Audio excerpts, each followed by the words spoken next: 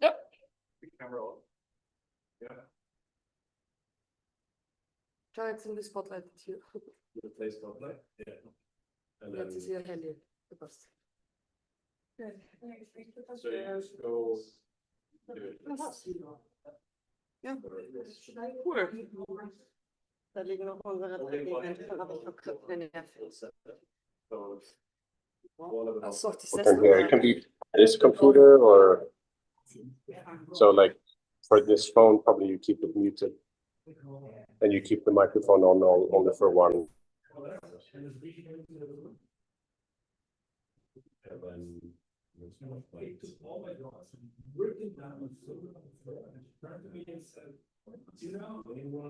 Excellent.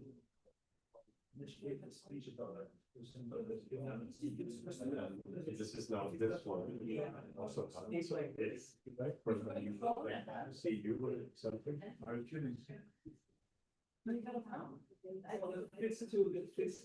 Yeah, it's not only you. We borrow your phone for presentation? Yeah, so this one can be. Oh, like, messy. all of you. I don't need it, I think. No, we're using Mavis. Yes. Yeah. This is just a popular post. So it's, Yeah. it's Perfect. and then I send you a link. here, we shift here for this, that should be kind of false. So it would be Allgemein die Sachen unter die Konstruktion zu setzen, ist eine Geduldsprobe. we will be seeing the whole thing as we begin. And then when you want to switch to your account, then you do it. We go walking to on two with the spotlight.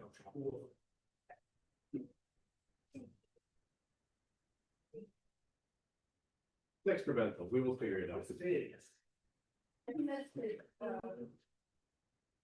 Frederick said that maybe we can to see all presentation like with the whole setup so we can place it. But are you recording with the screen view there? Just not that we do too much.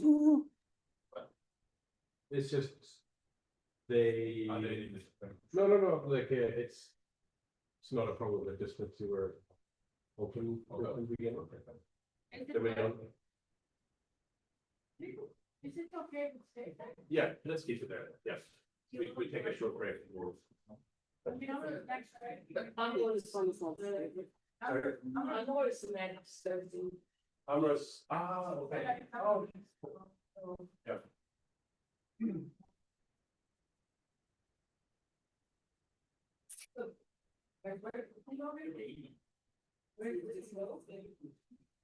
That's one is there. Or I wish this matter.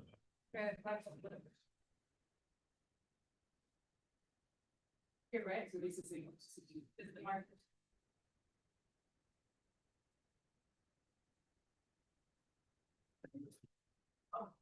But it's so conscious. I mean, it's still. Yeah. Okay, great.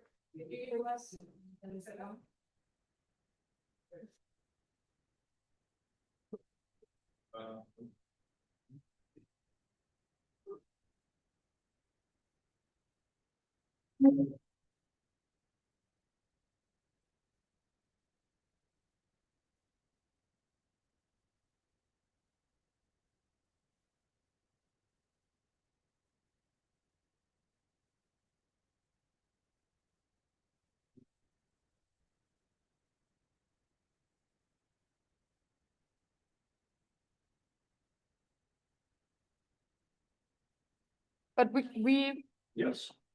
first wants to meet the Zoom lady, right? You can stay in there.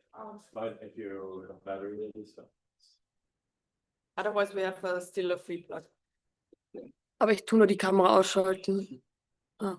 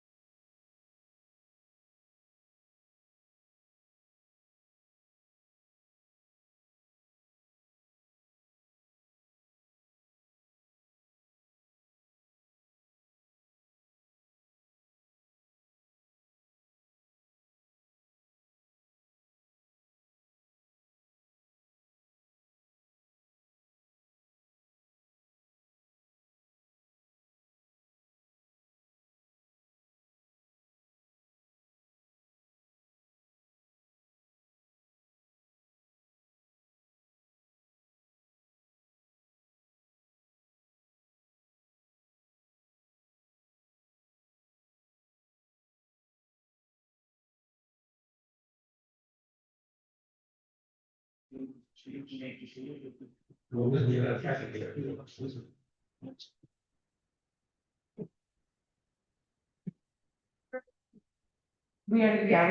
with this later, so do you wanna take a thing around here or, oh. I have a echo. Is it possible to turn off the speakers for one of these days? Because it's. It's on? I think that's the one. Yeah. Yeah.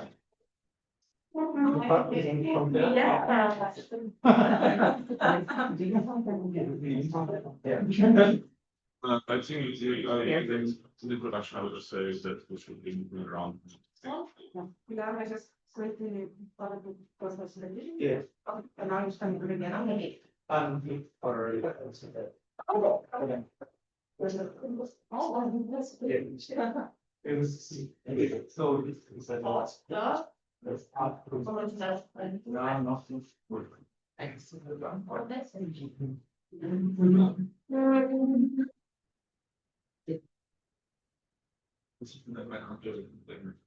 Yeah, that's.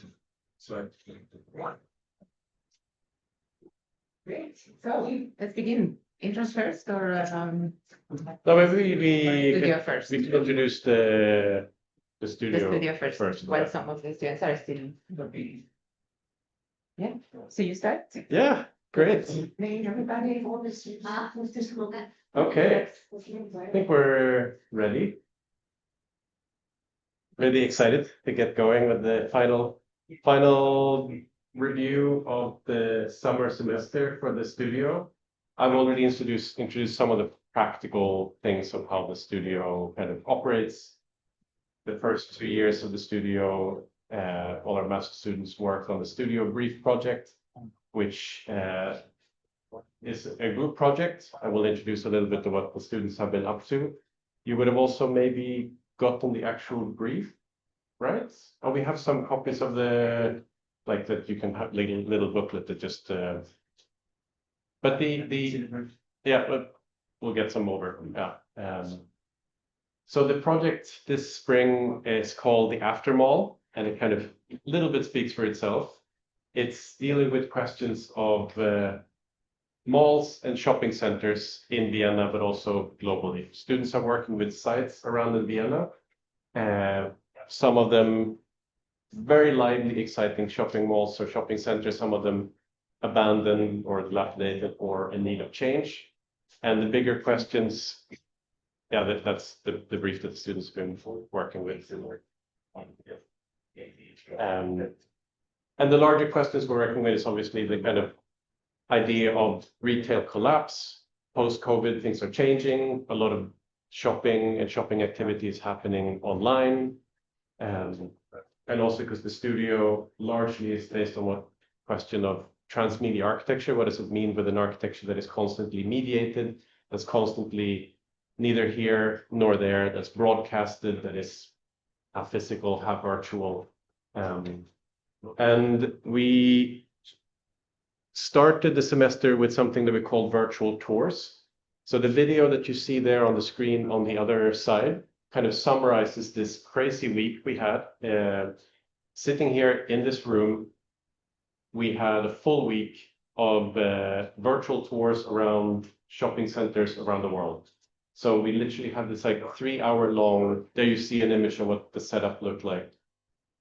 All the groups were responsible for one kind of site each. So the first day was Addis Ababa, and the second day was Turkey. Then we had Dubai and Bangkok.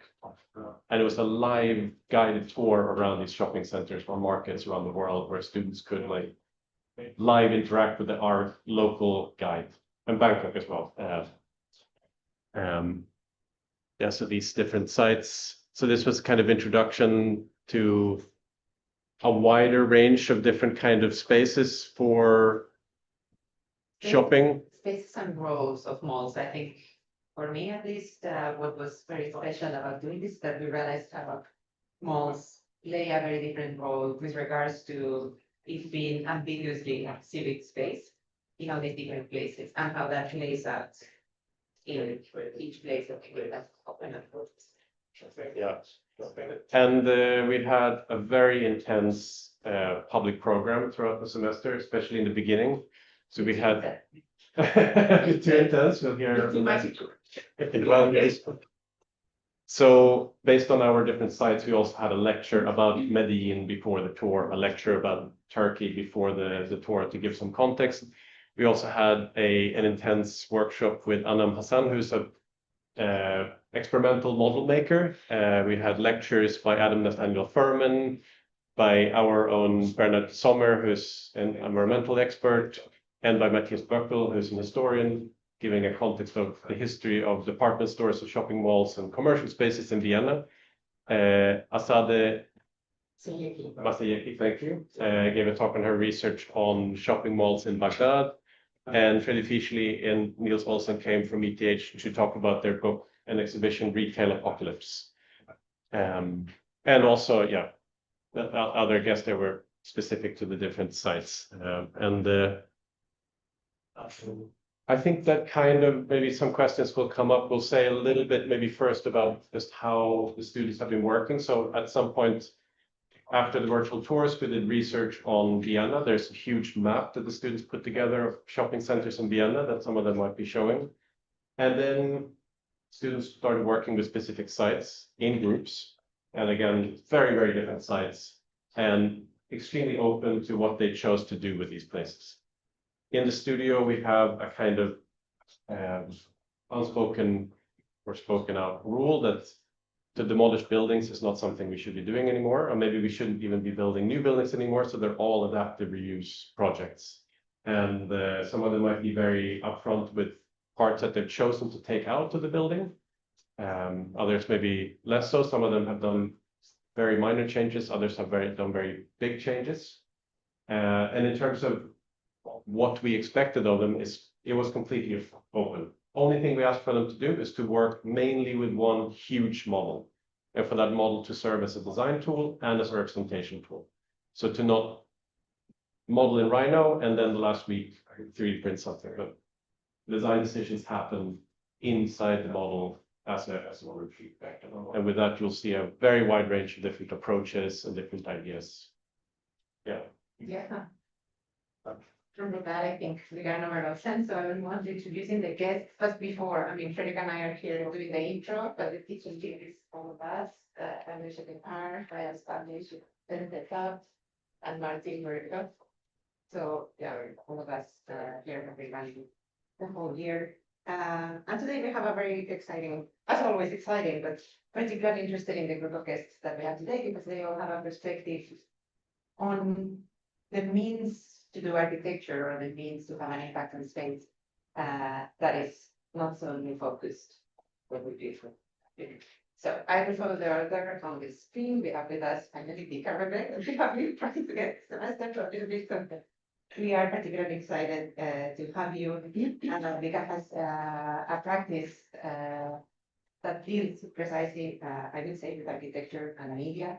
Among many other things. So that practice is called Someplace Studio. So you might have been familiar with seeing some of the projects.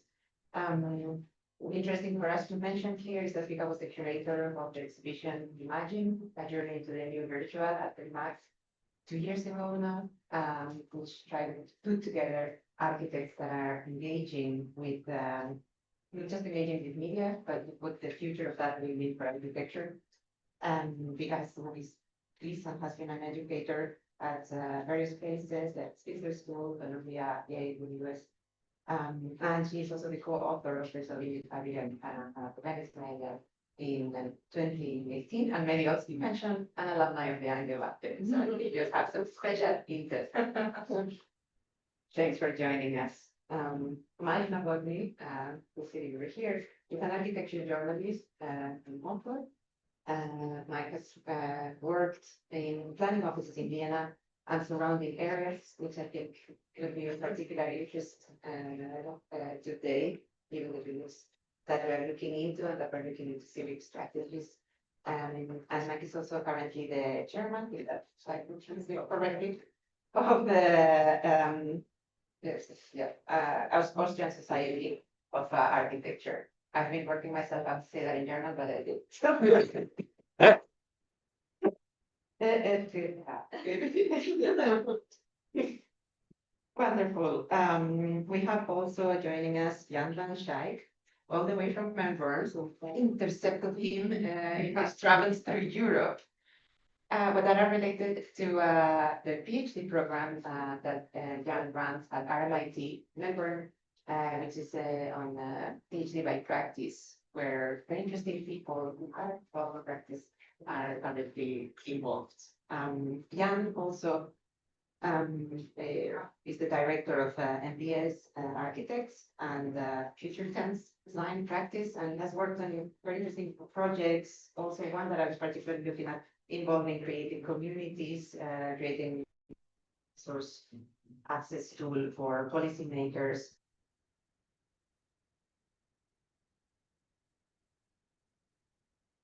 Yeah, exactly. So both from the side of how we both and work with the specific sites and communities, and so how do they do this? I would regurgitate it. And finally, we have Juan Stanescu, who some of you might have seen her as she joined us also on Tuesday for the diploma reviews. I want to say Juana has done incredible projects involving a lot of people and a lot of stakeholders doing some of them. Glasgow, New York, which I've been following for so many years, even before I knew you. And also one that is coming finally after a lot of years and efforts is coming into reality just now. Literally started yesterday, construction, which is started as a funicular, but now it's a whole 4 kilometers, 10 kilometers, it's insane. Project in Resita, in Romania. It's a civic project that deals with obsolete infrastructure, and I think it will be very interesting to follow. But also to say, Anna was the curator of the Beta Aenia now in 2024. She's an educator, has been involved in Columbia, Harvard, at UCLA, where we were together, and maybe more intensely at MIT, where she was doing a really interesting studio called Blueprints of Justice. Aside from that, also some experience in actual retail architecture, stage design, literary reviews. Thanks so much for joining us. I did more extended intros so that you also better each other. We're super excited. I think nothing else to mention. I think for now, any questions about the brief, bring them on. The projects are all quite related. We'll have the site map, so some students might be using it. If not, and if you're not familiar with sites, you can always use the form and have a look if you need to locate yourselves. So without further ado, I give it to you guys. Honor, Ila, and Tika. So we are super happy to start off today with our presentation. As mentioned, I'm Ömer, Liva, and Silika. We worked on Project Meiselmarkt. Before starting into our presentation, I really want to quickly explain the setup. What you see here is the floor plan, and we took a chunk of it, like a section, and set up views in the model to work it out. As you can see in the floor plan, the dots are our scenes where we set up all cameras.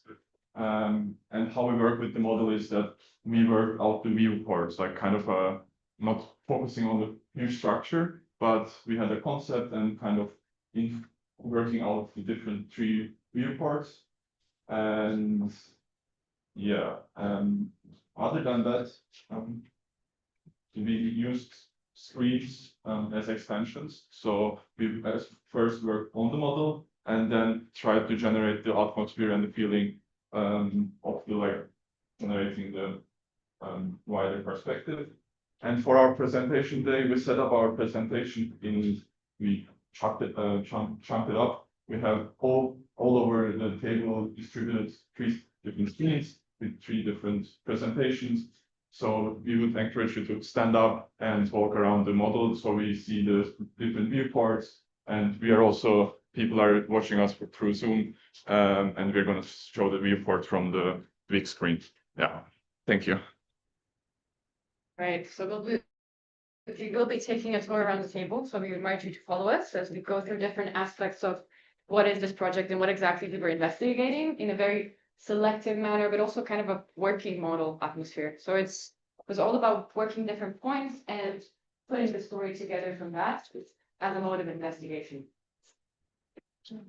We will start over here. So we've been working on specifically examining the site of Meiselmarkt, which is located in Vienna's 15th district. Over here, it's a mostly residential, definitely increasingly upcoming neighborhood. A lot of housing is being gentrified. They're just adding more housing constantly to the neighborhood. And there are many nationalities and definitely a growing housing stock. The building core structure and the iconic value of the Meiselmarkt, what people recognize to be Meiselmarkt, is the old water reservoir whose columns once facilitated water canisters that would supply all of Vienna with the water.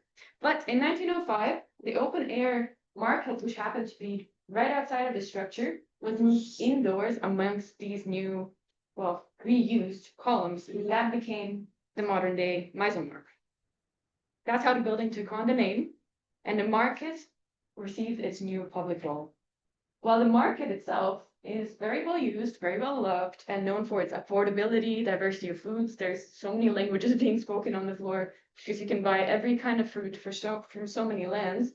Very few people actually recognize that there is something more above the building. In 1994, they added a mall isn't a really right word, it's more of a shopping center. And in 2012 and then 2016, they've added residential blocks on top of one another.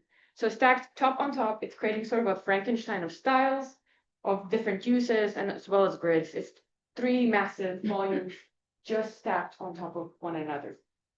Today, while the market remains mostly active, the shopping center above is largely empty. About 50% of the space is up for lease. There's really not much happening. Only a few shortcut walkers pass through, moving from the underground metro station, which happens to be well connected, but it is on the very edge of the site. The tenants are mostly basic service providers like DM, McDonald's, a stationery store like Libro. There is really no real space to linger. When we visited the site, we were forced to have our coffee at McDonald's, which is not my favorite place to have coffee, but there simply was no other option. So you can imagine the kind of facilities or quality of lingering space, dwelling space that this building can facilitate right now. There is no sense of street life or sense of invitation. It's a mass within a mass on top of a mass. It's sort of a get in and get out of situation where you walk in, you get your convenience, you get your groceries, and you go out, or you just go to the market and never go above because you don't need to. That's the sort of shopping center it is. So we have a massive disconnected hybrid, a bellowed market, an empty commercial zone, and a housing block. 3 stacked programs that never meet, never interact, or ever benefit from one another. Even the metro avoids contact and is positioned at the most western edge, so the people pass through without ever noticing what lies inside. That's our sites. So next step is we chose food as the connector of the whole entities. So despite all this, Meiselmarkt still holds a strong identity in the collective Viennese mind. It's a place for food, ingredients, smells, and voices from many places. That's the soul of the building. That's its iconic value from the From the beginning, we asked, what if there was simply more of that? More food, more smells, more chatter, more lingering. All the things that only a market can offer. Could food be the unifying element across the building's fabric? What would the daily rhythm of such a space look like? How do you make room for that kind of unfold? And coming to our design strategy, so as we mentioned, this is the current program. Our approach is based on multiplying the market, as Titika mentioned, not just in size, but in presence, program, and accessibility. It's built around 3 moves. First of all, we have these 3 big volumes, and we remove mass, cracking open the heavy solid volume, letting in sun, sightliness, and movement. By splitting up the vast floor plates, we create a shared void, a street, a square, a common reality. And that means that we are cutting through the whole, so this, you can see if we cut through here, creating kind of a passage and giving the floor for public realm. So it's kind of open throughout the day, and it creates also this connections to the market, which was not there before. Then the second strategy is injecting, bringing in more food, more joy, more shared experience, taking what already works, the market, and facilitating other expanded food programs, supporting what's already successful. And then we concentrated on dissolving these hard borders in kind of blurring boundaries, allowing stalls to expand and contract throughout the day. So temporality has a super importance, softening edges and treating removed mass as a new adaptable edge function. Yeah. So that's our overall strategy we applied in several points, and now we'll walk you through the 3 main scenes we have explored. If we can start over here.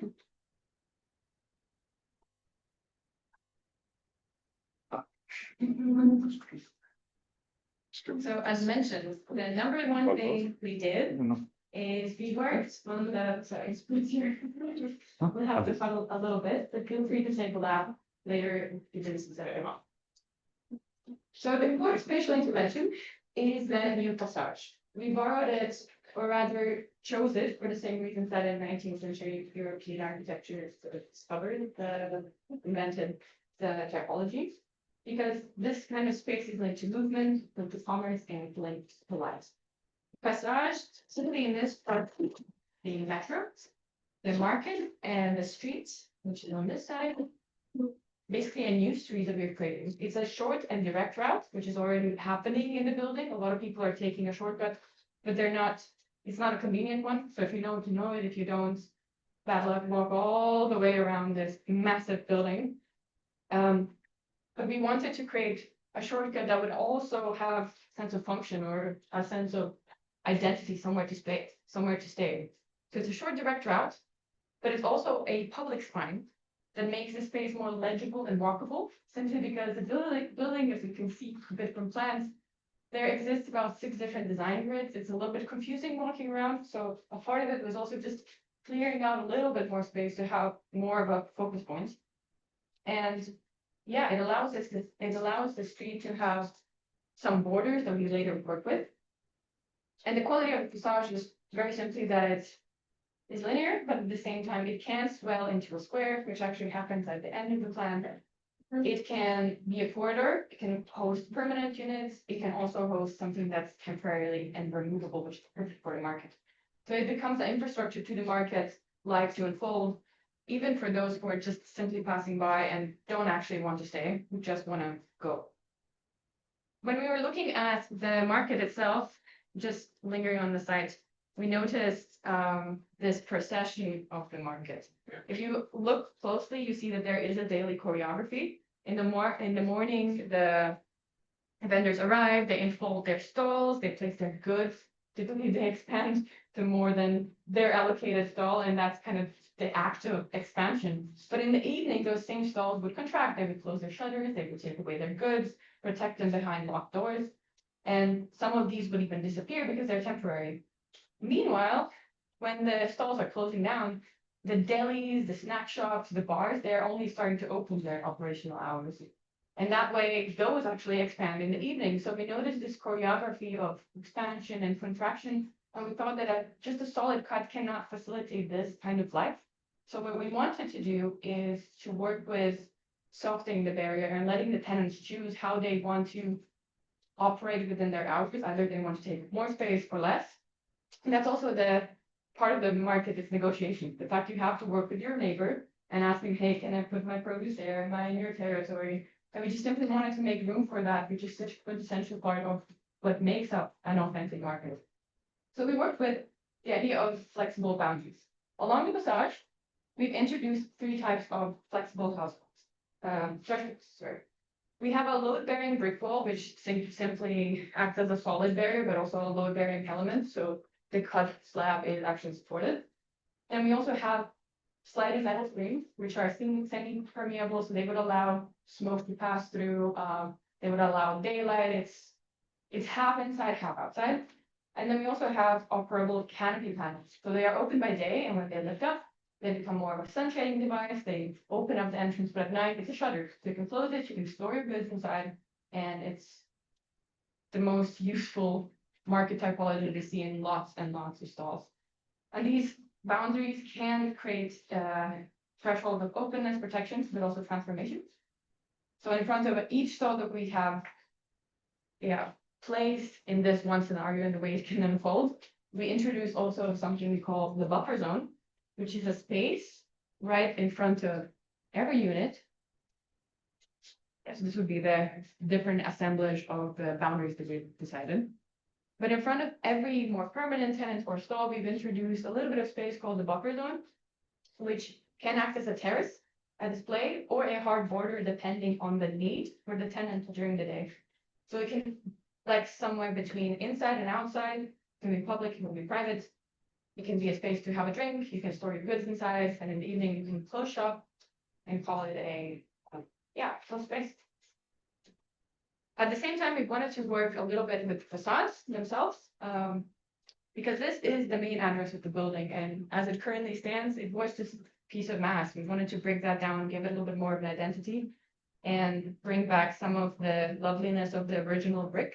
So what we tried to do is take these massings, these are left unchanged, and create more of a fail-like structure to give the metro entrance a little bit more of identity, sort of a marker.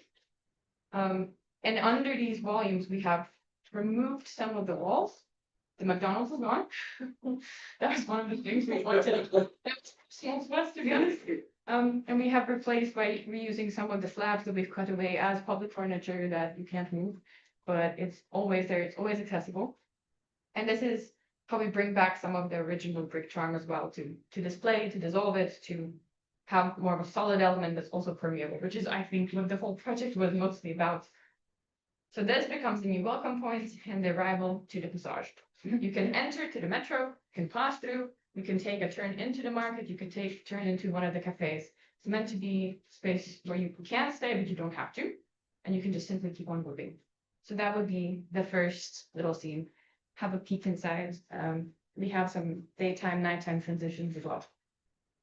On to the second one.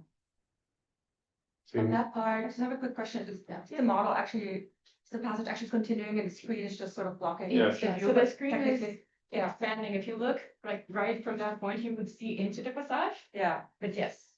So this is the entry point, and it's linear in that way, and then more stuff happens here and here on both sides. We kind of, Fine. it was one model at first, we cut through to put the screen there to extend it. To animate it. Give it some life. Yeah. yeah. So in this passage, you will arrive at the kitchen of the shopping mall. And it's an interior scene. So it connects two primary user groups. On one side, our rentable kitchen for local residents, and on the other, a workspace for startup producers. Both areas operate on a non-fixed negotiable basis, meaning they can be rented short-term and are open to reconfiguration depending on demand. The two programs are not separated, but brought together through a central table space, which acts as the main spatial unit. It invites informal interaction, allowing visitors from the mall to consume food directly, while also encouraging the kitchen users to meet and greet. A core idea is to connect the shopping mall with the two residential blocks located directly above it. The shared kitchen functions as a spatial and social interface between the housing and the commercial backbone. By introducing a flexible shared space into the mall, it creates opportunities for residents to actively engage in everyday activities, such as cooking or just gathering. Above the kitchen, a void is cut through the concrete slab, creating a vertical connection to the upper floor, which is repurposed as an event and party space operating at night.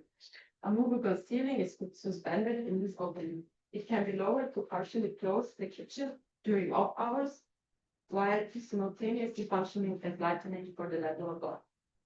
So that's the facade, which is just open for nighttime and serves as the event space.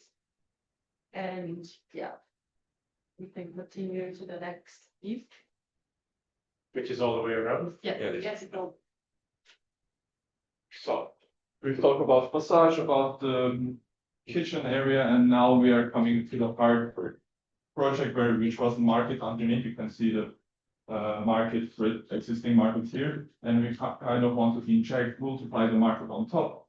But our intention was not from beginning like designing schools or like fix schools and like over design it, but kind of give a temporality and kind of not a fixed structure. So our intention was introducing infrastructure into the space. So these metal boxes you can see here are kind of infrastructure giving electricity, water, and sometimes air ventilation. And we decided to put these all on a raised floor to have infrastructure underneath the raised floor, making it also possible if we wanted to kind of cut open, and this becomes kind of this public furniture where people can sit and linger and eat. And then after that, we sit there. Yeah. That's a lot like it, right? Yeah, that's like it just. And this infrastructure can turn into kind of furniture itself and like give life into the market and gives temporality. And coming into the stores, we moved into different street vendors. We came in contact with these Japanese food vendors, which was like the original food vendors. It's kind of inspired us to do kind of system, kind of one Lego system where just one unit of this, like 2 slabs you can rent out or buy and build up however you want. So these are just some recommendations or our intention, but it could look completely different, but it's just kind of a tool to set up the same language. And here is also important the expanding and coming together back, so people negotiate borders between market, as in the market itself. When you walk through the market, there are stuff laying around, nobody knows, like people don't know who belongs to what. So that was our intention to yeah, that we are in end our presentation. Yes. Thank you.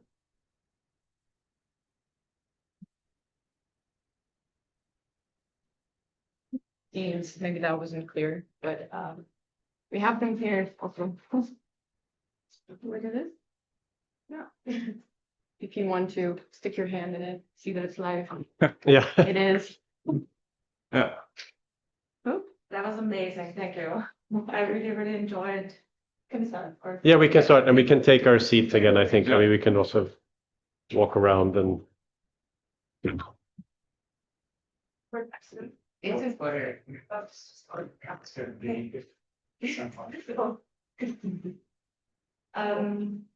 Yeah, I loved the presentation and the novelty, I guess, of the model and the media and how you put it all together.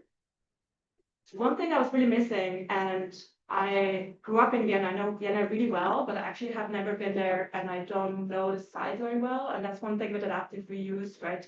It's so hard to talk about something where you don't know exactly what was there before. And so you only have that one diagram in section where you showed us the stacking, this one. And then, but we never saw before and after of the floor plan, how it looked before. And so I have actually, I mean, I feel like I have a sense, I understand the cutting, you know, but I still don't fully understand what the changes are that you actually made. And maybe that's not so important, but part of me kind of wants to understand that better. And I feel like just having a few slides at the very beginning, showing about, you know, more of the context would have been helpful, I think. And then the other thing, I love this very strong move you're making, and you clearly thought through very carefully what it means on a social level, on an architectural level. And I kind of hate to be that person that's like, did you talk to a structural engineer as well? Because this model, it does inspire trust. Yeah. So yeah, those are my 2 questions to you to finish. Sorry. No, we didn't talk to a structural engineer. I mean, taking a slice out of the model was already a risky move, but as you said, the plan was we didn't want to show too much of the original. We should have, But there's just so much going on with the plan that even for us, it was extremely overwhelming working with these 7 different grids. And then there's columns coming up from the roof before you can see like some of the original columns that do not really follow a grid. So we chose to take a slice and work with that slice. And that does have repercussions structurally on the model, definitely. Also physically on the intervention itself. But it was a way for us to just kind of funnel down and see, okay, this is the most crucial space. For example, the market on the ground floor that's functioning, we didn't want to touch it because it just works so well. People know it for what it is. We just wanted to bring that up into the grainness, beigeness, non-placeness of this upper ground floor. So the main focus really was this area, but we could have shown that better. Yeah, definitely. Maybe if we build on it, I don't know much, I mean, maybe part of context, but it's also just understanding what's before, so what's after, because otherwise it's really hard to reconcile before. It's hard to know what the exact interventions are. Really appreciate the presentation and everything you say makes a lot of sense. It sounds pretty basic, but it's very hard to find people to represent. In a way, I think that's just a matter of presentation. And a lot of what we do as architects, I find is really just communicating. Kind of figuring out how to communicate, right? Different phases of architecture have different purposes. And so you have to keep in mind that your audience is not yours. And I mean, that's just the reality. And most of the time, I mean, I think you should always say this. Never be afraid to kind of state what's very obvious to you. And that's because you're taking 1,000 decisions in all of this, just in the morning, station and talk about it. And sort of don't be afraid, don't forget to take us all with your activities. Because all in so equally, I have a hard time. I hear what you're saying, but I have a hard time really understanding where the cut problem, or I mean, I see the cut, but what there was not, and it's all about those decisions. And I think it's not very hard to, I mean, it's always easy to say it's not very hard. It's interesting that you said you had the model before and sliced it, because even just having that photo, or even just showing this is the before view and this is the after view. I mean, you're working with a lot of digital tools, which I find very compelling because they give you the opportunity to do just that. To really just show us, okay, this was dark and whatever, and now it's like this. So maybe there's a way in which you can whatever word is not is related to that. And I find the plan very hard to read as well to that end. We understand what's one floor, what's another, what's and not that it has to be more refined, like there's almost too much information, but you have a lot of architectural tools which I think you can use with more intentionality with regards to how do you make something legible. Again, we're communicating, like drawings are a way of communicating, right? And when I look at it, I'm sure is it above the walkway or below, and what's going up and what's going down, and where it's not about more, it's about less, and maybe more precise. And equally, I would say the same about the views. I really like the idea, I really like the approach also of the studio where one dealing with something. It's always hard to use this big projects like that. But to pick 3 atmospheres, 3 angles to which you explain that, I think that's amazing, and it really saves it for like to solve things.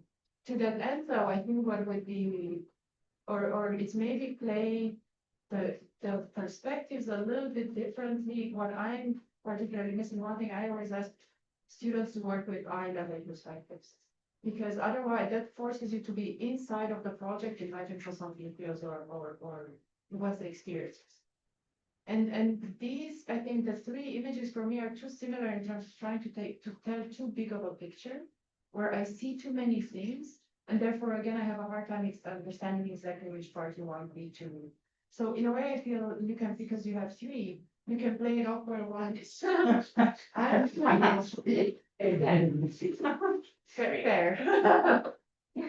But you know, if one of them could be more so that sometimes by showing a tiny moment of an intimacy of a kitchen with the sound, I think is a very nice editor. Sometimes showing just something super tiny, with maybe it's just how those, you know, the stalls that you're talking about in this big picture where I see escalators on, it's so hard to find the detail, but it is about the detail, and that's where the effort lies. So in a way, don't be afraid to just zoom into something seemingly banal, super tiny. Because the way you're using the images right now, it still gives me a section of a building that it's unlikely for any humans really perceive that way. And there were a famous case of it. But I'm saying that because I find the project very compelling in the way you're presenting and everything you're saying makes so much sense. I just kind of want to know more, but so more precise, maybe.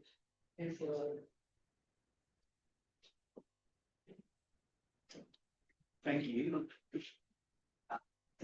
I really enjoy the use of screens to bring this into design, especially given that so much of how we create everything is through screen versus and a lot of behaviour in public space is moderated through how we publish ourselves in public space. Looking at a painting and then showing a photo or a poster, you looking at a painting, that sort of become the same thing sometimes. So if you're going to talk about ambiguous civic spaces, including a screen in that, I think is a very interesting thing to do. I think you could go further with that. You could have filters on the screens, you know, making the lips fatter and the butts bigger of the building. And then we'd see the hyper idealized Instagram view of your project as well as the mechanics of it as we see. I think it's odd that we, as architects, when we're studying, we get to explain buildings to those that are being, because architects don't ever have the opportunity to stand outside the front of the buildings once they're complete and explain buildings to the passers-by. So I'm more interested in whether the building communicates the things that you have done to it, or whether you want it to. So you've performed a series of actions on this existing building, cutting something through it, opening it up and redirecting the street. And I think a question that would be really useful to ask ourselves is, do you want the result to appear as though it has had those actions acted upon it? Or do you want to conceal the action to pretend that your new version's building appeared through some reformed immaculate conception? And I don't have a view as to which one of those is better, but I think that you need to have a position about whether you're going to demark process in the architecture or whether you're going to conceal it from something like Richard. At the moment, it looks it's ambiguous as to which you want to do it, but that is also okay. And what I mean by that is that at some point, it was you that said that, or I've forgotten who said what, sorry. Someone said that it was confusing in there. And so one of the motivations for this treaty was to make it less confusing, which is not necessarily understandable motivation. The Gothic quarter of Barcelona is very confusing. Venice is particularly confusing, but those are not negative qualities. Text those are positive qualities. So for something to be confusing isn't necessarily something that needs to be fixed. It might be something that needs to be celebrated and amplified. So I think understanding what you're actually trying to achieve and where your values lie in those actions is important to invest in the articulating particular you choose to articulate. There's a whole other layer of things that I think is really important to consider with adaptive reuse, and those are the invisible forces, which are very dominant in adaptive reuse projects. So who owns the building? Does anyone know who owns it? It's privately owned. But one owned for the whole building? It's the insurance company. Yeah. It's not a common type of owner, like a pension insurance or life insurance, something. Yeah.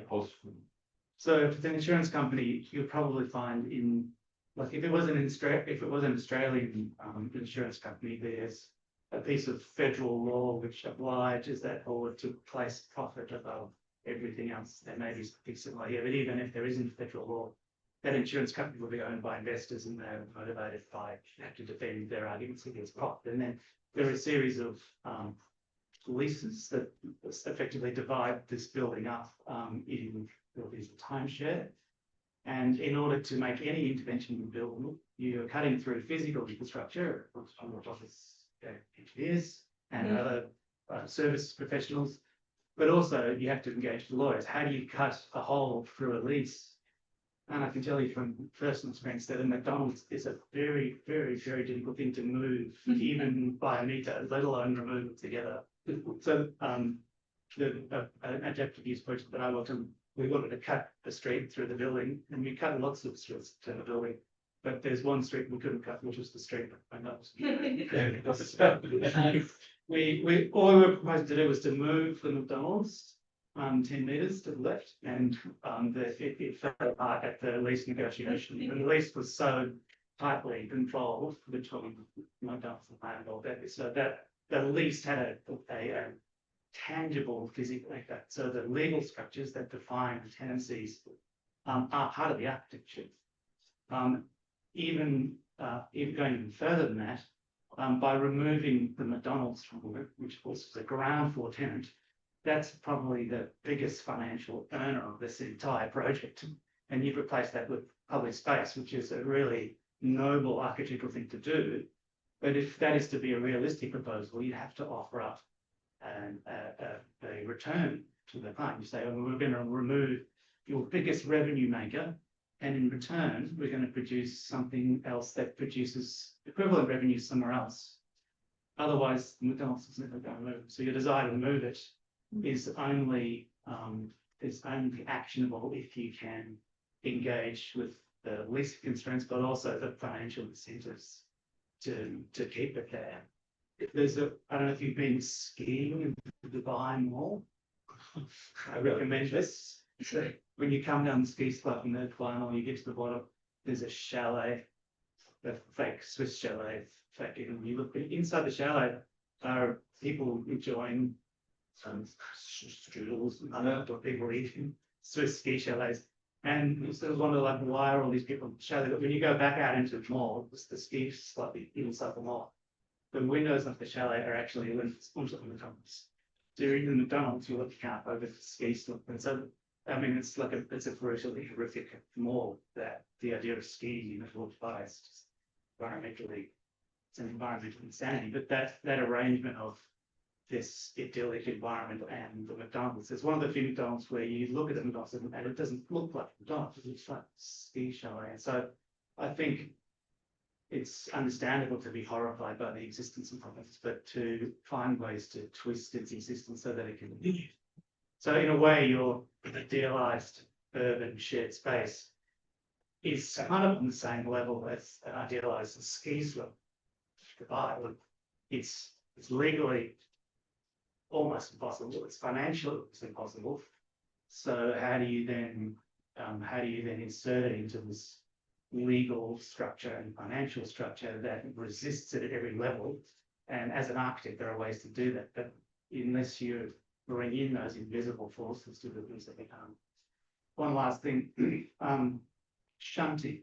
Like, one of the reasons why adaptive reuse is becoming more popular is that if you knock a building down and build a new one, you have to take everything within it and move it somewhere else. So there's a huge incentive to finance, not because of the sustainable difference that matters little at this stage for most people that are financially motivated, but being able to operate something while you are working in parts of it is something that really interests us in undertaking what are actually, it's much more difficult and expensive to do adaptive reuse than to not and make something new. We haven't even started talking about services and climate control and those things. One interesting thing is when you put a street in, where now is the boundary between air conditioned space and non-conditioned or heated space and non-heated space? Is the street heated and cooled or not? Cold. It's open. So does that mean that is there any central heating and cooling anywhere at all or anymore? In the passage, no. Yes.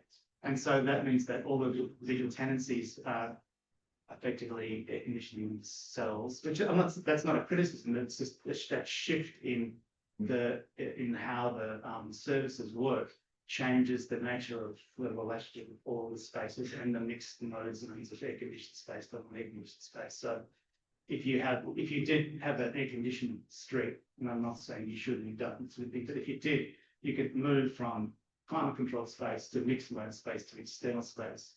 But when you have the street passenger range or the tenancies, there's climate controlled space, and then there's like a zero barrier, and then there's non-controlled space. So that means that it's very difficult for any of the tenancies to have doors that remain open. They have to have doors that are permanently closed. I'm sure that in winter in Vienna, hot air curtains don't really work.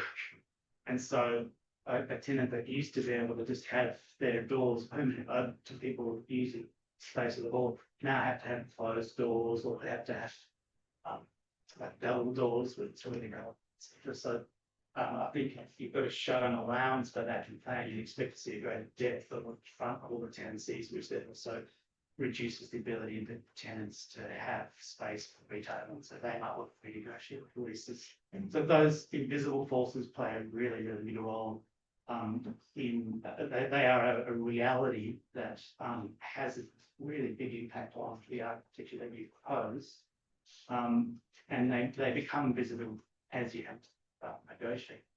It's really asking yourselves how you do that, and whether you're going to express the way you do that in the architecture that you. I mean, just maybe to go back from the removing McDonald's, I think we never would have the idea of like cutting through, but we mentioned it, but 70% of it's free, like it's like we are not cutting through a lot of things, it's just like few shops which we are cutting through. That's why our intention came from that case. Yeah. That's because we can move it a bit, like you can move it there. That was the intention, but yes, in the legal conditions, I thought we didn't really consider. One thing we were thinking about is we cut through, we have two big volumes, so it's not like every tenant is on their own. We did try to speak about that. But would it even be sound to try to say, okay, some of these businesses, their frontage gains so much more footfall that it might be worth doing something like that. Yes, you're removing area, you're removing leasable area actually. But if you have more of a market policy that everyone has its area, the way you could say you're now on the main street, right? You were somewhere in the middle of the mall that no one really goes to. But would that be something you could propose then? Yes, it's a little more expensive, but now you're on the street. That's kind of would that work, you think? That is definitely something that would make a difference. Yeah, sure. But I think you need to, that everything has to have, everything you remove from the original has to be replaced somewhere else in some other form. I think like at a level of architectural study, it's unreasonable to ask you the question, what's the budget for filthy? Now you want budget. And this is, well, what are the length of the leases and how is this going to affect the delivery time of the project? And what are the liquidated damages that are going to be paid by the film time of being like those are unreasonable things to expect you to have actual answers to. But knowing that those things exist in theory means you can, even at this level, you can propose incentives to offset that. So, for example, without even knowing what the length of the McDonald's lease is or its values, you can say, well, we're taking off that here, but we're putting this other thing in here that would also generate that kind of level of response. I think is important at after this without having to. Yeah, a few things. I would probably not throw myself in front of McDonald's to save it from demolition. Yes. Although that's a really good point you made. I would also agree with some points that Vika made that I also find a bit hard to understand like the whole context, the totality of what your interventions are, the before and after and the context. So I won't repeat that because you already said it very well. But that is also something on the other hand, which I really like, found charming about the project. So there's this sort of messiness, which really fits the Meiselmarkt because it's one of really few markets in Vienna which still has this vitality, this messy vitality. Vienna used to have like a lot of markets and market halls. Most of them have disappeared, and now we've got a new one at the Naschmarkt, which will be super sanitized, like most others as well.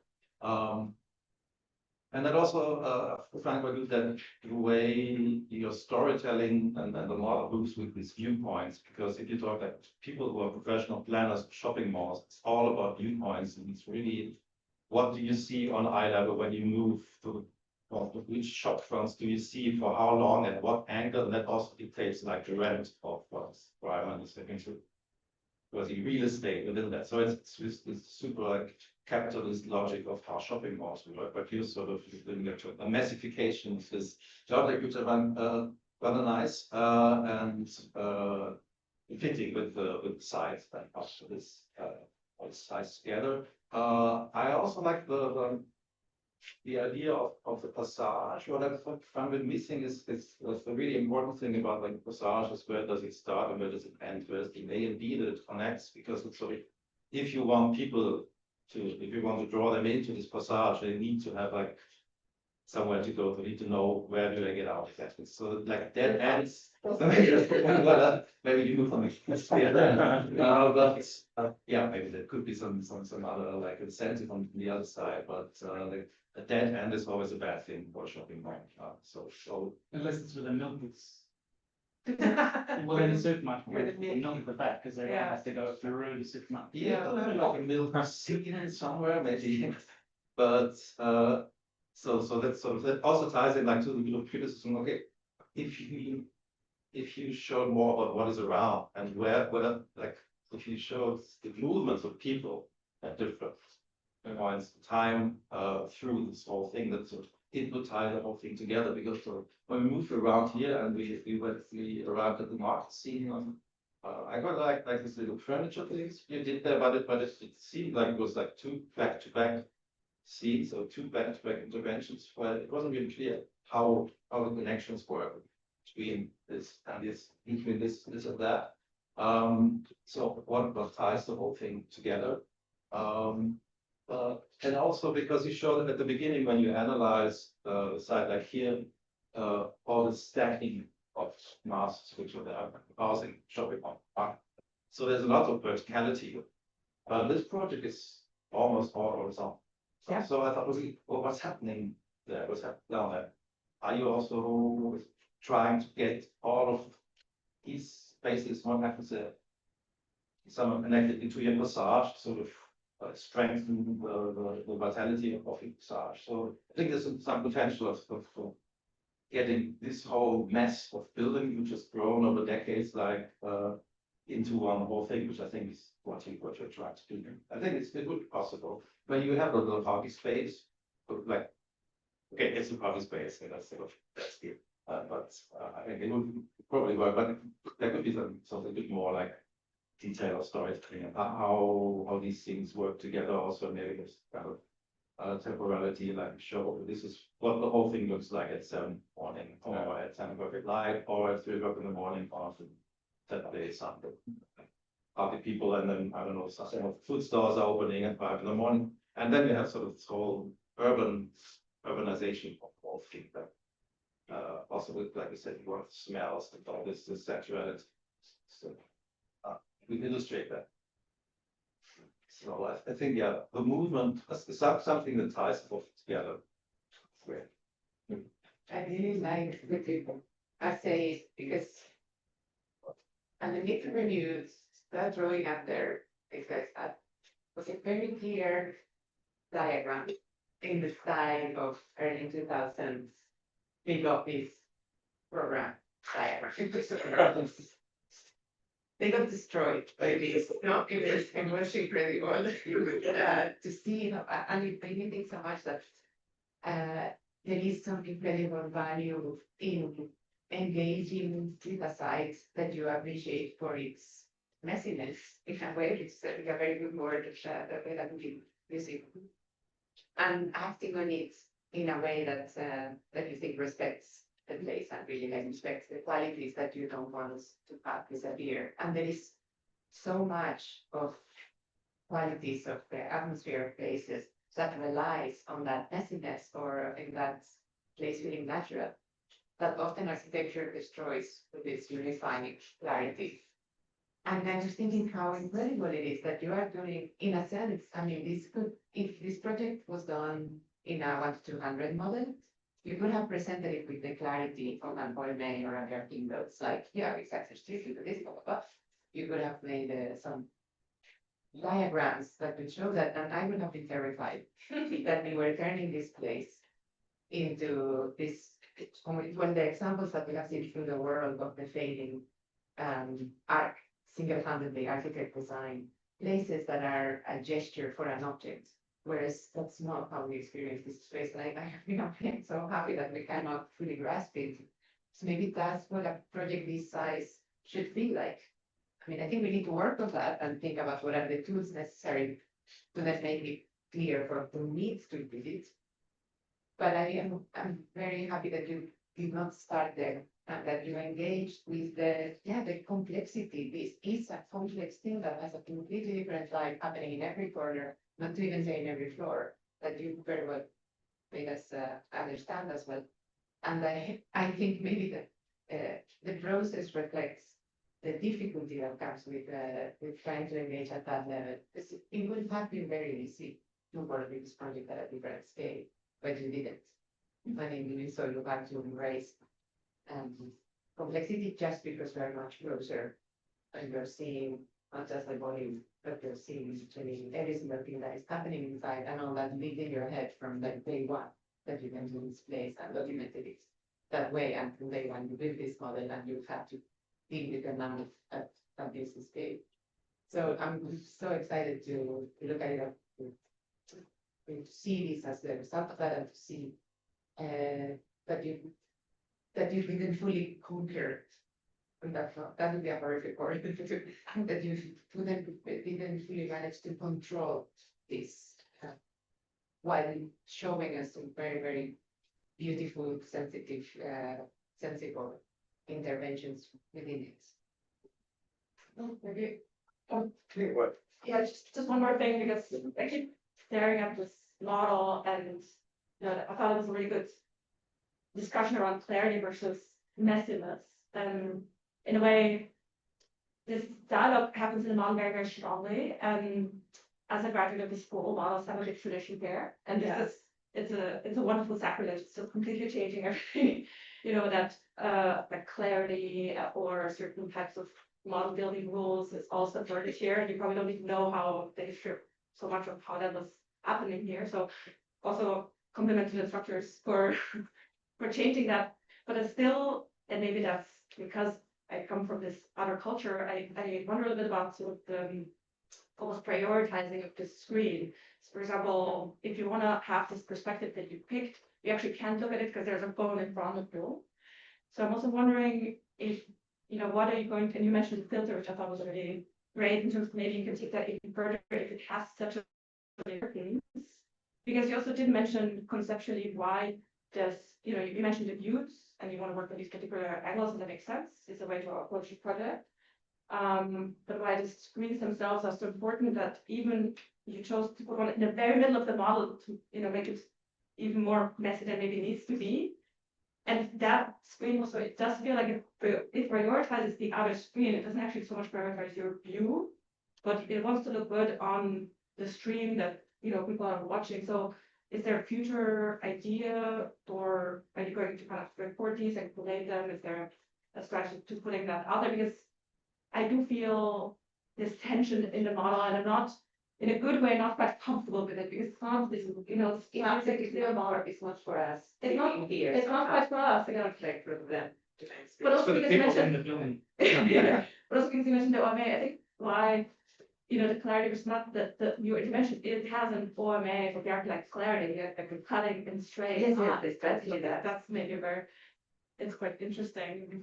But I think your presentation is the most opposite of From the coming from midterms, you like propose this kind of programs, and then we said, okay, that's not the intention we want to have. So we kind of focused on the views, and it was kind of nice because it's a huge scale model and huge scale project, but we worked on a small scale things, and each of us, and that was kind of nice because now after putting everything together, we were like, okay, how do we do the floor plan now? And that was kind of nice because we can imagine the rest of floor plan for us now as a design idea. Okay, how does it look further? Like we kind of added lines, added things. We could go on even more and kind of multiply these things. And I think that was quite nice to come from the small scale detail out, but then rather what we are used to do, you know, big moves. Then there's programs, and there were the part borders.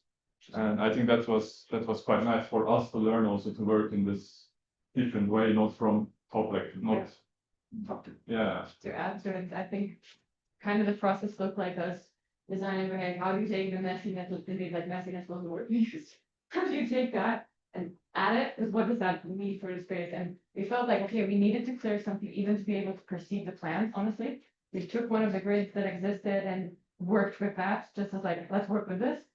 But what's super interesting, even making that cat, it wasn't like, okay, let's sterilize the cut. The most interesting part was seeing, what do you do with the border? Like honestly, like if you just put a piece of glass, then that's the Bjark can move or whatever, that's the master plan or arrow through the diagram, right? We're moving a chunk, but we really try to work with the dissolving and seeing what does it take to facilitate a this experience to be designed from a small scale and how do you multiply? So the word multiplying that we used really was also the process. And we want this, but we want it more of it. We want you to be able to go and grab like a full bowl because you can't do that in the market underneath. It's mostly ingredients. So how do we add to that from ingredients to food? Okay, and what does it take to have these different kinds of food? What do we do with the border? How do you still not deny it? It was interesting process in that way. Inside out. Yeah. Great. Thank you so much. It's been really amazing to see, like, I mean, you kind of wrapped up a little bit of the intention of working in this way, which has had a lot of friction points also because it's very unusual. But essentially as far as I understood what you're saying, which is also the point, is that the plan is a plan drawing of the model. So that's because the design decisions happen from like sitting at the table from this point of view or from these different points of view. And I think with that, I mean, apart from dealing with these programs, these conditions in urban environments on a bigger scale, like this in the design kind of methodology that we forced upon you, it's amazing to see how you stuck to these tools that you developed now months ago. And I think I can see so many moments where like that wouldn't have ended up being like that if the process hadn't been like this. So I think that's amazing to see, and how you were so rigorously sticking to this method to create these results that, again, I don't think it would have been possible otherwise. So that's amazing. Yeah, I would also would encourage now that you have concluded this project to try to contextualize it as well historically in Vienna. What does it mean to bring the passage to Meisterpark?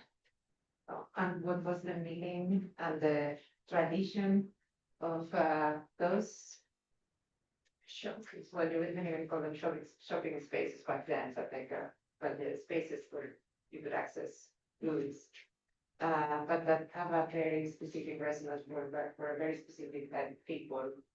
What does it mean? And I think you can look at that to yourself, like in terms of historically to make that move. I don't think that is something that many people would perceive, but I think it's something that as an architect that is aware of especially of the history, these spaces in Vienna, like you are, we have covered that through the semester. I think it would be a very interesting reflection to try and figure out for yourself, like, what do you think it means to make that?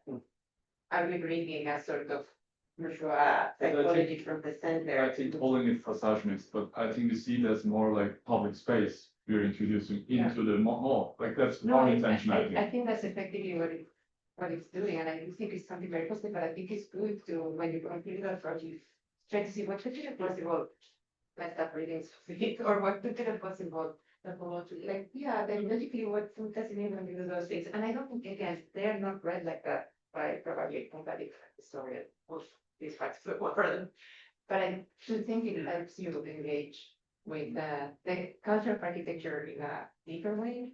And it helps you in moments where we might not see our own bias. We're like, oh, we love the passage, but yeah, but who did that space represent? Who was it for?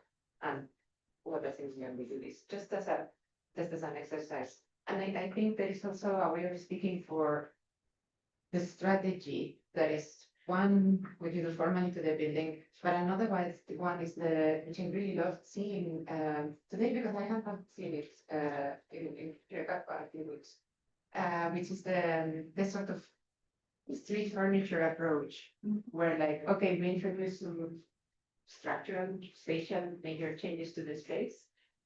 We mend that wound somehow, materially, but then everything else is providing furniture, and I really enjoyed where you got with that, where it came from as well. Because I was very curious how you would be approaching that? What style does that have? How is it being moved into? And it looks a very good approach. And that's why I just wanted to ask about this. I'm really curious about this floor as it's like, which is how is this, how is it designed? It's like a collage, or it's like something like of what? Of the brief or generally? No, general. I was quite curious, and I was wondering if it's something like rubble or something, and I was wondering if it's not a whole, I don't know, like creating floors out of the things you took away. Just say it's completely demolished. Yes, it is actually, it is, that we overtake the elements or the pieces are reused and. Because I think it has quite a few moments, also the facade over there that have this debris quality. It's debris affection. Rushing McDonald's furniture. I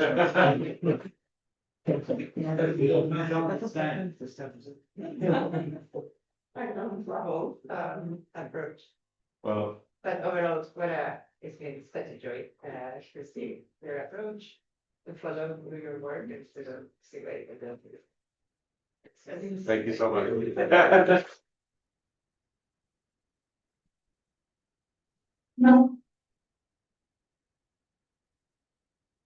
Okay, thank you very much. So the next project we're gonna see is the action over here, right? So you will just move some pieces if you wanna get it.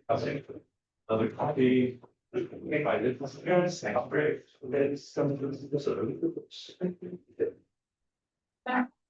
This we need to compile videos for the.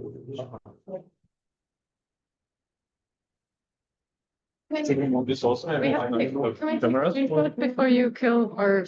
Oh, okay, yeah, I just need to prepare for. But we can take screenshots with them. Yeah, but the, okay, Okay, it's fine, I guess. If you leave it on, you can also like. I already jumped out with but it. you took it off. I think we should take screenshots of like the Zoom. stuff in the Zoom. I just want to take one screenshot of it. Amro? Yes, do you need the screen also for presentation or? No, okay. Can I was still I take a screenshot Yeah, of the, Go ahead, yeah. before? we Wait, kill it? Can you let me? Wait, I think this is vital. Where does it say though? Okay, I hope it's there. How do we Screenshot, do screenshot? we just push. And then you can like. Yeah, I think it, oh, okay. I will have to Zoom though.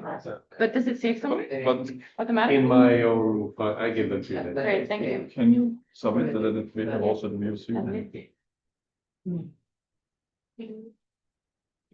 Usually it's all over. Yeah. Oh, Civic Collect. Okay. We'll Photoshop on Roa. Yeah, why not? I think this is a part of it too. Yeah. How do I?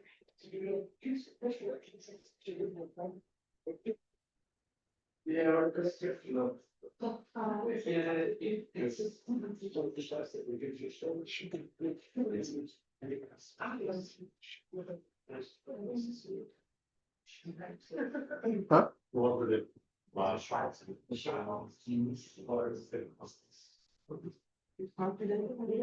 Wait. Yeah? Kind of want to party like. Especially with. People are working. You can see it in the video. Job. Good job with that. Yeah. Perfect. It is very. And then perfect. Yes, and screenshot from the phone.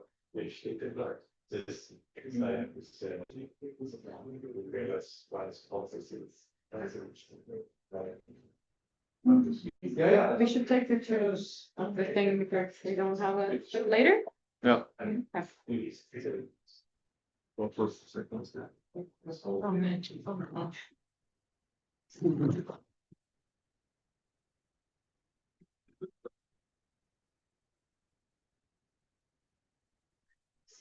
Let the put the thing over. Yes,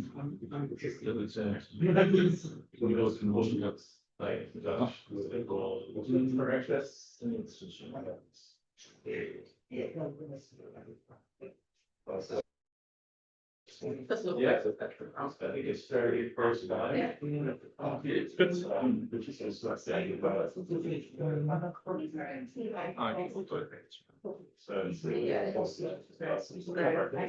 We take a screenshot like this. Very niche. I hope to save it. Maybe a lot of the phone backward.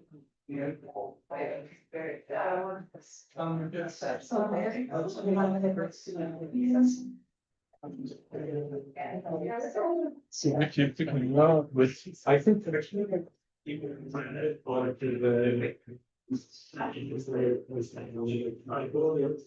have your connect, you have the other connect. And also, can you do me a favor, see if Spencer, Maya, and or Jan and ask for the extension cable for the USB, yeah. Thank you, Emmer.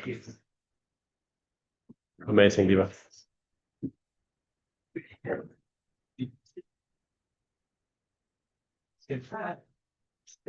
Yeah, that's good. That's good. Well, we have Monday for full honesty. Yeah. That's a really good thing, but also I think that we could do better. Yeah. Just for like learning.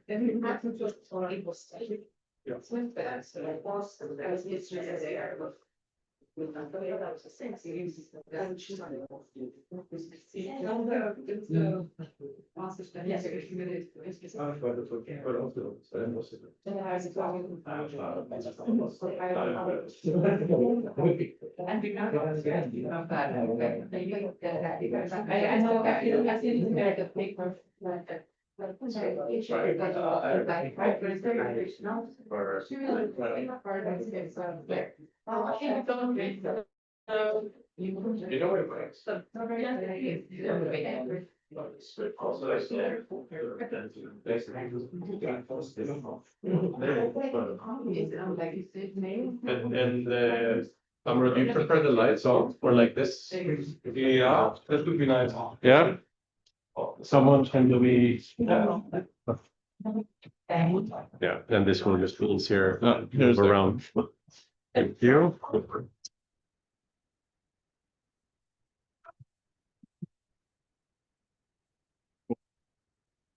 Yeah.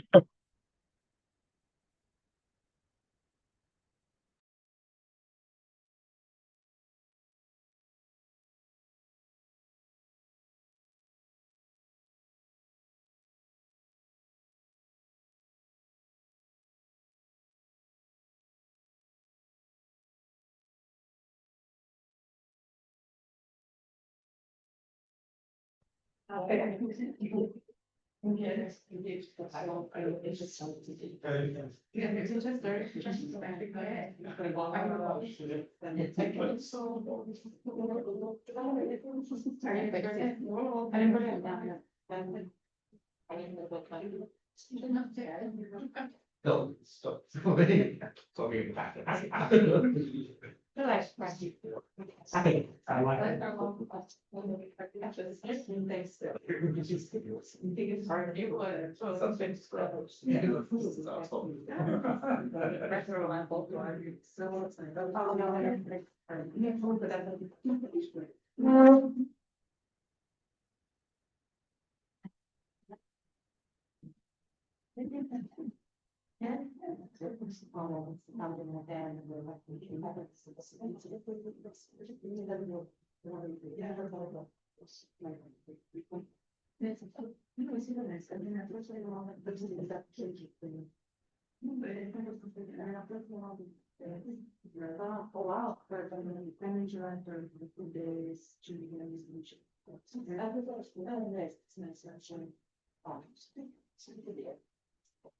Okay, I think we're ready.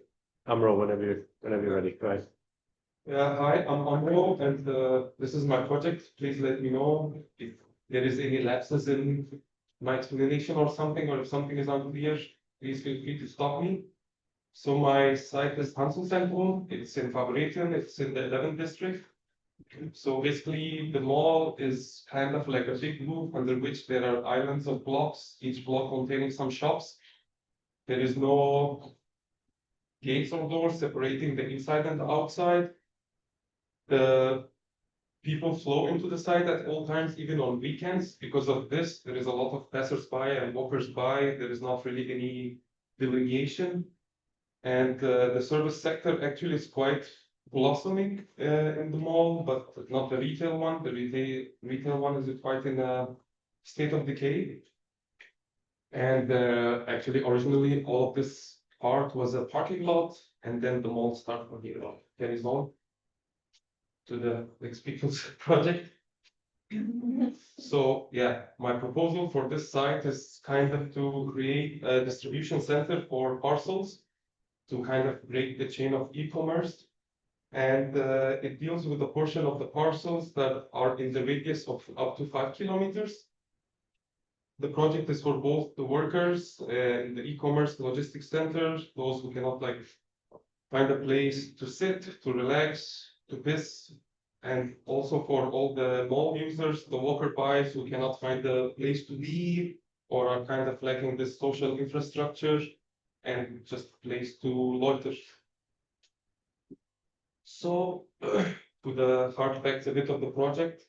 The project entails this big roof that I'm installing. And then comes the buildings. If you will join me, you will this work.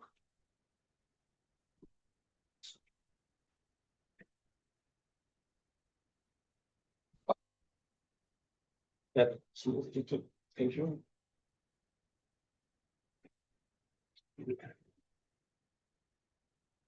So yeah, so after that big roof, the way I'm planning this distribution center is by having this like 3 small structures. So this kind of triangle is going to be the inbound area for the packages, because the flow of e-commerce right now is as follows. It's like we order something, the sellers or a big fulfillment center gives it, or the first mile delivery kind of logistics. So the big posts and stuff collect all of these packages. It goes to a distribution center where it kind of gets sorted out, packaged, and this and that. And that's kind of where my project comes in, to kind of delocalize and decentralize this process. Then after this distribution center kind of sorts out all of these packages, they put it in big trucks and take it into the city, either to put it in lockers or to home deliveries or to shops and stuff. So I'm planning to kind of break it by taking this first mile delivery and delocalize to decentralize but localize the last mile delivery. So this is kind of the inbound area, and this box is for like the inbound. So kind of once the packages come, they can be checked visually for any defects and this and that. And at the same time, sellers of the mall itself can put in the packages they're selling or something to this unit. Then it moves to this other small structure where relabeling and repackaging kind of happens if there is any problems, and light sorting before it moves to the smallest one, where they really get sorted into different bins, depending on if a biker is going to come and pick it up, if it's going to be picked up in person by a person, or if it's going to be stored for longer hauls. And I'm planning to use this kind of 6 segments, maybe like 3 meters deep of the current stores. So the back, kind of the back hub, the back room of the stores for the storage of the packages. And yeah, at the same time, the sellers of the mall themselves can also kind of hand in these packages. So once they have the storage in the back, they can also hand it in, which hopefully drives traffic, and also the mall, like these retail stores, can make money out of it. Then comes these structures, which are toilets. And then these guys are lockers for kind of grabbing items when the shops are closed. And yeah, I also put some kind of permanent furniture inside the mall, because this is usually a corridor, and only sometimes stores leave out their chairs so people can sit and hang out on them. Otherwise, there is no infrastructure for people to be. And yeah, and I think that's pretty much it. I think so. Yeah. Oh, sorry. Sorry.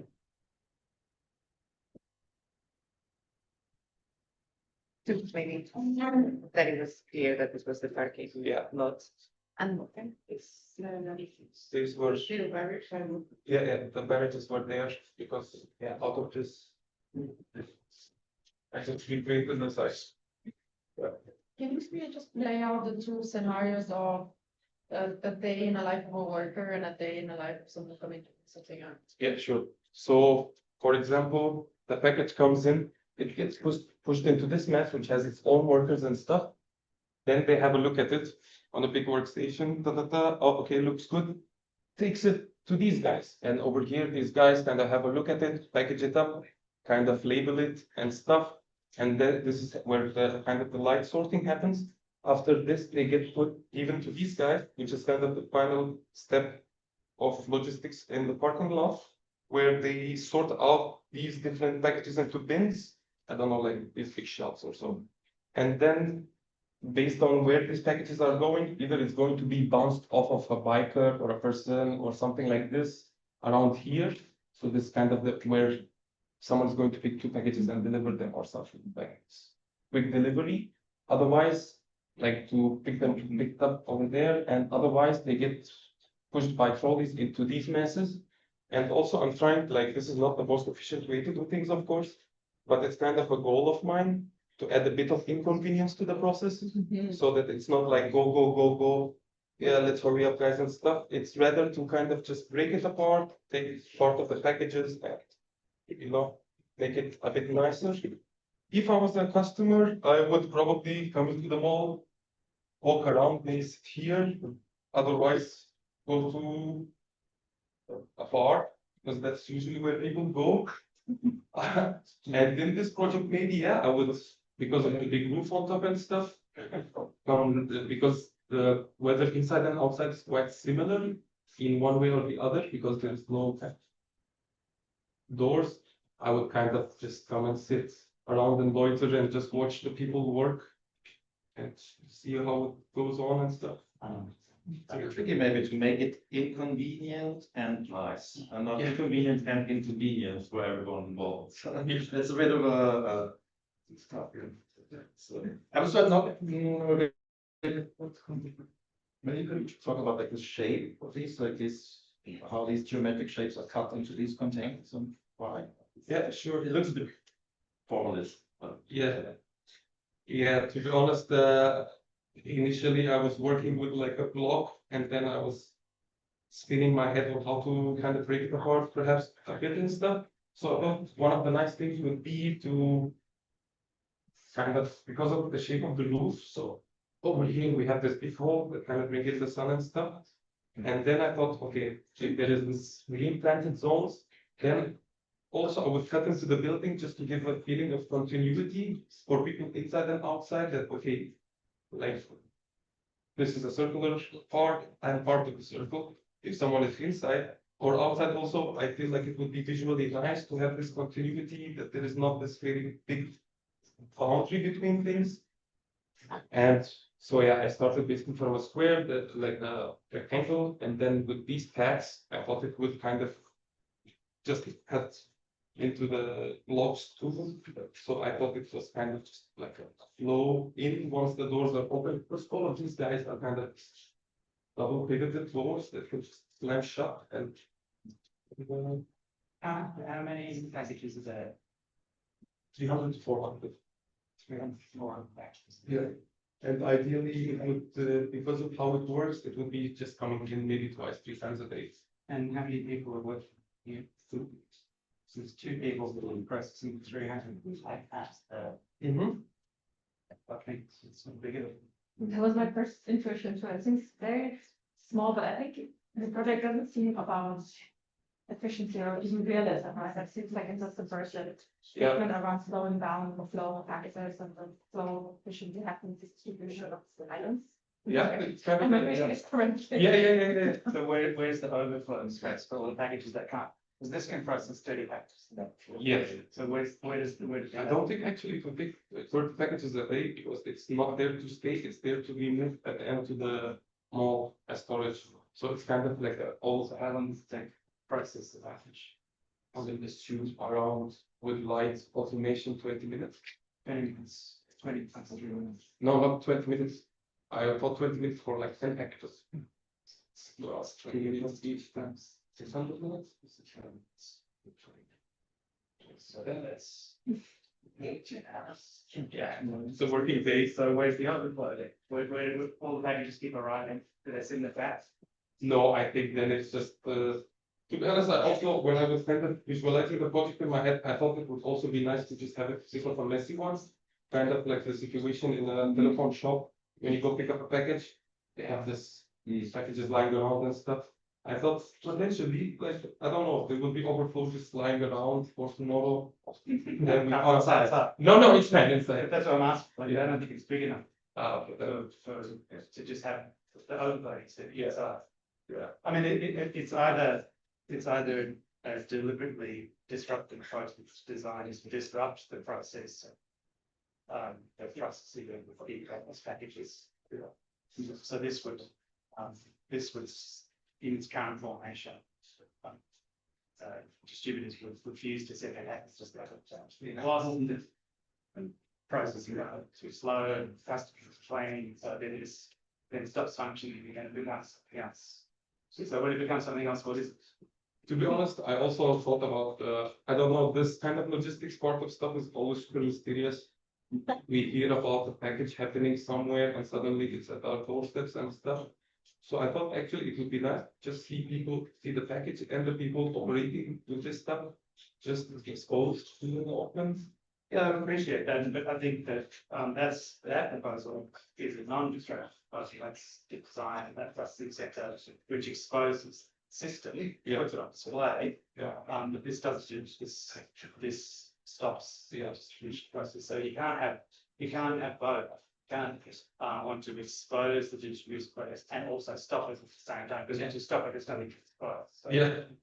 Well, if you disrupt those process, what's disrupted, I'm not, if these poor people working here should be the targets of disruption, maybe it's kind of, no, because you should make it like that. Yeah.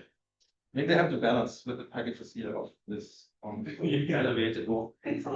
I mean, it's an exercise, which is, I mean, it's what the whole logistics or the last mile logistics, which is a big subject of the city of Vienna is already planning like an urban logistics master plan for the next years. So they're looking for these last mile hubs everywhere. So, but what the last mile hubs actually they want to be like a big warehouse where everything goes out. So I wish that there's a potential to it not be just a warehouse, but with integrated into this whole urban stuff. I'm still not sure if it has to be like so delicate and so acrobatic for tiny little to balance it all around. And also, I don't know how the vans are coming here. They sort of have to reverse into each other to go out again. So I think maybe a bit more. It could be a bit more logistic and also.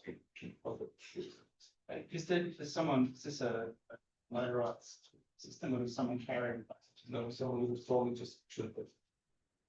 And so there's the space to totally turn around or. I think it's just one stop away. I didn't think about the turnaround. Well, I think and then also the other interesting thing is that the amount of floor space you've got for toilets is probably more than half. Distribution. Yeah. And so, I mean, toilets are sewage distribution. So is that also what it's thinking about? Why does something be toilets? Because there is no toilets in the mall. So I couldn't find any toilets in the mall. So I thought I would take the initiative perhaps. And also, yeah, just. That sounds really good. Yeah, I couldn't find the toilets. I was there like 3-4 times. I tried to look. They're all Just for the private stores or restaurants. Yeah, but actually, yeah. So no public. And no toilets, yeah. But it's true, actually, it was looking for toilet, he wants metal. But it's because of the lack of clarity of what this is about, whether it's about exposing distribution or whether it's about disrupting distribution. It looks from the outside, so you just wanted to make these beautiful objects, jewels, which aren't really love, thank you, jewels. And then the question of how it ties into the adaptive use or infrastructure or the idea of city functions and stuff like that. And people say, thought like, how do I have beautiful objects? How can I give validity? It's a distribution center. Yeah. That looks like is what happened. Also really interesting because you talk about how it interacts with the people in the shops here, sort of show how where are the openings and how does the flow enter these buildings and go out and go out again. And so what's the flow go out. I think there's potential of it's not like a warehouse because there's lots of it's also where people meet, but I'm to about once again. In McDonald's at the Mailstraße, you have all these like these Foodoras, food allowance, they congregate. And because there's so much going in and out, and it's really like a social hub, talk to each other, the phones, and you could have something like that, like distribution people pay with other people from the consulting office. Go there, talk to them, and do like an integration project. Break this anonymity and visibility is supposed to be. I also recommend what seen from here, not that it's ready to do stuff,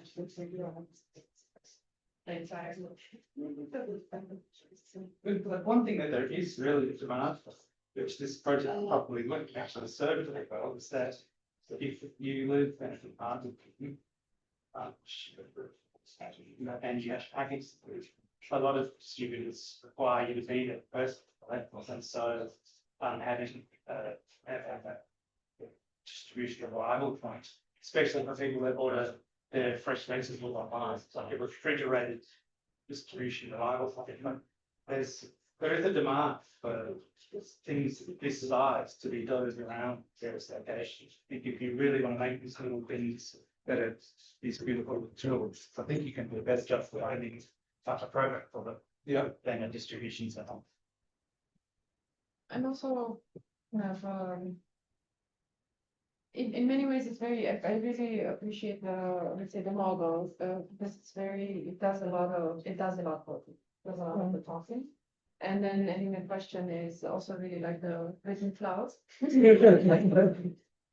But also trying to reconcile it with the program and some of the things that or trying to understand what it really is about, because it isn't about distribution. I think it's also not really about being inefficient. I don't know, it mixes a bunch of things. I'm also not sure it's about adaptive reuse because you're making it hard for yourself when you're just saying you're using it makes it hard because it doesn't have friction. But there's a lot of very compelling things here. And on the one hand, you're kind of everything you're doing is very, very specific, right? Like those things, they look like containers, but they're not. And you're making many steps, like you're elevating them and you're keeping things open. I mean, that's going to be one of the main things. But then when it comes to the actual like little mailboxes, you're using a very mysterious reason. So again, it's more like you created the universe that was mentioned earlier, and it's what we do just. But I wonder if because there's so much playfulness within these things, like it was said before, I'm also not buying the fact that it's like, oh, we're putting on display the distribution. I mean, it probably won't work for a bunch of reasons, but also you just see about those workers or not, as much as it can be about. I read it more like a sort of public space that might have different functions that can complement whatever the mall is doing.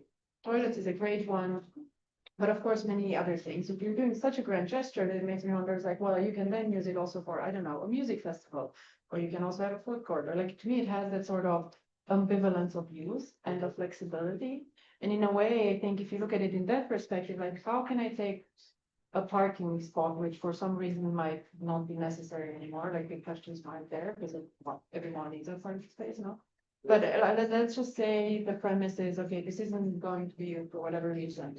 What kind of minimal type of infrastructure that on the one hand allows flexibility of use, but on the other hand also gives it enough of a charm, like makes it enough of a place for people to want to use it in. So that's a different way of saying, I think you can take these notions of a place to place to go, they're quite serious.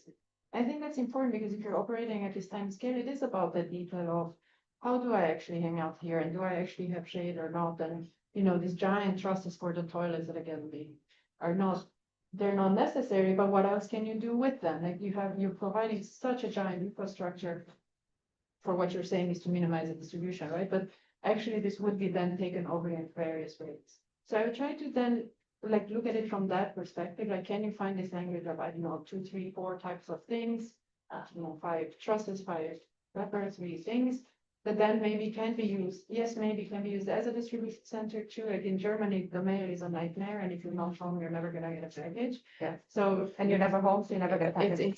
it's also, in New York, they will leave the package at the mailbox. In Germany, not. It's very confusing. But however, so it can maybe have that thing, but it doesn't have to be just a bag.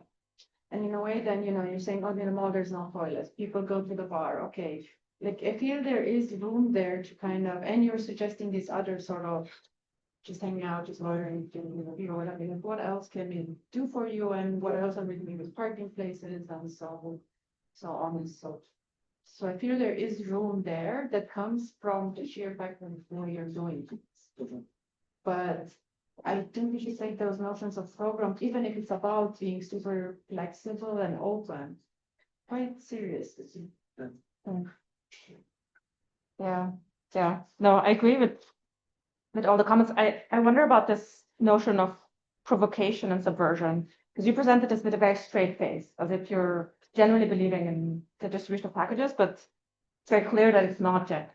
Yeah. And even the fact that next to a mall, you have a distribution center, I think that itself seems like a fully absurdist idea, right? Like if we go to the mall and then we order on our phones for it to come to our homes. Yeah. But then it feels like to me you're visualizing that mental process that goes through these days when you go to a mall, and instead of it coming to your home, it actually comes to you. Yeah.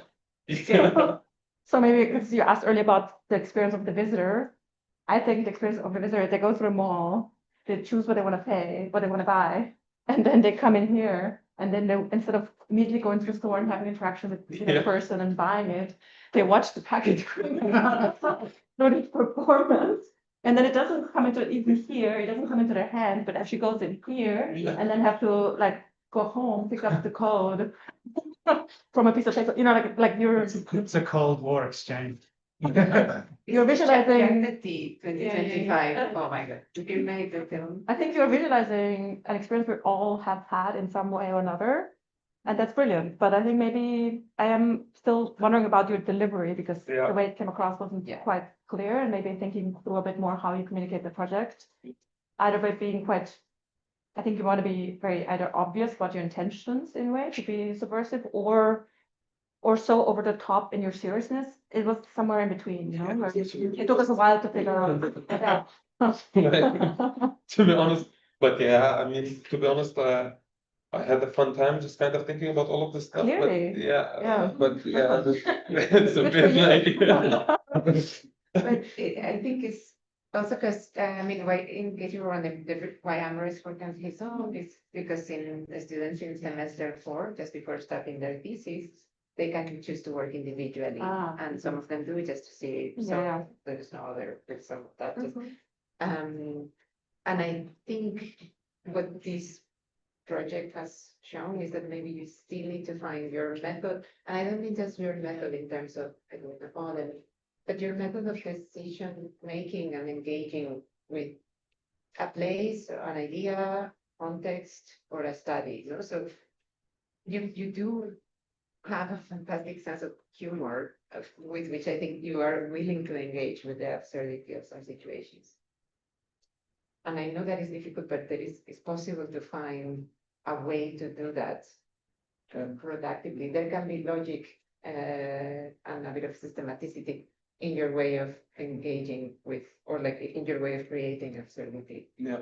I actually really like that. Yeah, the way you were describing it, it feels like Mon Oncle, the movie by Jack Tati, but today, you know, and that is a movie that is full of, it's like one of the most brilliant pieces of architectural critique, modern architecture, that engages with the it's on sole purpose, no? It's creating these absurd situations through which the absurdity of this architecture is put into perspective. But then the making of a film, you know, that requires a very thorough system Yeah. that follows steps, that follows a logic. So I think as a nice conclusion to maybe what you have discovered this semester working with this project on material aeronautics and moving into your thesis is that you can still deal with all of these topics in the way that you are doing, but you need to find your way of Yeah, how you actually, bring a method, no? And like really engaging with that method thoroughly. To and read having that like that first. position, Yeah. yeah, like I thought interesting bit about what you said about Yeah, how these things interact together, what are these sort of rivals or something, and I think it's could also be, you have to sort of choose your position towards that, but for instance, if sort of is this anonymity of logistics and packages, is this really evil? And I was sort of romanticizing the law because oh, it's where every people still need, but that I don't know, years ago the law was evil too, so Yeah. it was destroyed everything else. So I don't know if this is like super good, this is super bad. I would say no, but yeah, you can probably find arguments with both sides, but so that it would really, it's an interesting juxtaposition, and it's interesting to have a position on that. Maybe, If it's sorry, go ahead. the ability to play with humor, effectively, is very powerful tool. It's very easy to land on that towards the things in it by itself as having value, like the stand-up comedian telling jokes about inappropriate subject matter. And then when the comedian is criticized, the comedian says, it's just a joke, what are you getting so upset about? But yeah, there is a way to use the skill of humor to good effect, rather than when you're asked what does it mean to go, just be funny. And I think this is you being, I'm just being funny, that's not. But you can be funny, but also put that humor to work, what you're putting to work for, it was a bit unclear. And there's one other thing I want to add before I get back to you, is I assume you're familiar with Carlos Scarpa's work, architects love to finish us look through them. It's exactly that. Yeah. Finance. And then the cemeteries, there's these beautifully built circles and fountains. Architects love to obsess about the perfection of these architectural objects. But his drawings are a mess. His drawings are covered in chicken scratchings and things that don't make sense, because the drawings are put to use. Yeah, look them up. The drawings are chaotic because he uses the drawing to work out how to resolve his buildings to a point of perfection. And in doing that, all the calculations are on the drawings.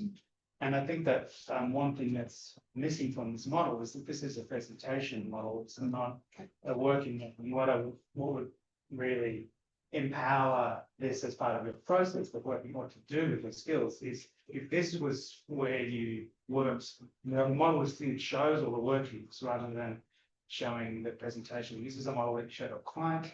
This is not a model that you use to talk about your architecture process. This is not a model that you use to present about architects.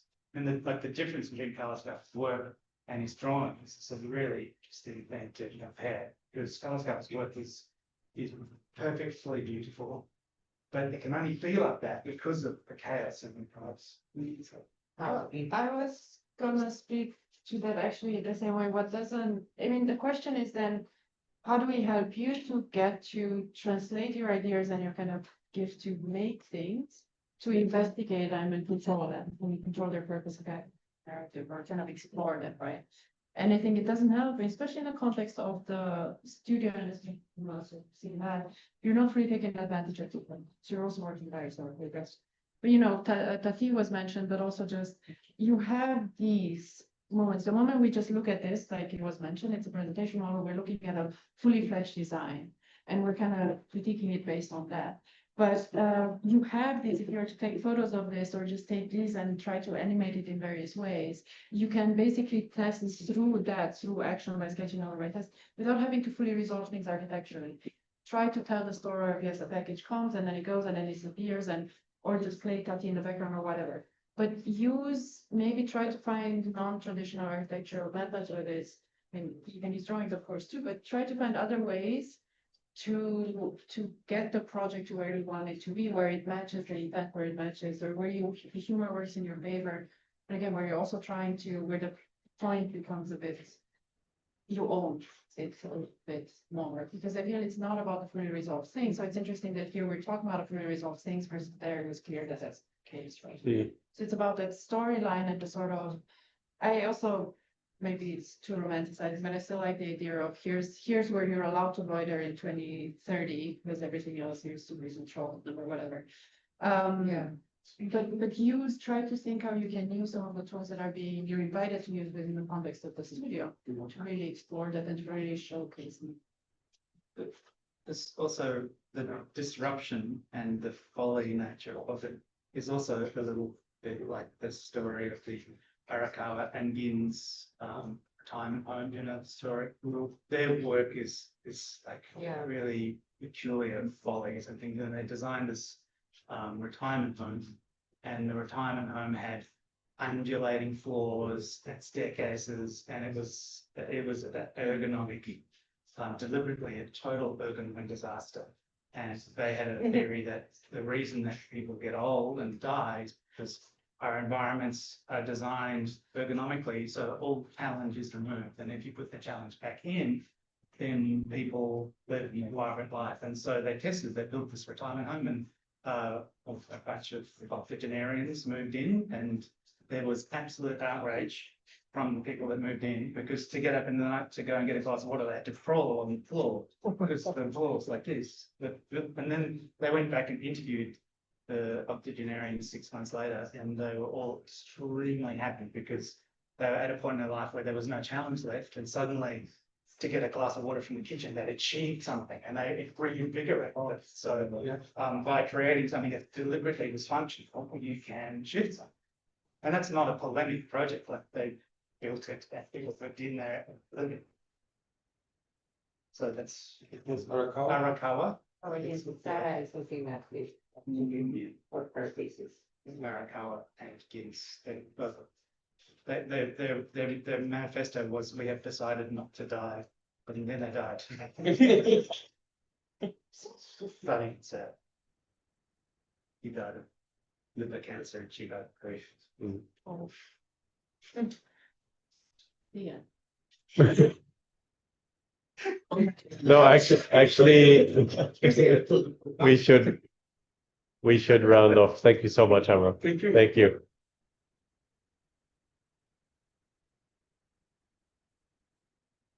Okay, we will see one more project before lunch. That's any time for. Yeah, they need a little bit of time to move some screens around. We will be over there, but please feel free to have a coffee or.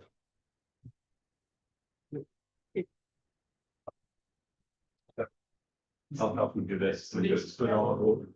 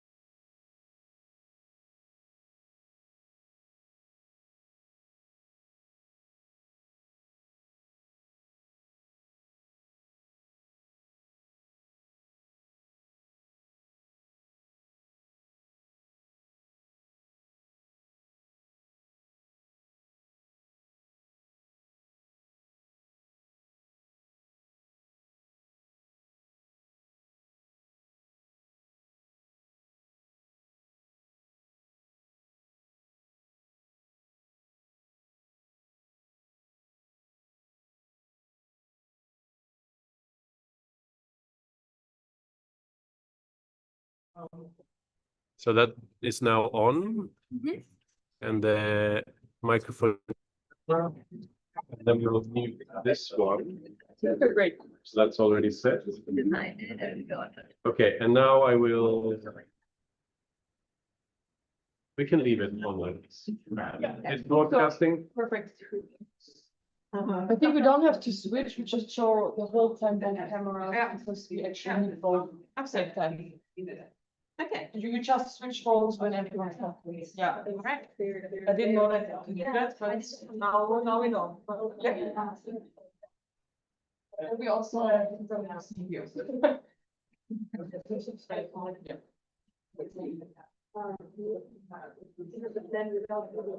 Actually, it's perfect. Yes. You have enough light. I mean, not in the fine. We love pressure. Yeah.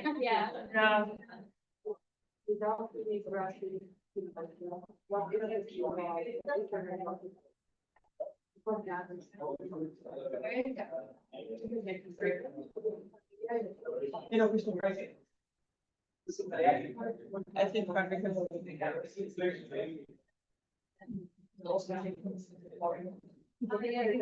yeah.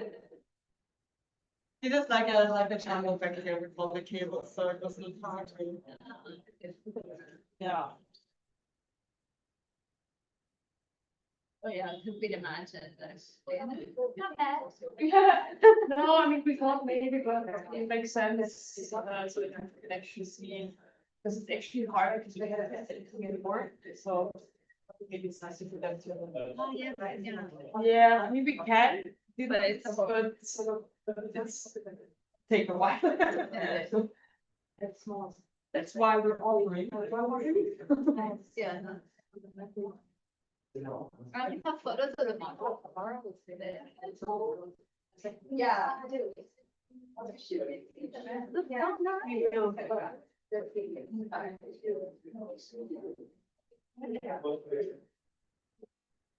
Great, you can make this in way, it's like a short.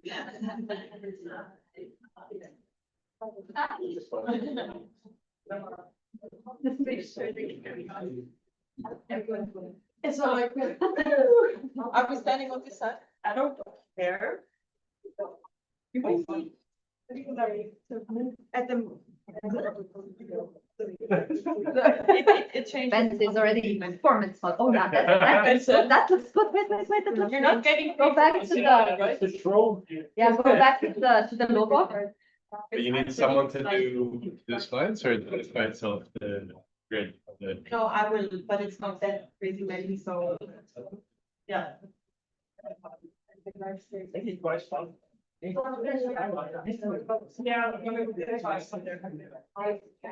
Yeah. Yeah.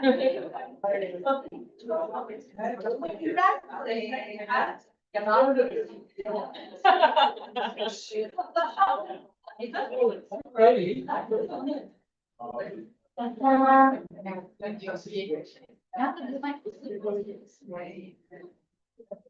Very good, very good.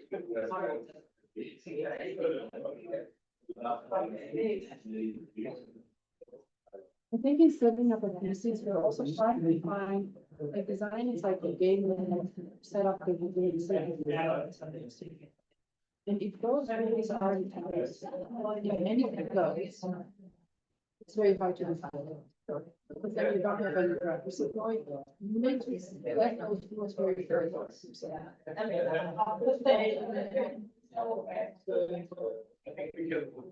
I'm sorry, there.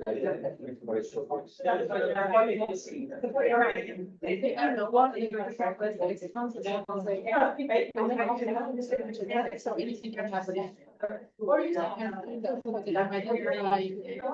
Five things that have to happen there. One is a space that's closed, which is amazing. I'm sure you can use for ideas, or a place that is you know what I mean.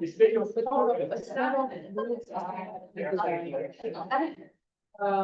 and then find basically like spatial tools for Like, was praktisch,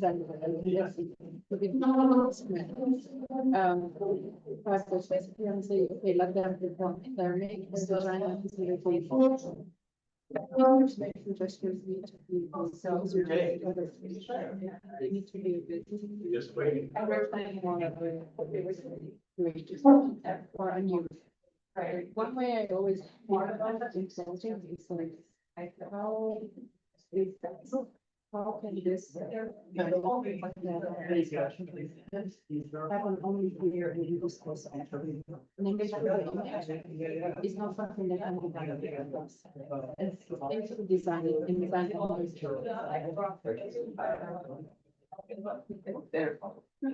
For example, just spatial condition too, I can use. I think just the juxtaposition of the window, Sam mentioned that just the juxtaposition of the. Program one next to the other, it's going to also be. Yeah, but I think, Laura's name of paper space even. Okay. We return to council letter. So they started sort of, they started working together, but a little bit on the side, projects and then on the side. So also welcome from our side, we are Maria and Valerie. And the Hansen Center is involved in investigating the semester. And it showed us a little bit of a different story of what a mall can be or turn out. Because on the contrary to other shopping malls that we already saw today, the Hansen Mall is at the moment and in the next 28 years not threatening to become abandoned or fall victim to more promising places of shopping, whether they are analog or digital. The reason for this immunity that this mall has is found in its immediate surroundings.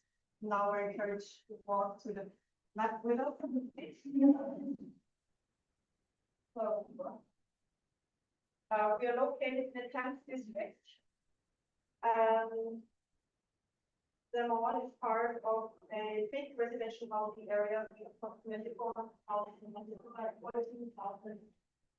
residents, all buildings are finished, and it also increased working stores.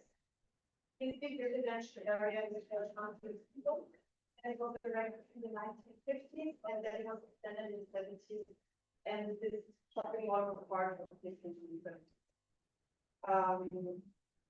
And as you can see, we had a family everything talks about it, of course.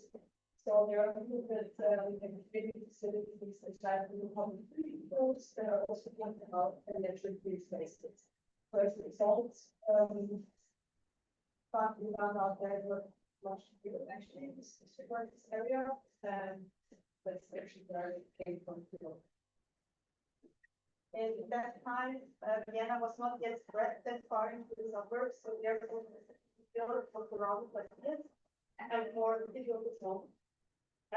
It's also named after the British politician, which is one of the biggest, which was one of the biggest figures standing for social ideology of the welfare state. And this is also, I think, a very trying to create here. And we will now like to pass you some images. If you have a seat, feel free to take some postcards over there. They're showing on the right side the Cathedral as they were, as there was, and then some current pictures of the mall and the mall itself. Someone else? Now, yes. So we will talk a little bit about the special organization. The architects Carl Albert and Wilhelm Leymans created a unique striking design following a hexagonal grid and using prefabricated concrete modules, which was one of the first in Vienna. It consists of 9 single-story buildings that are connected by glass roof corridors. These corridors branch out in different directions, intersect at certain points, and remain open all the time. While most malls have gated entrances, and restricted opening hours, the housing centers corridors functions more like sidewalks created by shops and cafes and blending seamlessly into the surrounding environment. Thanks to the most unique layout, visitors remain curious about what lies around the next corner or how the space connects to the outdoors. Yes. So after the local research we did, we concluded that the mall operates as a main square for the housing complex and the surrounding itself. So you go there to buy things, do your groceries, meet and see people, drink a coffee, and as well just hang out there on your free time. So, but unfortunately, these spaces for these activities are limited to the corridors itself and the part in front of the cafes and shops. So the decision was made to extend on the existing roof on one of the mall buildings. This particular building in the middle, the diamond-shaped one, the big one, offered a roof with the most ideal conditions. First of all, it was unutilized. It had a more suitable size than the other buildings, and as well as already having an opening right here to the roof because of the diamond shaped diamond structure. So it was ideal to extend out this building. Then why did we actually do it? So the whole program aims to create a space for civil society initiatives. As said in the beginning, we have a research map, the neighborhood lacks social and cultural programs. Over the years, developed to an area with people with various backgrounds. The roof should not only be a pillar, but also a cultural gathering space for movies, film screenings, like for schools nearby, and social interactions. To offer people the most comfort while enjoying a movie, we want to bring a smaller version of the cafes and bars from downstairs up to them. So how did we actually do it? First of all, we work with simple ideas. The signages. We have a closer look from this view. You can see some signages that are leading you up to the roof and to the entrance. They're blue. They're green and blue. The function is actually to lead us to different places. In this case, the new design roof we did. Then we go next to the entrance situation, also to the movable shelves that are visible here. That we placed in the kick store. So the movable shelves also function as partition walls and create kind of a strange entrance situation as you enter by walking through the kick store like this. During the day, the kick uses the open shelves then to display their clothing. At night, the shelves are closed to form kind of a hallway leading you to the spiral staircase and elevators that you see over here. While also closing off the shop at night. So it's kind of an odd experience passing racks and clothes on your way up to the rooftop. All right. And in the existing situation, all the shop fronts facing the corridor were designed to reflect the unique character of each store. However, the kick store was an exception, as its facade consisted entirely of branded signage. For this reason, and because the vertical circulation provided rooftop access was positioned at the center of the roof, so we decided to redesign the facade. Our goal was to create a more functional and inviting exterior. Using the alignment of existing window frames, seating elements were integrated into the solid section of the facade. The glazed area were reconfigured to follow the same design language and concept as the shower system located at the entrance.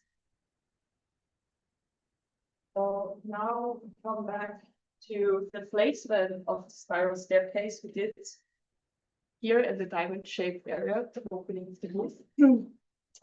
So the placement is a spiral staircase and a round elevator, an open elevator within the diamond-shaped cutout. So it not only emphasizes but only complements unconventional access to the rooftop. This vertical circulation becomes the central visual and spatial element. And the elevator is designed like an open capsule, and it moves visibly up and down through the void, creating a sense of movement and anticipation that heightens the transition from the commercial space below to the vibrant rooftop experience above. All right, yes. We go itself. The intervention on the roof consists of different components that ensure pleasant conditions and a framework for various modes of use. The main element is a shading structure, which supporting columns follow the same grid as the columns below. If fully expanded, the fabric piece is shaped 4 big hexagons, as visible here, and if retracted, they form small chandelier-like shaped structures. Towards the housing block, the fabric extends over an 18-meter long blank concrete surface of the housing complex, which is envisioned to become a projection surface for outdoor screenings. The roof is moreover loosely segmented in 2 areas, where the front area is dedicated to seating for the screenings, and the back section is populated with flexible kiosk structures that offer food and drinks as a complementary to the cinema or for other events, like, for example, Christmas markets or seasonal gardens. Yes. Generally, how the roof is hosted or inspired is by bigger international malls that we looked in the beginning of the semester, where they have big indoor plazas and entrance areas where they host the seasonal events for the general public to enjoy. And relocating this kind of happenings on the roof has not only practical and site-specific reasons, but it's also some kind of a homage to the communal roof terrace in Alt Erla, where the pool on the rooftop gained Vienna reputation for a renter's utopia. And so playing into this Viennese nostalgia, the intervention aims to adapt the mall to better serve its residents as well as the public while remaining the commercial viability.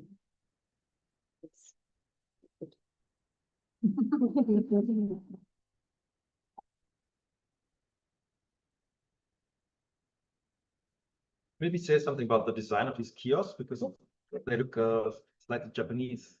Or maybe the construction details, or the red. I mean that somehow, like the shape happened because we have triangles everywhere. So this was actually an accident. And just because of this, like extending over situations, it became Japanese style looking.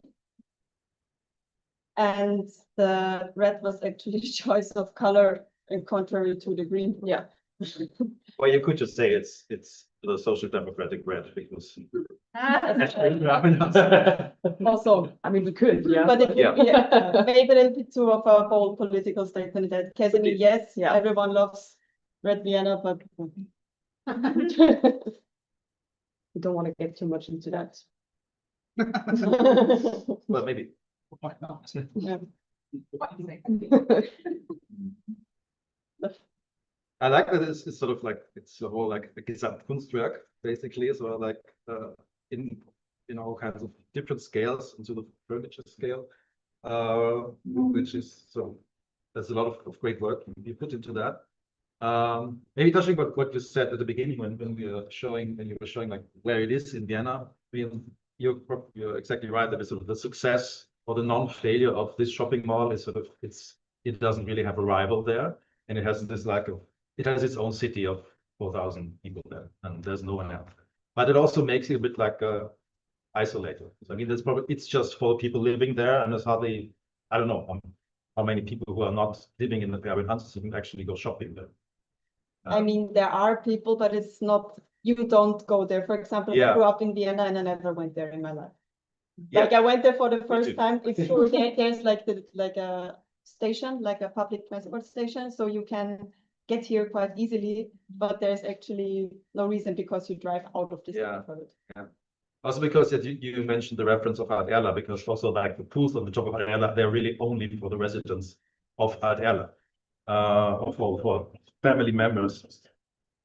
And I was wondering if, like, because you have the access to this roof terrace from the inside, does that not even increase the isolation of the whole thing? That it's sort of more like you have to really go inside and go up there, and as a non-resident of Berlin Hansa, you really think, what is it really for me? Is it private?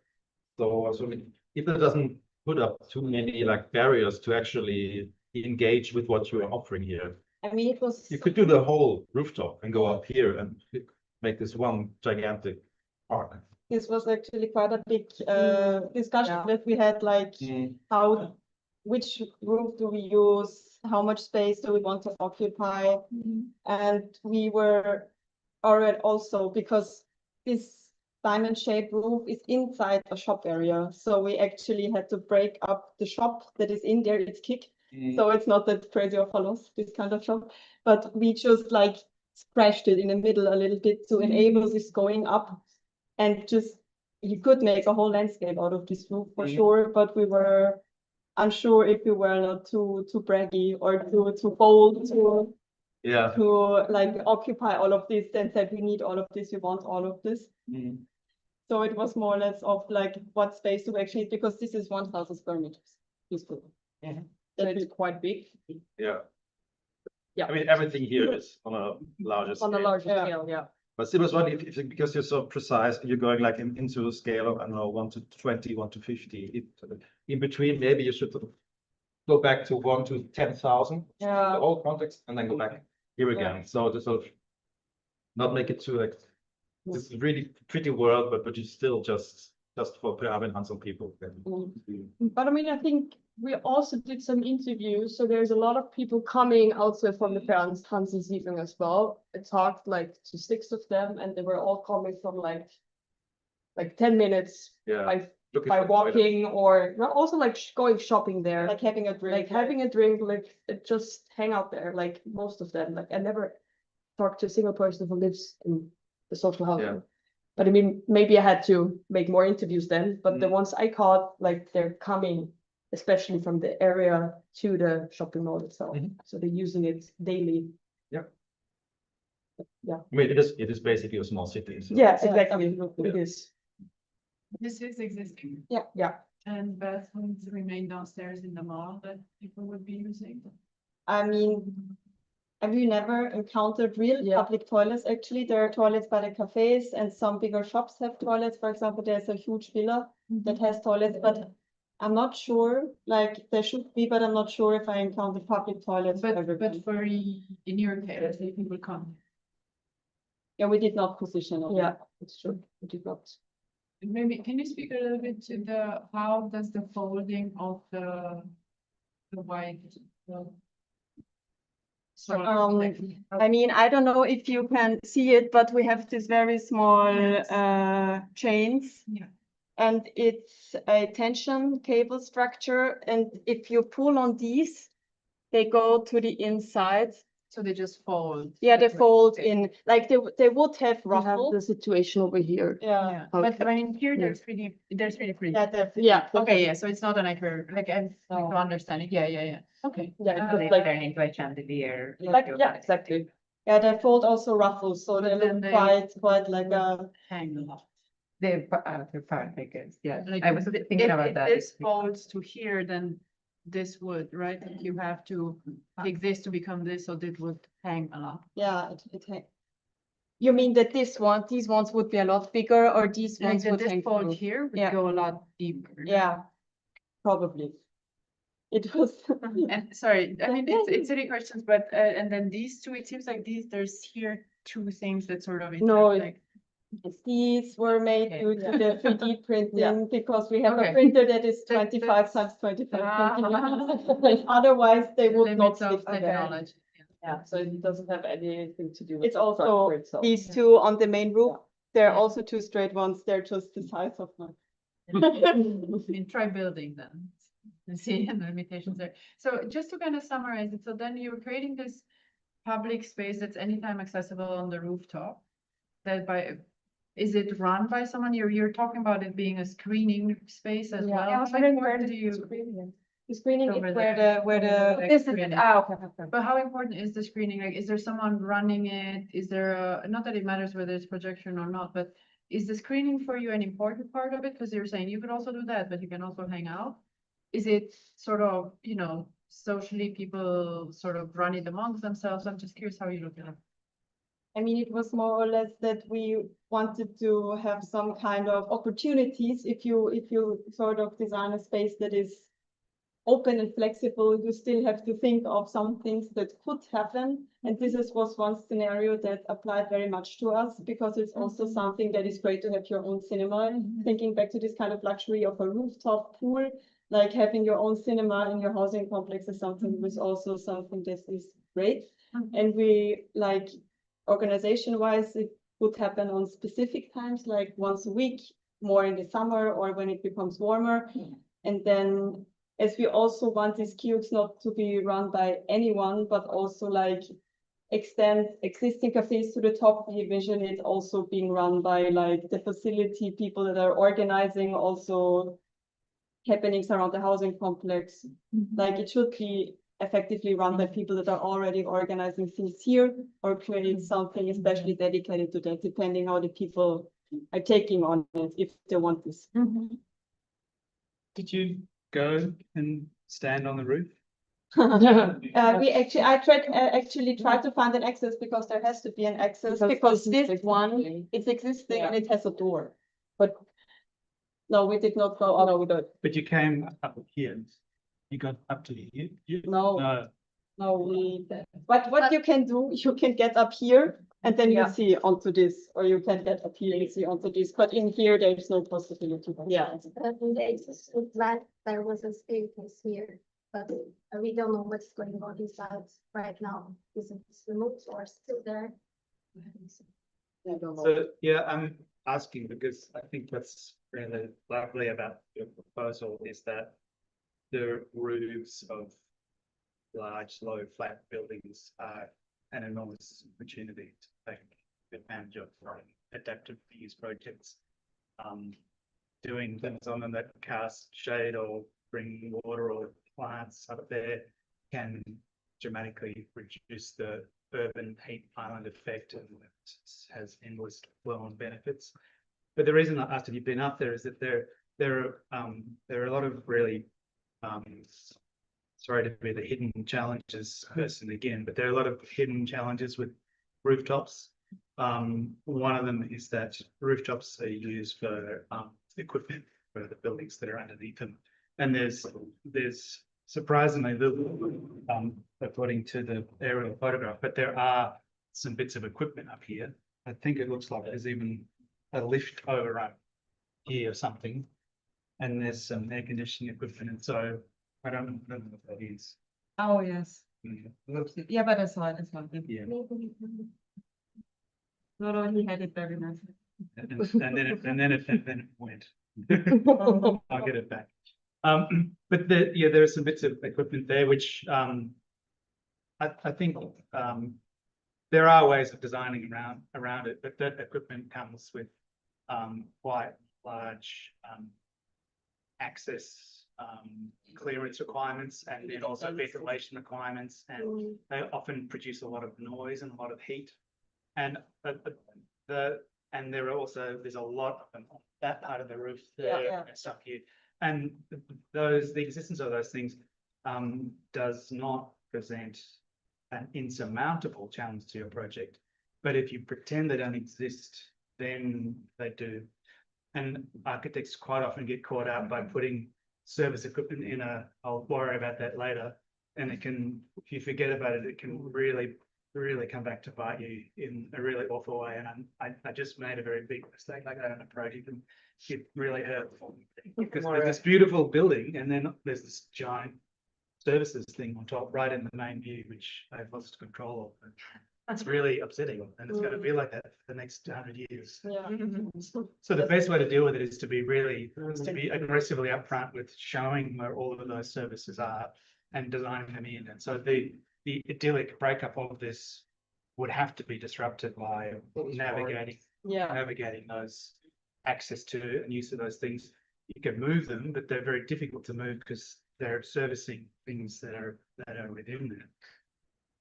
The other thing which is difficult to know is what the loading capacity of the roof is, and you've placed, ironically, a lot of the loading you put on there is vertical loading because these little sails, so there will be a tendency for that to suck the roof upwards.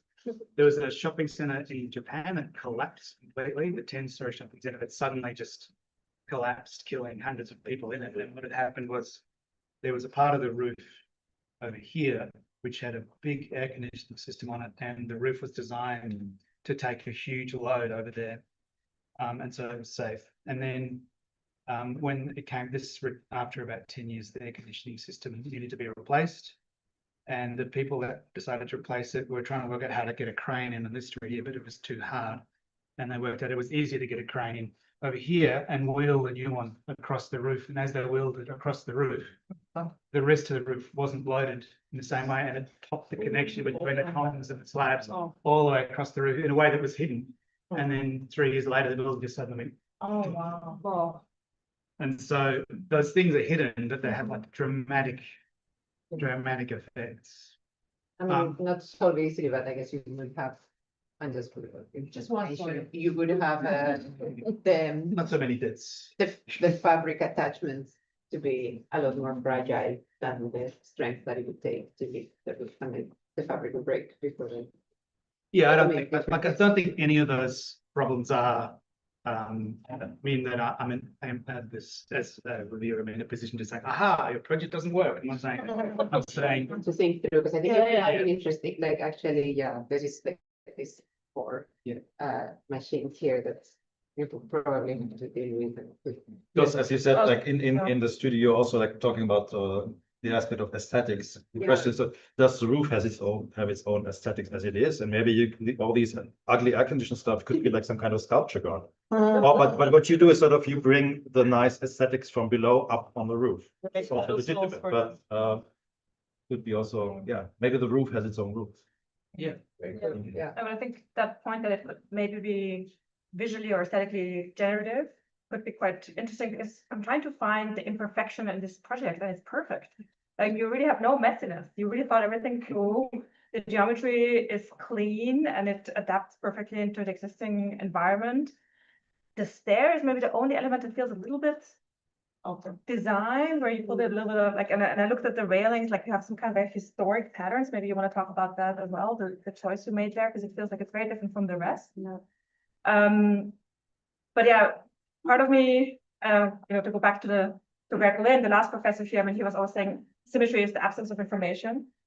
And so, when in a way this technical equipment could give you some kind of information to maybe break a little bit away from this perfect symmetry that you have right now, perfect geometry. And I also wonder about the screening. Right now, it seems like only the people at the very edge have a good view. And if you're saying that's a very important part, it feels like the screen would have to be higher, or you could change the slope of the roof so that's actually more comfortable to see it. Or there's something about that relationship between the people and the screen that doesn't seem to work for, or seems to work for a very small group. So that could be a generative element as well, where you could kind of break or create some topography potentially. Yeah. There's there's many aspects that I really appreciate about our project, and really want to commend you also on the presentation and then many booklets, and really creating giving us a very comprehensive image of the situation and the place. And I mean, I'm just looking at the image on the top left and just seeing those lights glow is just so satisfying. And actually, I think the view from here and looking at the existing is really powerful and beautiful image.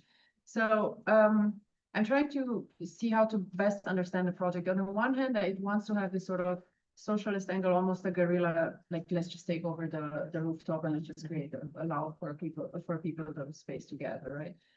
But then, as it was mentioned, on the one hand, there's some interventions like you enter through the mall, and this isn't the main entrance, right? Like this is low, so you have to really kind of know, which can be interesting. It's like the 13th floor in John Malkovich or something, right?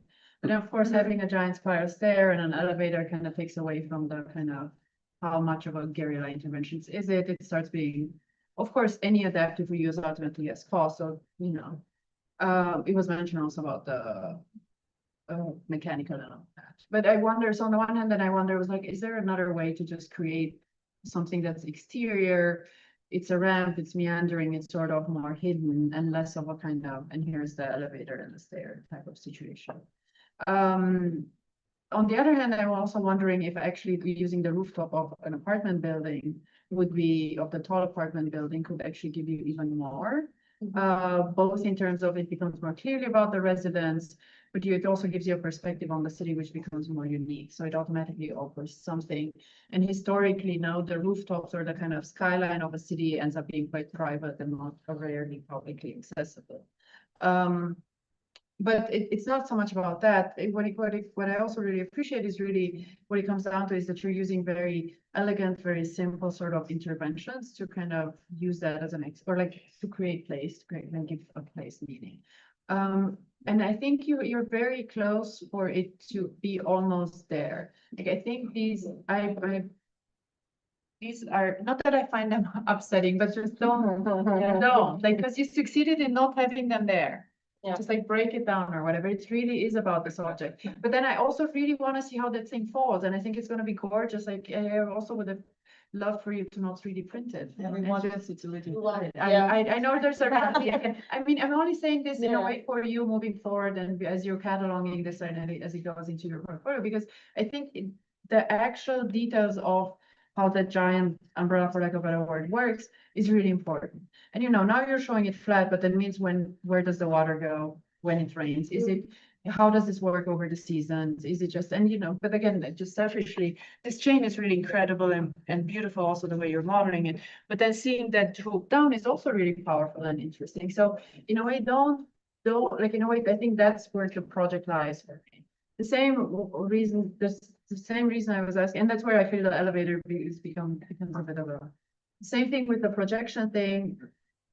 You know, the moment you have all these verticals, you're kind of killing it. And that's where I feel, again, you can use any of these parameters to inform your design, to give you a reason to solve structure, to maybe create variation between these four things. Here, more in the back is for sitting, there it's about watching, but that means you're not going to have any vertical, which means you need a different type of structure. Like it can be a chain reaction of things, but don't try to avoid those things and say, you know, they'll be happy, because it's going to be frustrating. You're going to be staring at that damn column right in the middle of. And if one, it's literally. Well, there's also the other two. The very front. No, front. Yeah. Saying, and there you have a giant beam, like you really don't need them. Like, you know, it's. But those things are ultimately, especially when it's something that comes down to being as precise as those design, like minimal but intentional. Like those are the things that will set it apart. That's what makes it contextual. That's what makes it very specific. And that's what then ultimately makes the design unique. So I think you're very close to yeah. You know, Fry autos, umbrellas. Yeah. Yeah.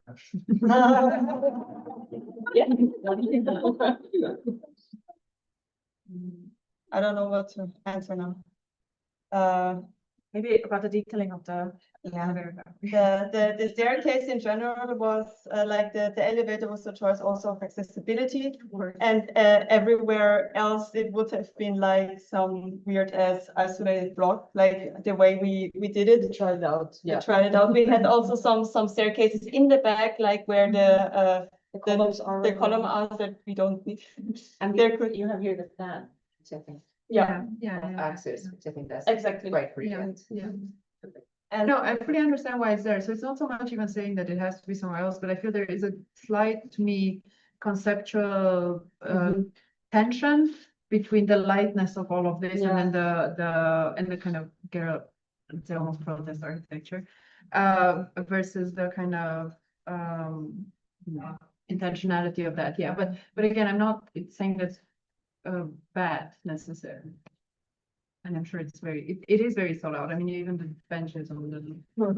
I think this strategy here is because of representation modes is losing a bit of importance, but I really love this strategy and how simply resolves it. Yeah. I think it's so simple. yeah, they're also very beautiful. Actually, there's one postcard. There's one postcard. Yeah, there's a postcard where you can see them. What is this pattern here?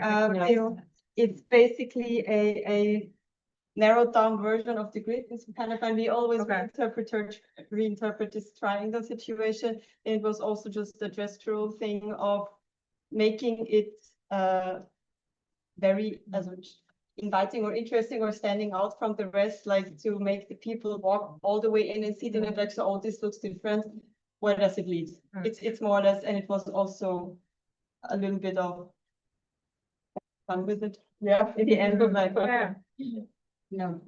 Also like how you elevate the kick shop, which is really like Yeah. extremely unglamorous chain of shops, but you really give it a nice surface and make it really give it a prime location where you go up here. So it's You really give it probably like the the best craft kick in Vienna. Yeah. Yeah, which is, I think that part was very important also like, what are these spaces at night?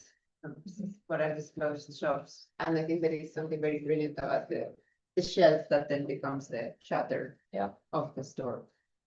But there has been projects that are all about that storefront New York, no? Yeah. And then someone would have a whole wall that falls and that you could have done that presentation wise, we'll talk more about that. But I did go over there and see that, and I can see them here. We did not glue the roof to say maybe we open it, but then we would have to take down all of this, you know, like, okay, this is not. You need the end. Yeah, right. Well, you didn't do the original plan, I think, was to hang the whole model so that you could like Oh, yeah. hoist it up so that we could. Yeah, we wanted to have the roof and the Because it's color standing on the- needed to it and to make it go up. You have both views from underneath and from top, but I think it's really exciting to see the consistency that you've been working with and realizing so early on that the place has so much there already. And through working with the model and being so careful in kind of loving the place in a way that that in the end the intervention is so surgically inserted and doing so little. And I do think that like it's a bigger conversation about the whole brief and the whole studio with question of working with reused buildings and especially with buildings that are functioning, places that are functioning already. Is the time that an architect puts into his or her work, their work, and that understanding the time it takes to understand the place is, in your case, you really like maybe 60–70% of it. I just been building it as it is. And what if we do something here? What if we just change the door handles? What if we just move the lights? Or if we do this with the signage? And I do think that like, you know, typically we would kind of ignore what's there and just, okay, this is your project, these little fabric things, and that's it. But it's like, I think you're clearly showing that like the project is, as an architect, just as much as understanding what's already there. That innovation is not always about stripping things out, but finding ways to elevate them subtly. One thing I recommend you doing, sorry, before this project goes into your portfolio. Take it out into the sun and document it properly and do the sequence of what it means to be under these, and then you can just Photoshop them kind of coming and going and the movement or GIF it or whatever. Because it's really exquisitely done. I think to me that's ultimately, you know, that's your intervention. And it's compelling and in a way that yeah. It's too large to say. Yeah, Well, you still want to be able to show it, but also everyone test has it It's interesting that there's a very broad tendency to annotate drawings, but not to annotate models. Like we don't put street names and weights and notes and, you know, and I think an annotated model can actually it can present itself a lot better. And it then makes this really interesting story of that you can follow around. But I don't think there's a poverty of that here. It's just occurred to me. But the thing that I wanted to add was that like buildings of this era, there's often a tendency to want to knock them down because they're unsightly or they don't yet fall into a category of things that are culturally valuable yet. Some brutalist buildings, I think this is sort of roughly in that zone, are starting to get become considered as having cultural historical value. But one thing that you can do when you're designing an adaptive reuse project is to do what you've done here, which is to celebrate the geometry of the building. So it's almost as though you're treating the building as though it has heritage protection. And so by not only are you building the structure on top, you're also inviting people that own the building and are its long-term caretakers to respect and care for the architecture of the building in a way which they might not otherwise have considered. And that's a really lovely thing to do. You know, the opposite thing in adaptive reuse is to try and transform the building into something completely different. I think both approaches are really valid, but it's really clear that this one is doing that one in sort of romanticizing and celebrating the existing architecture. That's a risk point that comes up, yeah. I'm halfway happy you say that, that is the sort of almost making it into a heritage building. And so much of the conversations were like, but then that is so nice, and this is so nice. When we were looking at it, it was mostly about that, so, and I love that then we were talking mostly about the roof, and then, but the whole project also hinges into the making of this staircase. And I like how you have in the end like put so much thought and detail on the how is that staircase made, and the whole like hanging system with these chains that can translate onto the chains of the roof structure. I think it's so wonderfully done. And if you haven't, it would be nice for you to look at the staircase at the Tate Britain in London. That is actually done by a very talented architect that's very close to us when she was working for and I think she spent like 2 years on designing that staircase. It's also a staircase like this has a pattern on the floor, and just to see what it can take to design one element of a building and how a whole renovation for a heritage site like Tate Britain was as a museum. How a whole renovation can hinge on this one element. And I think that's what you're doing, to just for you to have a reference of a place where literally it's that same case. Is Hausdorff-Begegnung the name that you gave? No, they're it's actually on the. And it looks like that. So Yeah, I was like, I need to look it up. One thing, I actually realized this does look like scaffolding, like it could just be removed entirely. Is that part of the concept actually? Because in a way, even these feel like they could fold it up. And then the huts are meant to be temporary. The structure, we can say it, but that did not design it. You didn't design for it. I feel like that would change the reading of the project even more, because in a way, then the whole project would be that staircase and nothing else. That's the only permanent thing, and everything else could also change every year, right? Like that's maybe just one iteration, one summer, and then it shifts into something else. That could also be interesting to explore in a digital model how those they can shift. Single elements like yeah, maybe at some point there's many more foods than like all it does to the place when it's not there. So interesting. Yeah, I mean, or you can also come up sometimes and then you just see the empty surface, which also be the thing you couldn't do, right? I think I read it like this is the permanent intervention, but in a way, it being changing. And put some empties up. And Maybe I missed it, but did you say what the surface is actually? the surface is actually earth. Yeah. Ah, It's brown from gold. so it's not like you're building Was a it meant concrete to or. be a real roof? We don't know actually. These ones are concrete, but this one is actually earth on top. We don't know how deep it is. Yeah, it's very deep. Oh. But I meant, what would your surface be then, in this case? This was a decision we did talk about, but not decide at the end of it. We were thinking of having parts of it like the seating area really brass, but the danger with brass is that you need to maintain it with a lot of people on top. And something else that we thought having like a floor like somehow of a sports area somehow. Like it's like rubber. With like a playground. Yeah, exactly. I mean, if there's earth already up there, that does feel like we need that we to kind of like parts of it. Also, maybe that the front where the cinema is not green and the back part is green. I just don't know how the grass will look. Very careful plantation, because foundation requires a lot of. That's why we don't have trees. I think they bear that. Depth and like you would need to change the structure. Yeah. Yes, we would just.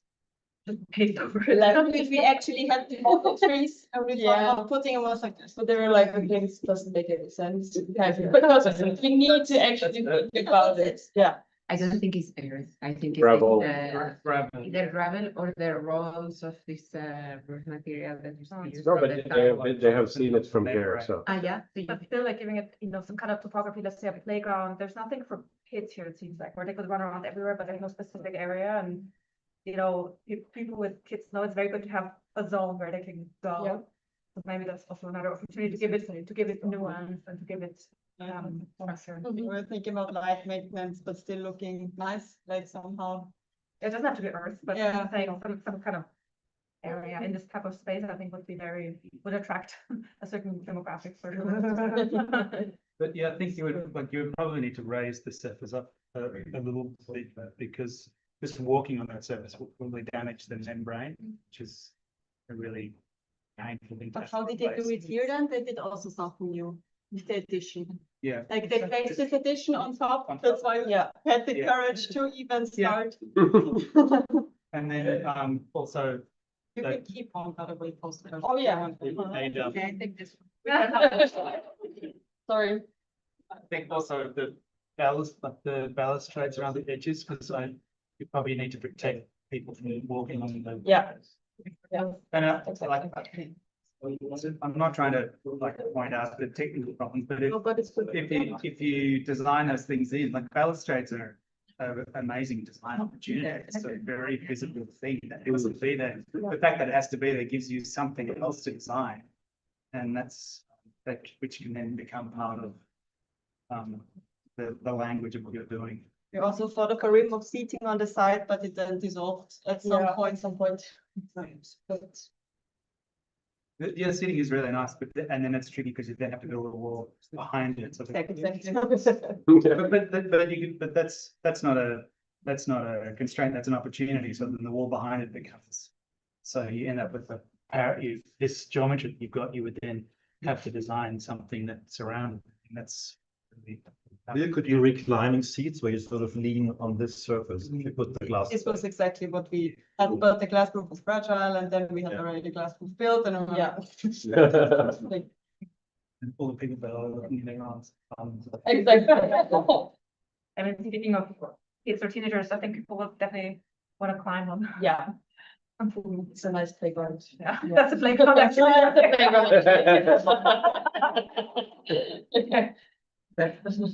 Yeah. Problem solved. Exactly. Yeah. Okay, Thank you. thank you so much. This is.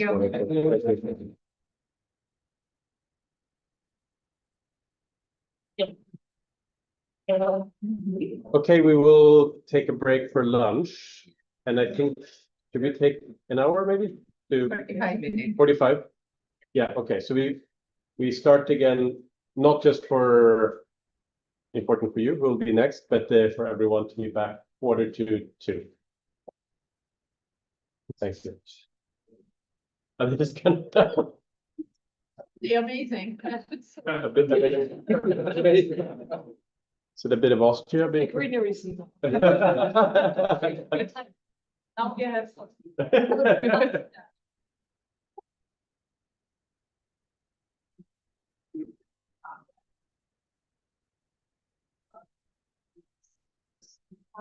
Yeah, we can tell them that if they want more, they can head out at the there's.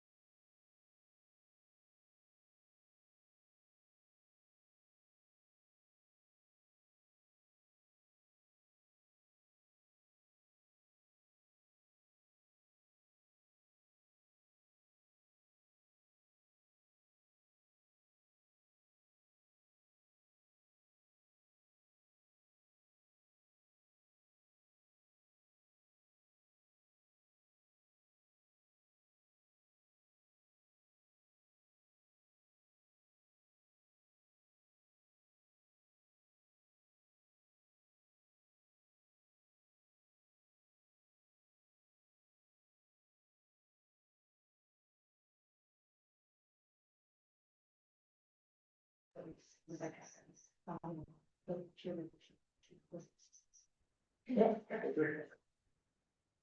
Okay. I think we're ready to do.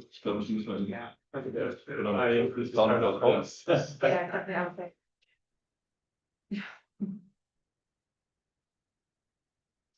Okay. Welcome back. We have 2 projects left to see this afternoon. Starting here with Stadion. Whenever you're ready. Yep.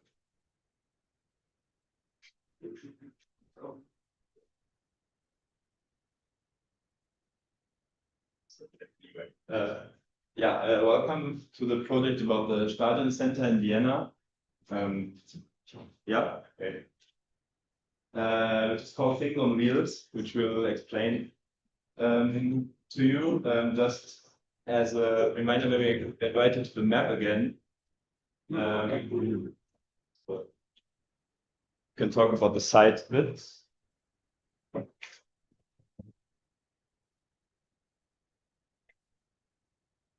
So now we are a bit located outside of the city. In this area, like we have the big green plaza here, and the city center is there.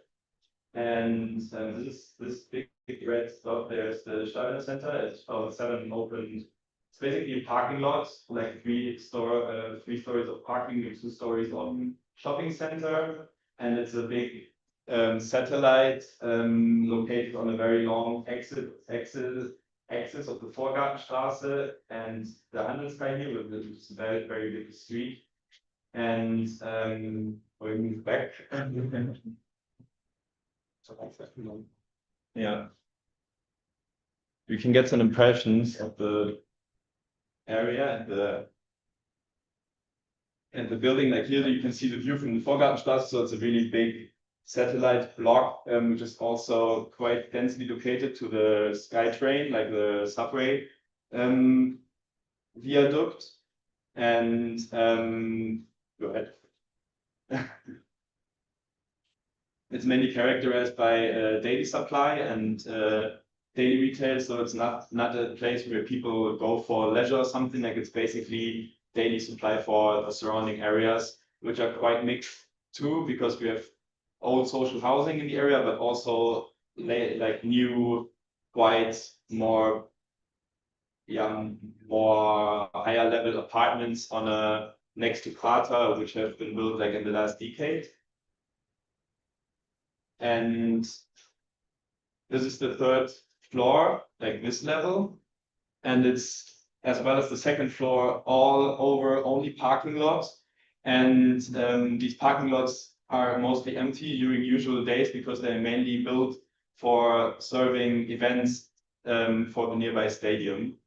So they are not in use, I would say 80–90% of the time. But also what we explored when we got the sections of the plans and that even if it's parking lot with like 3.6 or to 3.9 meters clearance, you have quite high ceilings. So probably they might have already implemented some kind of later reconstruction to use it differently. But anyway, yeah, in the ground plan, you have like this is the 2nd floor, which is the widest floor. It's like most outreaching on all sides, and you have like a distance, like a slab depth of almost 100 meters. So there's a big problem with getting light inside. And at the moment, like you have small light, galleries for serving like the main aisle of the shopping street, but it's very little. So this was one main aspect how we wanted to deal with the building, or like one main problem, how to get light to the users we want to have. So our first approach for the midterm was to get rid of everything that is not needed. This is how the model looked at the midterms. We cut away all retail or any space that was not needed for service areas or circulation. We just wanted to free ourselves from from everything that is not necessary in a way to build it up again towards what we actually need.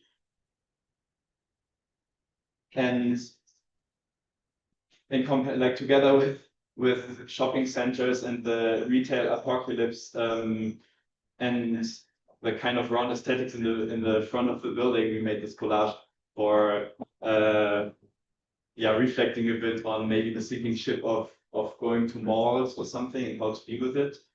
And as the next collage, that was some kind of vision we had, how to make the space more livable and more accessible for people.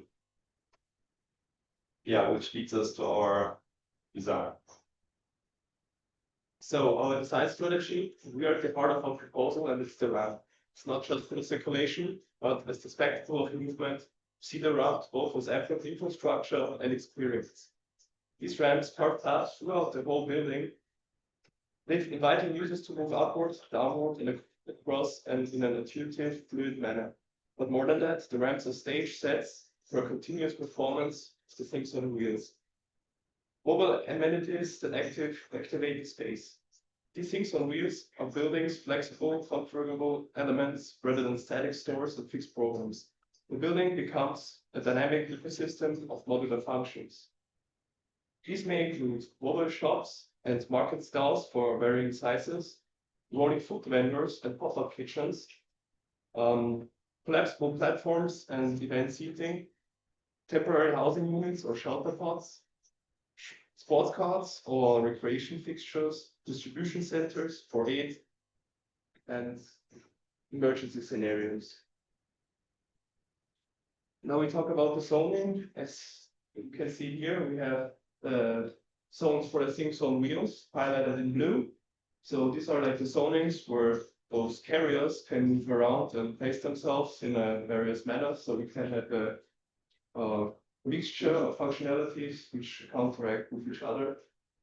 The red spacing is now contributed for parking, and the green space is our rooftop terrace, which is for events and public gatherings, which will be open the whole year during all seasons. You can go to the next one. Yeah. A few words about the shape of the building, not the previous. Yeah. Yeah. Of course, all of the ramps are used not only functionally, but also as a design element, and we try to create spectacular spaces in which the viewer can watch how the things of wheels move, change, and transform the whole space of the building. In the beginning, we completely deassembled the entire building and reassembled it, getting rid of those parts that we consider like unnecessary. And in our model, you can also see the traces of our work because each slab is covered with the seams, which we also decided to keep to show our working process. And the original building also was very rough and massive, and we decided to bring more logic there and divide it into two parts.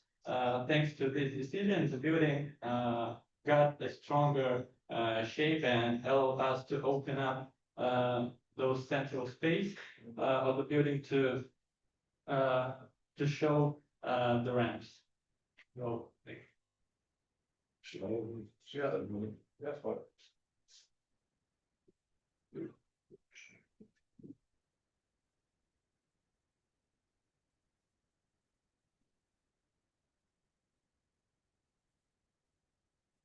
we also have some different scenarios. It doesn't work not right. Yeah, it's not synchronizing. It's the wait. It's also I think I have a connection problem.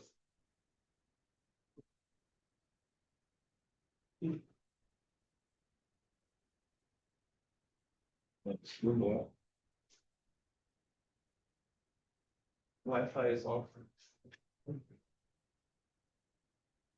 I lost the connection. Okay, no. Why ever? When I try to re-enter.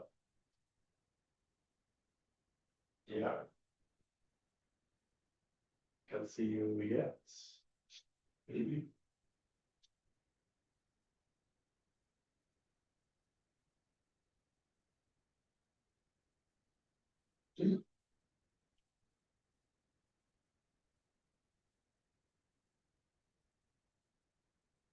Lecture of the word. Can we download the presentation? Sure you can. I don't know what here. Sit on yeah, sorry. Will be it.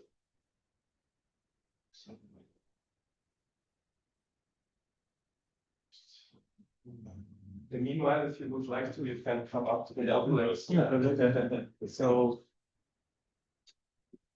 these are like the different carriers we have, such as heavy carrier that can transport and do hydraulic or pneumatic system can expand and stack spaces together. On the other hand, we have like flexible boxes on platforms that can also be combined to each other and like create a shopping platform or even housing for cases as refugee crisis, which has already happened some time ago. Then we also have those tiny carriers, which are seating functionality, but they can also, like, when they're not being used for a bigger event, they will all be gathered at one spot and create a tent or forum for people together at the helix ramp we have underneath. On top, we would love to have a open air cinema, which invites the community and people around to experience and enjoy movies together. And the differences between the red ramps and the orange ones, that the ones which are red are for pedestrians and cyclists. And those are not mainly for the carriers, but if the carriers are moving, there will be some locks, so people cannot move on them. And there will be also some events at certain points. If you look to the first floor, which has like the highest ceiling height, there we put some heavier carriers with some shopping situations that have catwalks and mirrors for people these days who like to make some scenery and sporting. But the thing is to work is like different. Are for cars. Right? Carriers. Carriers. Yes. And the red ones are for cyclists. Where are the red ones? On the inside. Okay.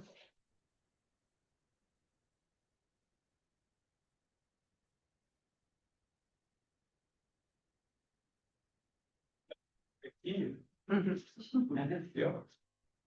So, and also here are just a few possible scenarios of using the building. For example, in times of crisis or situation, the center could again serve as a hub for care and a mobile housing, medical stations, or food distribution could be rolled in. Excellent.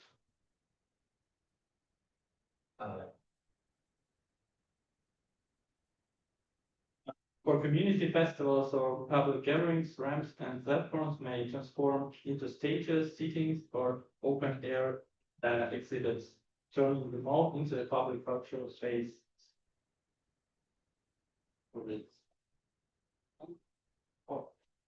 Webcams can report anymore. Welcome to the events. And let's see if it works again. Then I can show the webcam. Yeah, and also during the stadium events, the building can temporarily shift back into its role as a parking facility.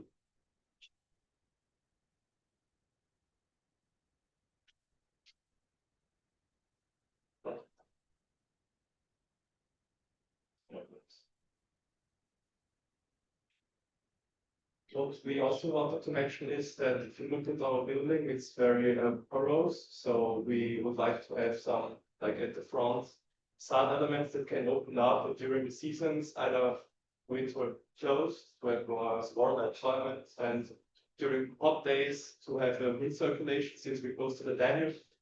There is much of a wind circulation, so we might get some cuts on the costs of air pollution. That was something we saw on our Bangkok tours.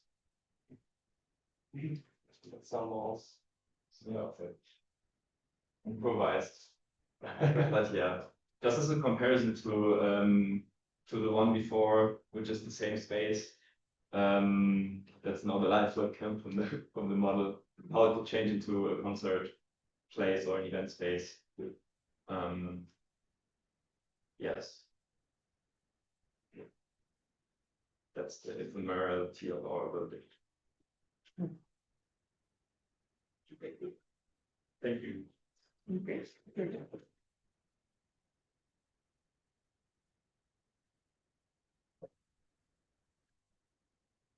I'm just curious about the refugee housing. Is that like how is that a good place for that in particular? And you know, you showed that one collage, but could you specify a bit more your thoughts around that and why you chose to use that as an example?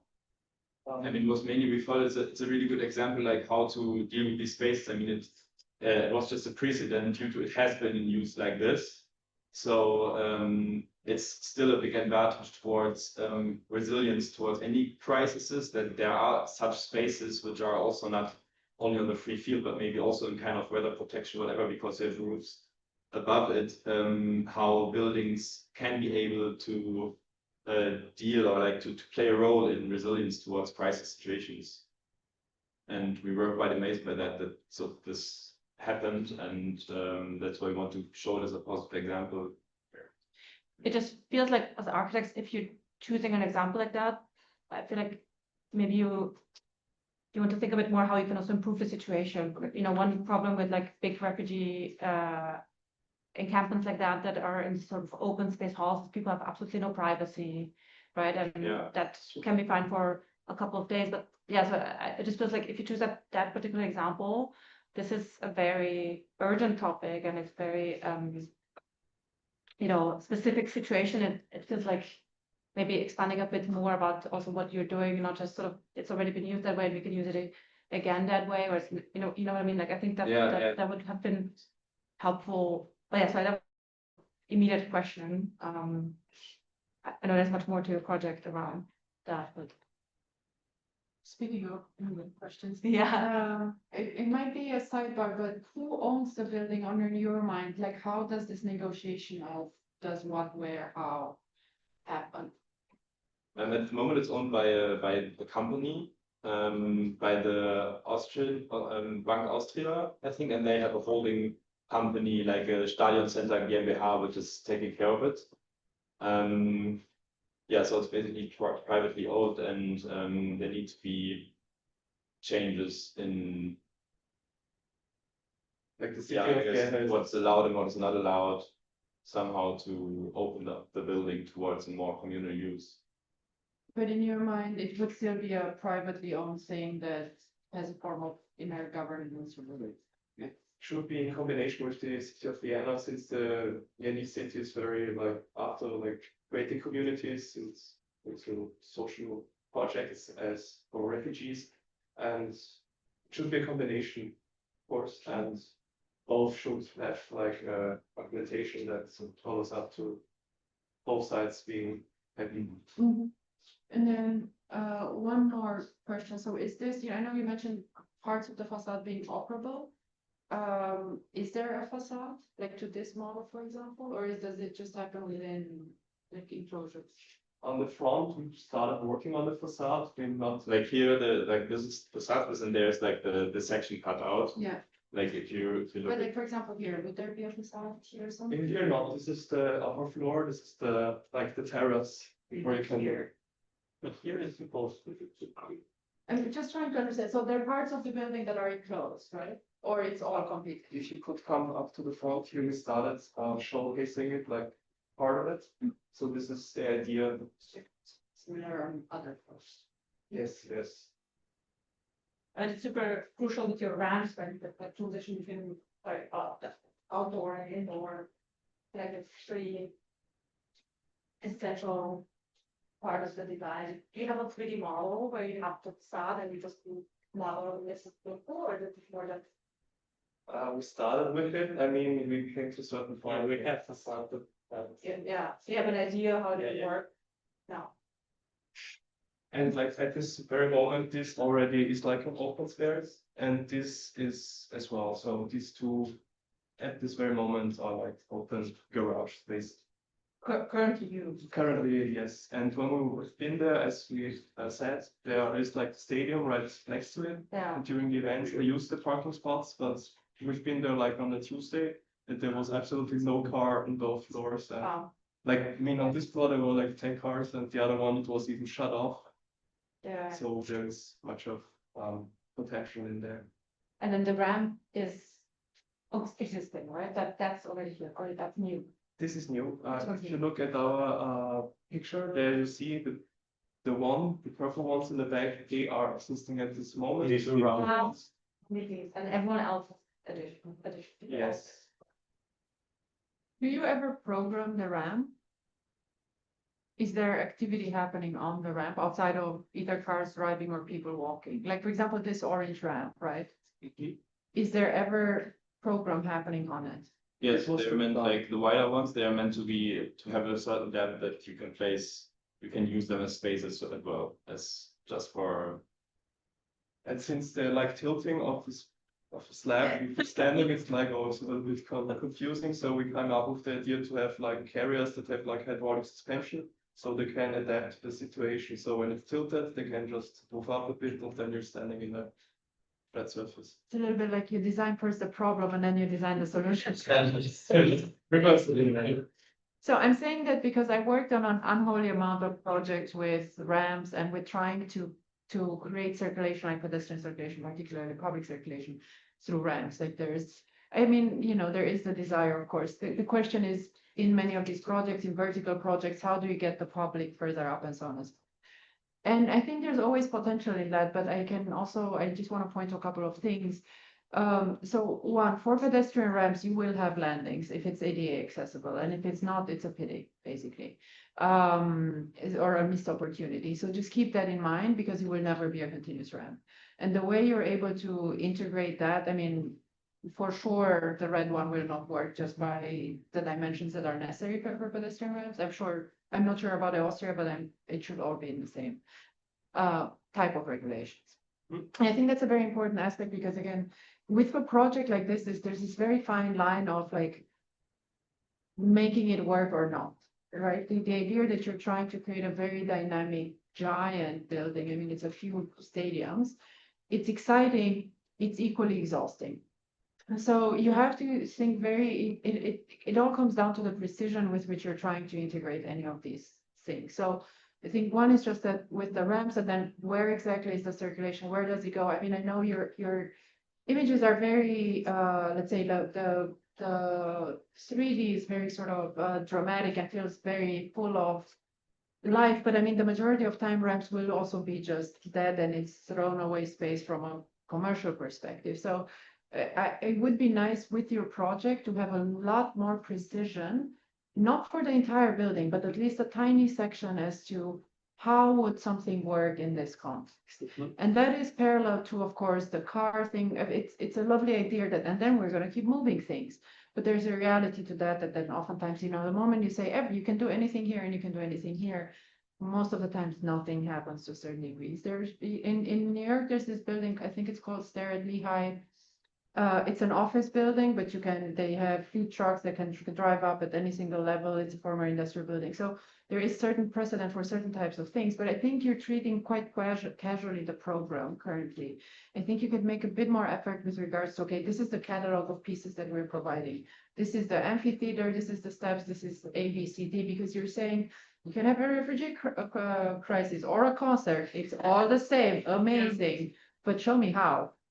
Because that's all the difference, and you're not making that effort to that end, and on that, you know, and it's interesting even to look at the project also with the purple. I appreciate you highlighting the original ramps or the original circulation, because really that's all that's necessary.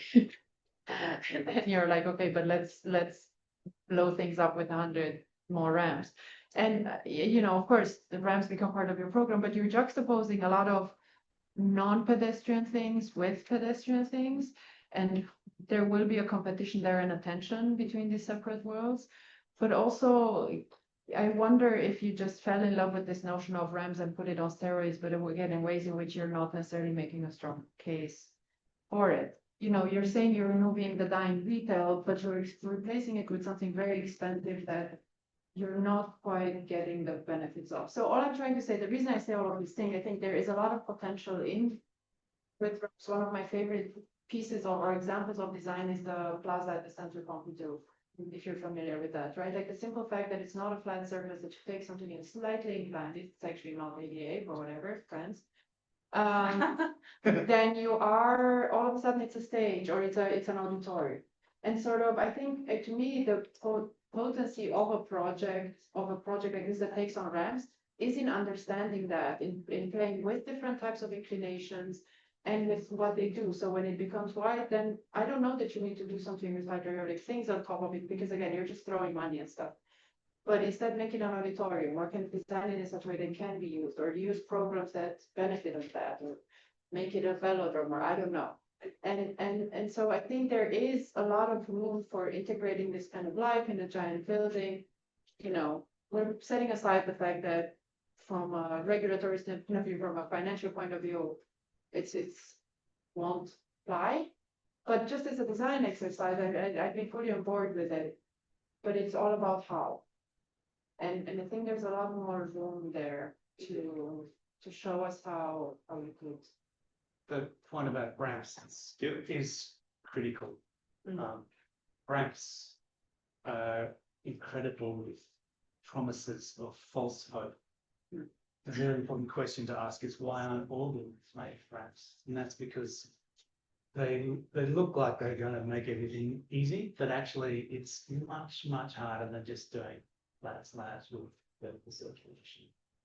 The example of the Pompidou Centre forecourt is a really good one. It highlights the fact that a ramp that just connects A to B, in other words, the corridor, is a highly inefficient and expensive thing, because all that you can do on that ramp is you're going from A to B. And so it's something that's built exclusively to just travel on, whereas the Pompidou forecourt, you're going from A to B, but also within all of this other. So it's an efficient use of a very expensive thing to do it. I think when you're building a building that's flat slab and columns, you can make a lot of general assumptions about what's going to comply, and it's probably going to be okay. But every time you draw a ramp, you have to go look at the code to make sure that it works. Otherwise, you can't propose anything that is meaningful to propose. The point about vehicle ramps needing is also a really critical problem, which is that a ramp that meets the code for a car to travel down is always too steep for a pedestrian. So if you want a ramp that people could walk down up and also drive in a car, then it becomes a very, very shallow ramp. In Australia, it's almost to 20. In Europe, it's a little bit steeper. But still, if you're forced to make all of your vehicle ramps the same grade as pedestrian ramps, you'd have then a deeply inefficient vehicle system. And so It's the other way around, pedestrian ramp is very steep and Parliament. yeah, but even this, like this looks like it's too steep for pedestrian. Yeah, well, this is for cars, I think, and the red one in the back is, that's why I'm saying. Yeah. But anyway, so I didn't. But yes, those ramps look like they're penguins. Yeah.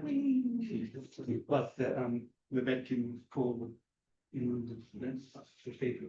That would be those, if you, like a really good thing to do with a ramp is to build something and 1:1 scale of the thing that's as steep as you're proposing. You can try and walk that. Like if you tried to walk down that ramp, you'd probably be terrified that steep. Like at a very, like this, the rating of things. So this red ramp here. We tried to go to 10%. Yeah, okay, this is very. Yeah, it's more. I think it's like 10% is like it almost looks flat. That's The Jussieu library, is it the Jussieu or the Trégarn library by Almeida? Which one is it? Well, The Jussieu library is the ramp that's being developed. It's a really beautiful, there's this random website, it's a cargo collective, I'll try to find it and send it to you guys, where you have one main model of the subject with them is all the way to now, and I have a lot of concept models, just look up the Just Library by Orman, because the whole thing is they took a piece of paper, they cut it, and then they're kind of stretching it, so they're trying to ramp an entire library, and they're alternating between flat surfaces and then line ones, but to program, and programming them, of course, to get them accessible and so on. And to your point about the language, I mean, that's why in a way, I think if you were to take this seriously, you don't have a bunch of, I don't know, slides or person help. Yeah, Like in a way, you know what I mean? Like you have to kind of see, okay, what's my full range of ramps and what kind of non-stair vertical circulation? And then, yeah, make it also a giant playground to the. If you have, so if you have if you have a sloped area that you can define as outdoor landscape, that can be much steeper, still flat of coverage. Yeah. I do wanna commend you on boldness, you know? You created so many problems for yourself and I very much agree with the critique and you know, structure hasn't even been mentioned. I mean, this ramp, it's a bit hidden back there, just kind of floating completely and you know, in the first group I went to structure, but this is like even way more extreme. Like it feels like you have a structural department here, like talk to them. You can learn so much and the project would gain so much by actually thinking through what your interventions mean structurally for that kind of building. Because if you go bold, you have so, you know, almost like inverse relationship, the more bold you are, the more realistic you have to be to make that argument. But speaking of playground, this is like a 6 years old dream. Right? Like it's like you can or 2 years. Okay, yeah, from between 2 to 6. Hot Wheels. Huh? He said Hot Wheels. Hot Wheels. Is that what it's called? Yeah. I just know that my nephew has like something like it looks very similar, you know. Yeah. But I wonder if you can. That would be the other way that you kind of amplify the play and fun aspect of that, like in a way. You know, and the colors are already doing that, but maybe you actually have cars rolling down and you show some kind of fantastical way of the way that this building kind of gets inhabited in entirely new ways. I think that could have been a different route to take, or maybe working with movies, working with the cameras and with its particular views and actually including movement in your model. But then, yeah, again, I think it's not compatible with sort of the refugee, you know, concept to me clashes very much with the sort of playfulness and the grand scope of your architectural vision here, because again, you were mentioning, yeah, well, but if there's a concept, we just move everything away and then it's a car park again. But what happens with the refugees then, you know? So I feel like it's one of these things where architects feel like, oh, we need to put some social justice thing in there, but it really doesn't feel thought through, and I would rather recommend that you in future leave this type of thing away and thus really think it through. But yeah, I think the playfulness aspect is a big opportunity in this project and could be something you pursue further or like develop further in the next, you know, for your portfolio or in other iterations, or maybe even just, yeah, you know, having about to like using this as a playground and documenting that could be also interesting. Yeah. Just to add to that one thing, the other way to look at it is as a structure exercise and kind of thinking of it as just a structure. And if I were to make this sort of insane RAM project, then you have to approach it from a structural perspective. What I mean by that, Lincoln Road is a perfect example for that. The Herzogenaurach parking lot in Miami, right? Because it is all about structural expression and the detail of how they're finishing the slab and how do those ramps actually live between the floors and the distances between the floors. So just the kind of structural nature of these ramps can also be another trajectory to engage with the group culture. Yeah.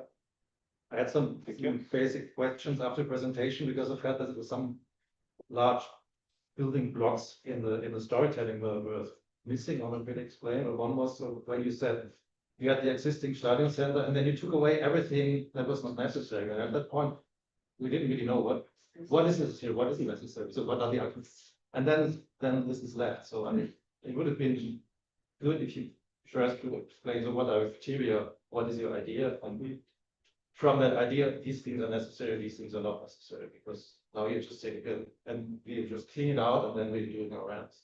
And the other question was, I really like the type, things on wheels, it's really lovely. But I was wondering, how does it work, or how is it, I mean, the question has come up already, but how is this program curated?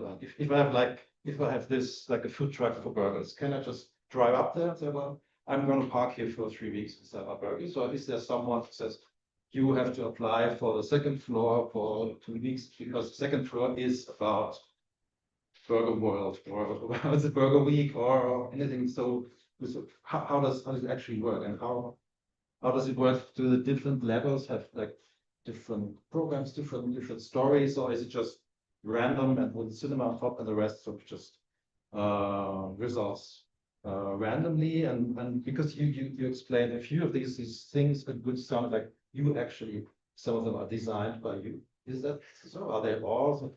Do you also design these things on wheels? Or if not, who does? Or are they just, and when you say, well, if there's some kind of stadium thing, it can also function as a normal, not normal. So how does it work? Can I just go up with my normal car and that sort of everything sort of mixes? So which things on wheels are there, and where are they at what point in time, and what do they do? And what happens between them? Do they sort of make some kind of mini village here and something happens here? Because in the space is huge. Yeah, absolutely. It's You have to, you can create sort of mini events, but you have to sort of create them. Someone has to decide what happens. That's a good question. Like, we thought that we give that all to the center management, and the idea was that like every shop wants to have the best spot, and since best spots are taken already in many cases, that they like during seasons or every year they have to like come up with a new arrangement. And we kind of like that it's very open for everything. The only thing is like this one is not just supposed to be like the open air cinema. It's like for many functions there can be like parties, festivals, like of culture, food festivals, markets, and yeah, as you said, it's a mixture of all these vehicles, and they must, of course.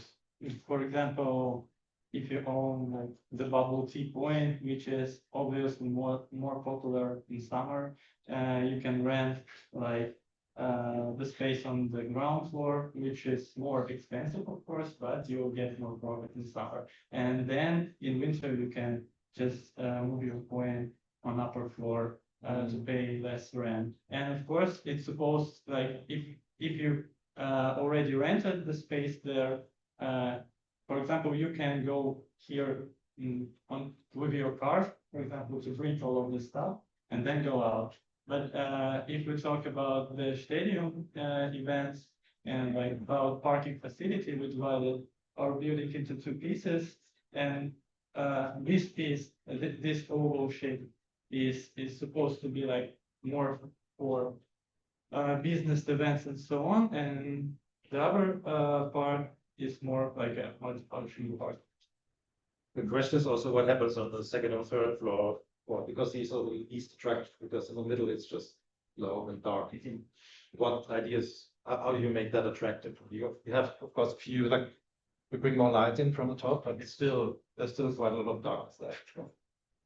So, yeah, I think there should be sort of, there could be like more, you could be more like proactively designing the program. Actually, this atrium is quite big and very light. It's just our fragment of physical model doesn't include a portion.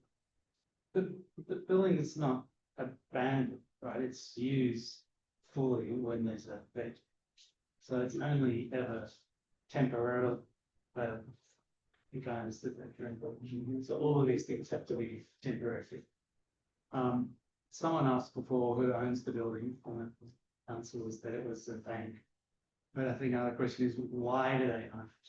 Like, is it revenue generated for them, or are they owning it because they're just parking or marinating an asset to become more valuable for some of the late days, or a combination of both?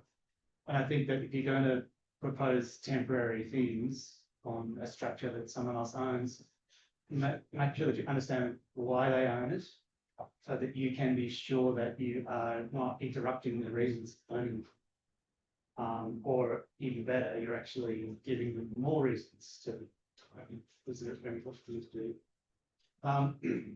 And temporary structures are tricky because they have to be designed to be put in place, put together, and then taken apart and moved back. And so there's a far higher burden on the method of construction, the square meter, per volume. They're always more expensive to make than permanent structures, because you have to be permanently adjustable and to not wear out if we don't put it together. You need to design a space to store them all. This is to be avoidable. Like, where does this all go when there's an event on?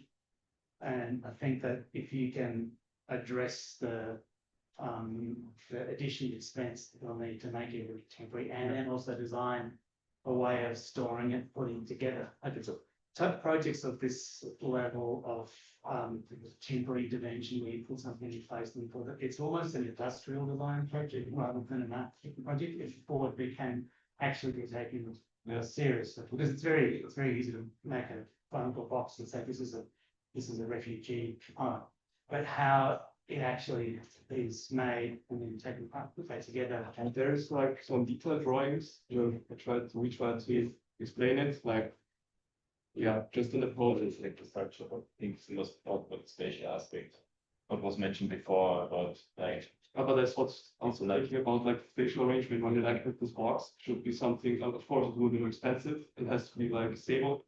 And if you do something that's standing there all the time, it's also good to produce and also spatially arrange things, but. And then because you're having such human tactile interactions between function and in space that cars are in, there's a big cleaning aspect because cars is a very dirty environment. And then to have people sleeping and doing all the other activities that we're doing there, it's a huge clash of uses, which is very difficult to resolve, but trying to find a way to. And if it's going to be temporary, then there's this huge cleaning regime, which has to happen every time you move things. Only electrical. And electrical and sewerage and these are all solved, but unless you at least start to articulate what needs to be solved, you don't even have a speed. Yeah. And then the last point that I think is important to make is that you need to be very careful when you're working on projects where you're proposing refugee housing, because housing for refugees or asylum seekers, the refugee and asylum seeker problem does not exist because of the failure of architecture. It exists for reasons that have nothing to do with that. Architects can propose things through when they're behaving purely as architects that can make the experience of being a refugee or asylum seeker less bad, but that's the very best you can do. Maybe we can. And usually what happens is to make it worse. And I just, the last point I want to make is that just. No, it was a clarification on the refugee aspect that I think comes from the midterm, where it was mentioned that this place was at some point used as a refugee welcome center, not housing. And I think maybe got. Okay, that's a big difference. Exactly. Yes, that is a big difference. I think it's very odd that, yeah, like that. Where I think, if I remember correctly, that it's just that the huge new bus terminal will be built relatively close by soonish. And that would be, that this area will likely become a huge arrival point in Vienna. So it's like. Perfect for that. Yeah. And then you could have considered, buses, whatever Yeah. logistically needs to go in there, but because a welcome center has people coming in and then going somewhere else pretty quickly, so it works. Exactly. But also like having some temporary housing for those who can't find. No, place right now. It just no. Yeah. You don't put people in park lots. But we did, I mean, to be fair, we did encourage you to consider this as like, as. Good morning.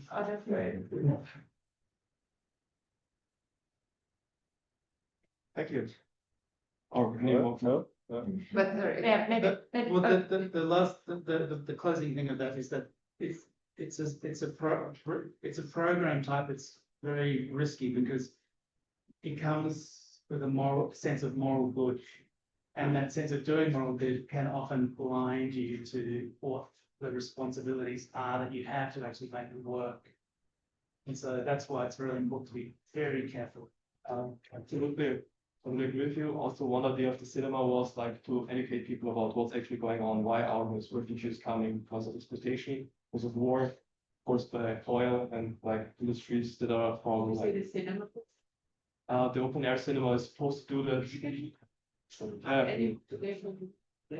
Or, it would- yeah, no, anyhow, it should be like spread on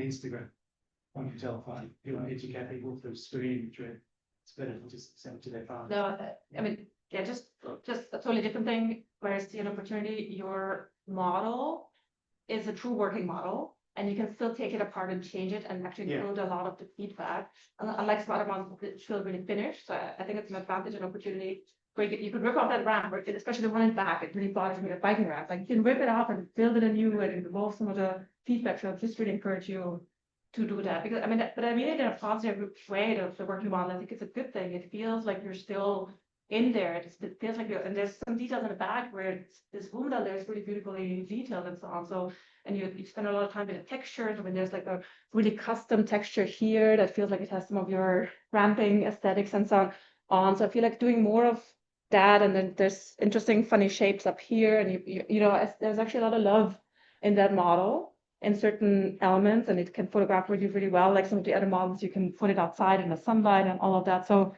but it feels like because of that nature of it being, you know, a progress model, it feels also like you can now incorporate some of that feedback maybe. And Still. I wanted to say the same thing or to ask you that, because it's a lot of effort and you might work a lot on this and you kind of put it in your portfolio, just think of, I mean, you know, projects shine or tend to shine through two aspects. One is just the resolution, like how resolved it is in many ways, how much, how well does it do what it's supposed to do. And the other one is also just beauty and excitement. And in a way, I think if you're trying to present it not as a resource thing and not as a like big giant thing, but focus in some of the images with the model and with digital tools and so on and so forth. Think of how every single image that you're presenting shows something that couldn't be happening anywhere else. Because if I look at the image behind you with the concert, like that could be in absolutely any kind of space, and not it doesn't show the ramps, it doesn't show the excitement, space like that. So just think specifically, I would say, because you're not going to be able to resolve it, and it's not about being resolved. Just try to really embrace two images as sort of whatever intersection of these different things, and try to create excitement or the excitement of this movement that you're after. At least conceptually, try to kind of push it again where you don't have to resolve it, you don't have to address everything, but whether it's the little things like a ramp disappearing, but having a structural expression or whatever. You're not far off, but in a way, you just need to invest in that, in the excitement. Also, we try to, I was still trying to turn to the scale of the thing, because this model is not even the whole thing. It's just one section.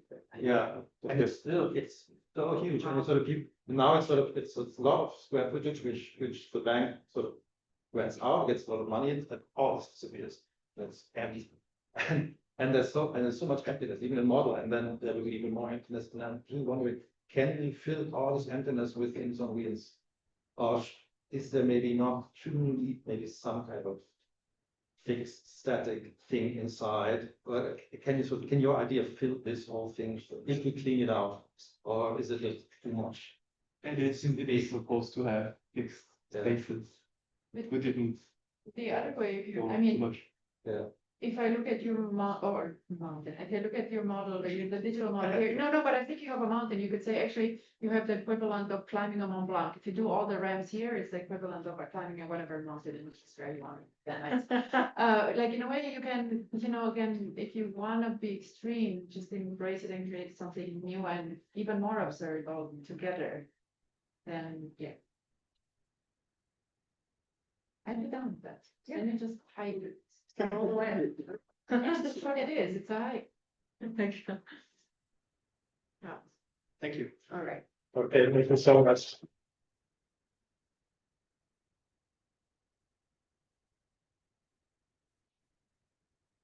Okay, we get a drink if we want, but we move over here to the final project today.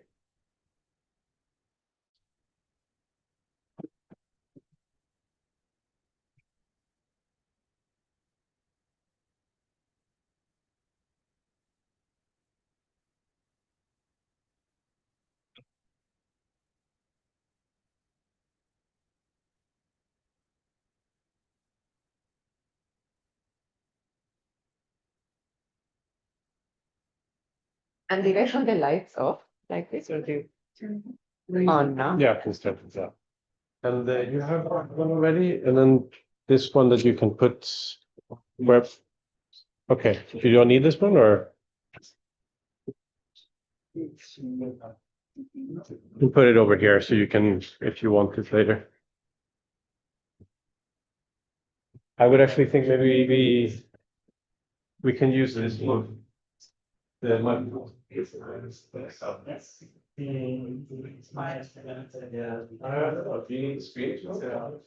Okay.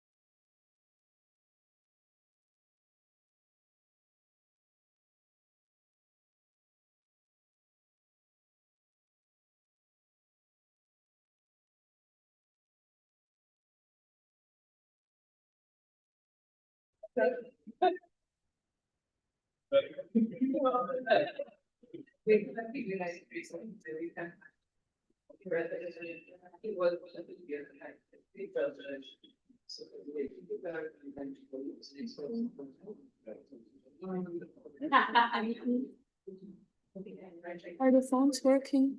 The phones are lit? Yeah, we can. The spotlight while we're sharing. Or we can say. It's not. It's okay, it's fine. We didn't plan it.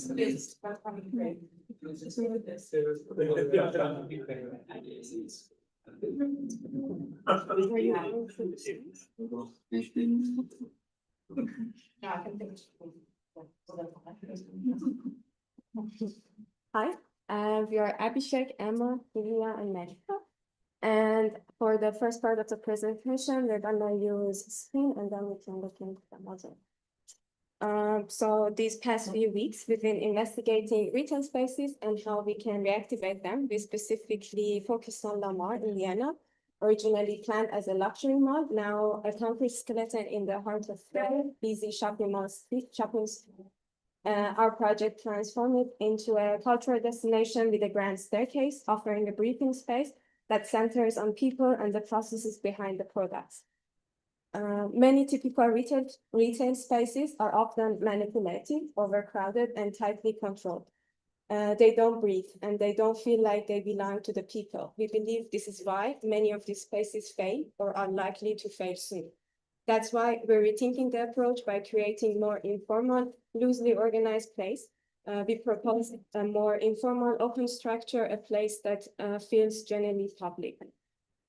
And going to the site plan, the site is located in the heart of Vienna and the end of the Mariahilfstrasse, the city's most prominent shopping street with multiple shops, etc. Right next to the museum quartier, Hofburg, and the first district. And a look into the history of the place. The building was originally constructed in the late 19th century as Vienna's first large department store, featuring a 4-story iron staircase. And for over 50 years, it operated as a furniture store, still remembered and cherished by many in Vienna.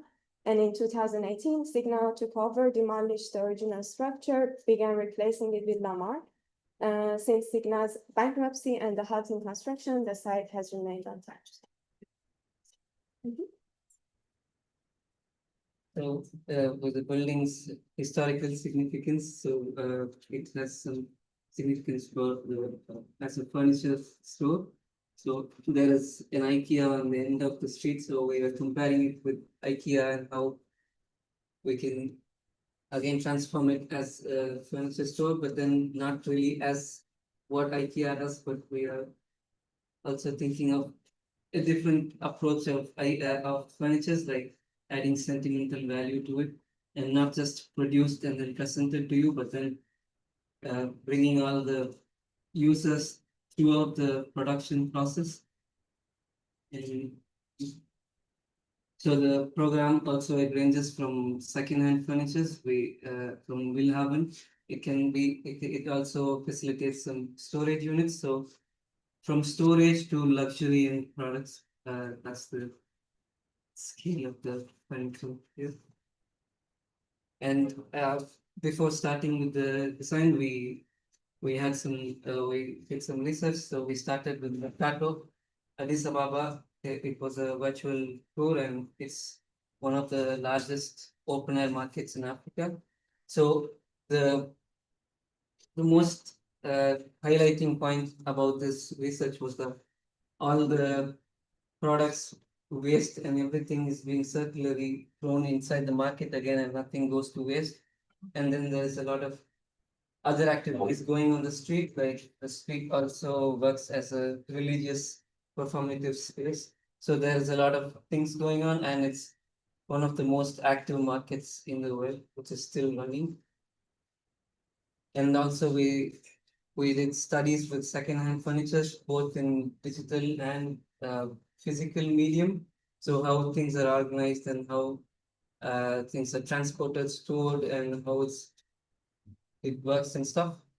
And then we also made studies with staircases. So especially with grand staircases, we had a question like what makes the staircase grand.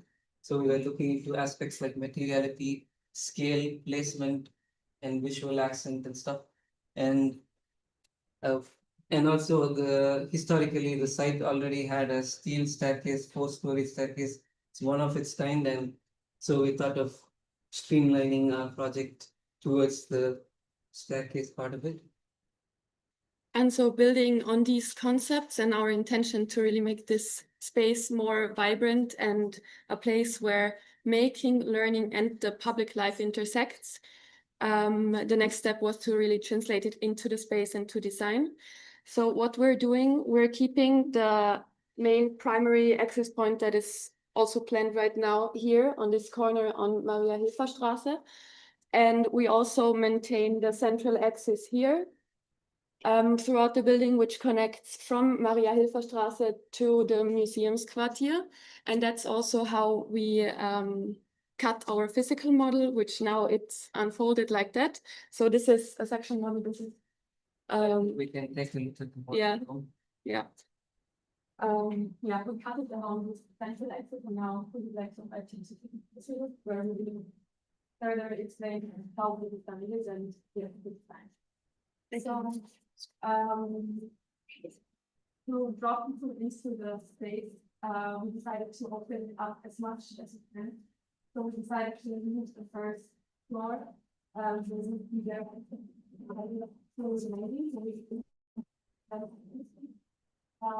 And also the tunnels on the top hand, they are inspired by the flow of the staircase. And moving through the space with different rhythms, the staircase breaks down this massive scale of the building and adds more human scale and intimate spaces.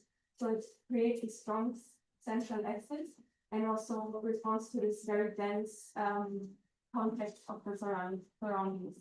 And overall, the staircase doesn't work as a continuation of the consumer pressure in Maria-Hilfer-Straße, the public space where people can linger, observe, but also actively participate in, for example, producing furniture. And so the staircase is not just vertical circulation, but really an invitation to participate in different activities or just passively observe. And overall, the staircase is divided into 4 different segments. So each serving various functions and activities for many user groups. So the first slide, or the first part is this one, which reaches the first floor, includes a playground area for children, as well as areas with board games and activities for seniors. Then the second slide, which is here, which now is cut by the section. It's a more relaxed area with additional seating and market stalls, as well as exhibition spaces. The third one, which is in the back here, includes spaces for movement and exercise, while the fourth one, which is this one, includes a stage to host different performances. And then the last slide, the top one, there people can enjoy a view to the Hofburg and the Museumsquartier. And the staircase overall and all the different segments includes urban elements like benches, greenery, signage, waste bins, market stalls for food and drinks. And what is also important to us is that we have these small stage-like furniture pieces as a space to exhibit the newly produced furniture pieces. And in addition to this main circulation, we also have 2 floors in the building that are shown in the plans, which include 1 elevator for visitors, 1 for workers, and then a staircase. And also with the research about the staircases, we found that when people walk up the stair, they usually look down. And when they walk down the stair, they usually look straight up. So we treated all the surfaces on how human psychology works. So when you walk, there is a lot of vibrant colors and textures on the floor. We make it more engaging because it's a whole raw concrete structure, and we want to add something and we want it to make sense. So we have some textures and everything going on the ground. And when getting down, the bottom surface of the stair is reflective and it's a mirror, so they can not that reflective here. If- I get it. Oh, That's very really nice. So it reflects the floor and you can use to see yourself there. So when you're walking up, you look up here. When you're walking up, you usually look at your own eye level and you see the statues on the slope. But then when you're walking down, you look further down, don't you? No, you usually look up. And you fall over. But we are so used to statues, so I disagree, but it doesn't matter. And what happens here? Yeah, and then. Oh, sorry, please. Yeah. Sorry. And then having a look at the interior facade that round off around the staircase and programs. So the staircase, as the staircase arises through the central wall of the building, it transfers the surrounding space into both a stage and an enclosure, highlights the staircase itself while offering framed glimpse into diverse and interconnected environments. The interior facade displays and partitions are made of soft temporary materials that leave no marks, unlike concrete. And they can be translucent curtain and layered mesh, adding flexibility and letting the light going through the building. Key feature of the building is the openness of its processes. Every stage, making, repairing, and showcasing remains visible from the circulation room, allowing visitors to passively observe or actively engage. Upon entering the building, visitors arrive in an open ground floor market area where creators can present and sell their own work. From there, journey follows upward to the workshops connected with showrooms and DIY spaces. These spaces are either displaying finished products or incorporate them into areas like cafe or open air space. So the full cycle of furniture production is supported throughout the building with workshops for furniture making and restoration, including wood workshop, finishing, metal workshop, and repairing station, and then DIY maker spaces with tool rental and resources for participants to borrow and to repair their own furniture. Material drop-off zones, when the public can bring their own materials which they don't need anymore and donate it to the space. Exhibition and showrooms area, education space, pop-up markets, and as retail spaces here defined by display, so it's a showcase that wants to grab your attention to show something that's important that needs to be noticed. And our aim was with the notion of the focus on the product to the process, to highlight the significance of it to the viewer and invite them to participate in it, to give them a choice to become not just a visitor, but to explore their authenticity by creating their own things. And also, we think that it's quite important in the context of Vienna, because Vienna is quite a high rented culture, and therefore a lot of people move, and the movement of the furniture is quite a lot. And so there is a need to redistribute it, reuse, and change it. And so with our proposal, we give you a chance to solve this issue. And as we want our building to be grounded in context, we took a grid of existing facades and transformed it into, brought it to the facade that we are proposing, but with the notion of display in mind. As the translucent material gives experience a certain mystery, where you can kind of see what the processes are behind it, but you can't fully unravel it. And only when you go inside the building, you the secret Spanish shop materials really go into. And so also we want to bring the memory of the territory into the project. And therefore, this part of the facade is moved to the marine. That's the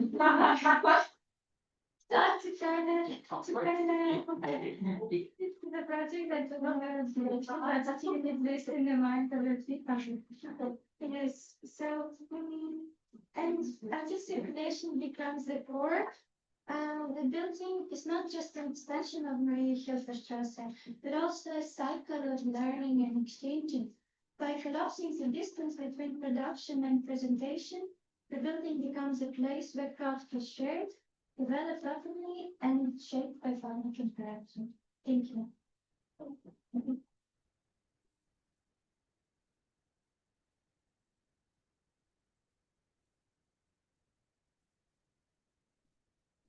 French production happens on the floors and on the ramps as well, or only on the floors?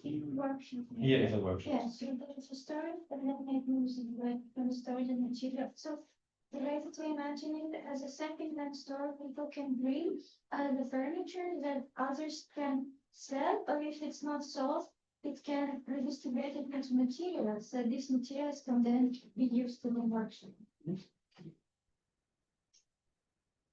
Yeah, so, but it's not on the ramps, it's really good to have like a workshop. So, Display. yeah, it's display of the things that are done. If you can do that, do nice children workshops, but the staircase is mostly for the public space, yeah, pictures. Yeah, and in the sense with what we learned from the museums frontier is this kind of exhibition in the sense exhibition of the process of the things that people do and the in the sense of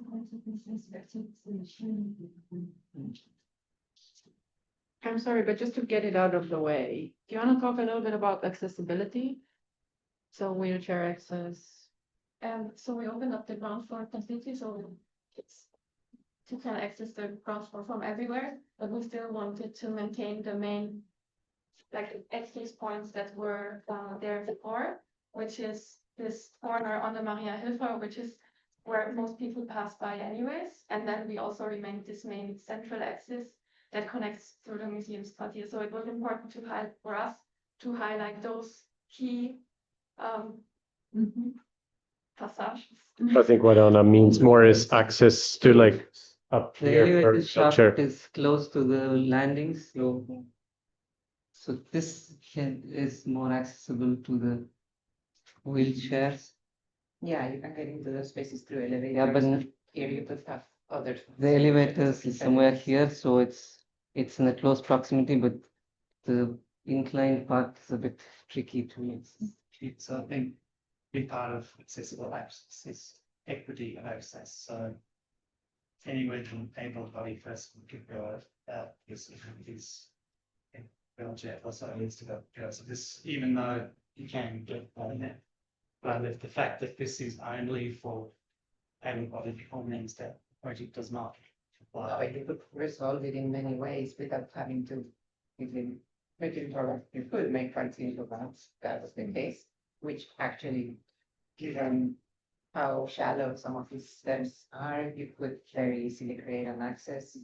And you can also have the staircase platforms as well. I don't know. I don't see that a major problem. No, but it can be a design driver, I think. Yeah. Europe can be rough that way. In the US, this will never fly. I feel you don't necessarily have to say that wheelchair access has to be everywhere where, able people bodies can go, but able-bodied people, sorry.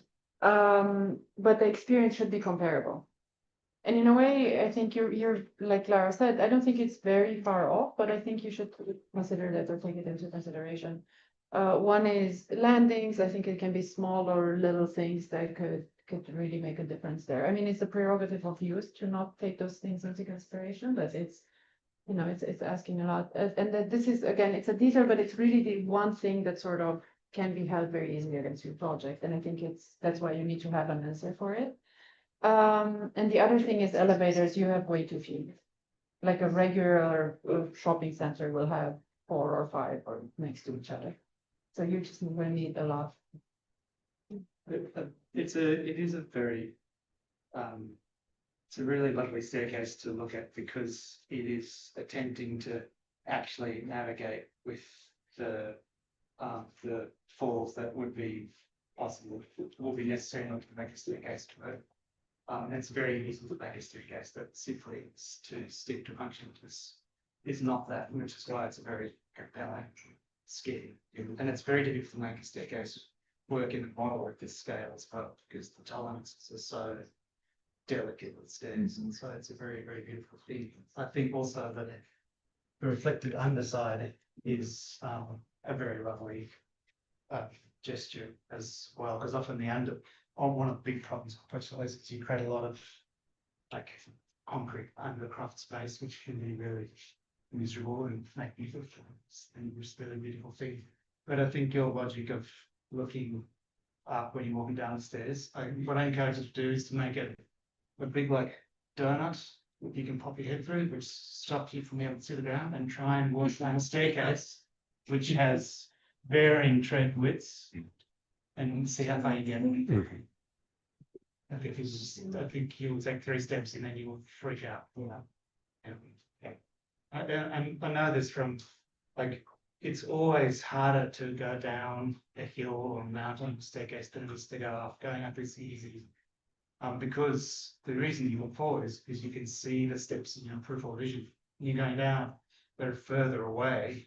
And so it's harder to judge that. So when you're going down, do this or but if you don't believe me, go and make yourself collar, see how far you get. But that's I don't think you need to rely on that argument. I think you just that logic doesn't have to apply in order for the ceiling to be a beautiful thing. Or people to see it in some very beautiful. Doesn't the fact that that logic is wrong doesn't damage the project. Just don't lie. It's really beautiful to look up at something. There's that market in Barcelona, if reflected ceilings. It's a very simple market. It's reflected. It's really beautiful. Maybe one question for the 4 of you. What are you not happy with? It's not true.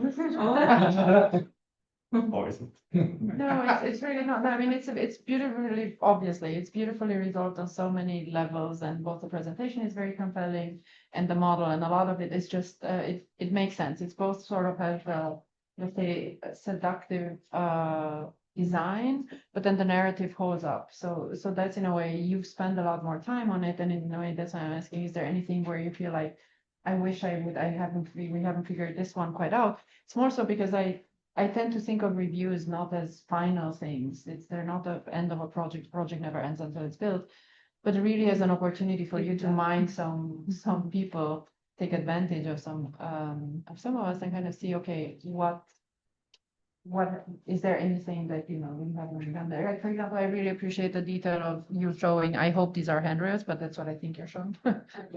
Which of course a stair of this width would have, and not that it matters to have handrail at this scale, but to kind of understand the mechanics there. The way the underside is, but also just the way you model those, the continuity and the structure. It's the level of detail is there. I really appreciate the way you took out the second slab and you really kept those things floating. And again, there's a thoroughness here that's really beautiful to witness and nice to be made part of. So the question in that sense is very sincere and kind of more so, is there anything where you're like, The handrails. Yep, sorry. I think the previous discussions really highlighted that who it can be governed by as a control point, because obviously the new developers, they want to create, the proposal is a lot. There is housing and the market and everything, it's all for money. So what we are proposing is kind of not really all for money. So it's a question, I guess, that we can ask ourselves is how it can be governed. But I guess the answer could be best to govern partially privately, partially as a government, or is a workshop and education can be controlled by the government. You can become a social kind of center, and be able to come and purchase. It could also be some kind of like 19th century arts and crafts guilds organization, because it's very craft oriented. It's some kind of maker space these days. So yeah, that could be interesting to think about. I also find it interesting that this task that you have with the Damar is so unique compared to the others. You're doing an intervention in an unfinished building. So you're not really taking it away, so you're basically completing it. So the question is, you're basically if you want to know, you're improving on the original design or changing it. And in a way, I think it's even more OMA than OMA. Because when the design was presented, I thought it's actually boring. So then it's not yours. So and this is much more exciting. Also because they also had this, they proposed like the public roof terrace, and everyone's discussing it, and it's really public. Probably not even because still there was this urban contract that sort of the owner, the ex-owner, since he's signing that the roof terrace will be public, but you're sort of making the whole thing. Well, it's public 100%, but that is really like a huge public gesture, which is more cocktail on a rooftop where maybe you can stand or maybe not. It's much more inviting, I would say. I really want to commend you also on, well, one, showing people, always nice. No, I mean, some other schemes have people too, but I feel the use of furniture and of using furniture as a way to showcase how space can be used is very important. Because otherwise, right, like sometimes we see projects where it's like anything can happen, but you're actually showing yes, many things can happen. We understand there's flexibility in that repetition of staircase, of course, but you're showing actually this could happen and then this and then this. So you know, it's so important also in plans and places like that to show furniture as a way to show scale and to show use. You guys are really animating the project. It's a lot of work. I agree with all that, and I think that the one thing I'm wondering about is acoustics in this giant spiral, you know, with all the different programs that you have defined, and then you have mirror ceilings, which actually reflect sound even more. Maybe you need a lot of cushion, like soft furniture, but yeah, I just wonder if you thought about that as an aspect that could be problematic in some sense. That would be something we would need to improve. Okay. Carpet. Okay, maybe that's the homework. Can be engineered. Yeah, that's true, that's true. Also, because you mentioned it's concrete, right, as a structure. So that's the other thing I wanted to ask you about, because the stair is, you designed the stair, right? I wonder about that choice, because it's all about craft and making, and you could do a timber stair, actually. It'd be way more sustainable, and it could potentially be something that people can add ornaments to, or that could become part of almost like a collective project that people, I mean, there needs to be a structural integrity first, right? But afterwards, maybe the railing can gets changed or added over time or things like that. It becomes almost like a giant piece of furniture itself. Because actually one thing that architects can also do, they can play with the scale of furniture, right? So yeah, that would probably maybe just the size is a bit too big, but I think it could be a reinforced structure. Actually. Yeah. Sounds insane, but they stand like a nice in the main. They cannot understand how they stand, but I think previous and the whole arts and crafts in the argument be spectacular also if you move a cut into a concrete building. Yeah. And everything on material that's I think in terms of acoustics, your interior facade, the way you described it, would be probably quite good. Yeah. Because you said it's like textile and soft-ish. Could be a little bit more precise what exactly it is, but like, I think we can all imagine something. I always want to put the two things together to really see the interior space. You notice that I mean, I'm so impressed at every level, like it's like things in there. Yeah. And this one felt that it is like was go into the into the steps. I mean, I think it shows a level of control in the design of something complex that I am incredibly impressed by, because it's, as someone already mentioned, to build it as a model, it's already in itself quite complicated, and you have some parts that are out of the curve also, that then you need build a piece that fit perfectly. And I know one can like digitally build this, but then to already make that translation, I think it shows a degree of control and attention that is really, really incredible, as well as like the ability to think through or like to do a grand gesture, which I'm always a bit skeptical of, but actually being able to break it down, like to show in that diagram, understanding like, well, different programs and activities, and that shows also through the design that it could be a whole homogeneous experience, that it could become redundant, that case, but then also to think through each one of these settings that just Yeah, it's just. never end. Like you keep looking inside and there's yet another one, and like, I mean, there is so much that was imagined on this mammoth of a building that was very difficult and challenging to. No one knows what to do with it actually. So I think that is really, it's really incredible. And you go to the whole other side and there is like a complete workshop, pantry, and you have really put an insane amount of thoughts into. Yeah, also it's a model which almost needs no presentation. Yeah. So you understand everything you said, you basically understand if you look at the model, and it's not just in German you say Fleißarbeit. It's not just something because you want to do a lot of work and show that you can do a lot of work, because everything you do in the model communicated some kind of idea. I'm also very interested in It's not like how- a model regular. Oh, sorry. So, yeah. In how this facade then peels and goes into the interior, which I think I was thinking how of maybe the only thing that we don't see, which we don't need to see now, but just as a speculation, I think it's quite nice to think about interior and exterior in this project. And we then speak out, I mean, an obvious reference is the Spanish steps in Rome, like the best used public staircase, or like one of, no, I mean, there's much better used ones across the world, but meaning a go-to example for a staircase that is very used in public space. And I wonder where would you close? And I like the suggestion of that with the facade being also further on the inside of the building, which maybe, I don't know, maybe it could be considered where that limit is, and if the staircase is actually Again, for us, it's closing up here. Yeah. With this layering. But the And ground then floor is open. is open, and then going through and having this kind of as a frame, so you can see through it other things that you want to spend. But then So it there's is the orange open? one. Yes. Like everything is Well, open. yes. So in the middle of the night, you can. Anytime in the day. Or it's fine if you didn't get to resolve those boundaries. I wouldn't really, and it's just.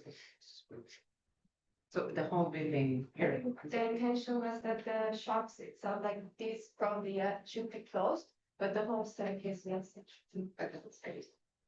That's pretty exciting.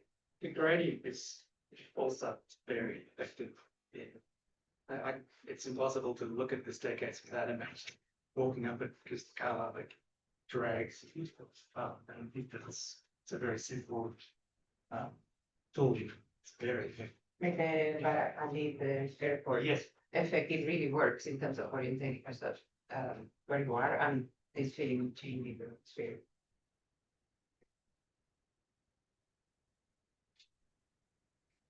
Yeah.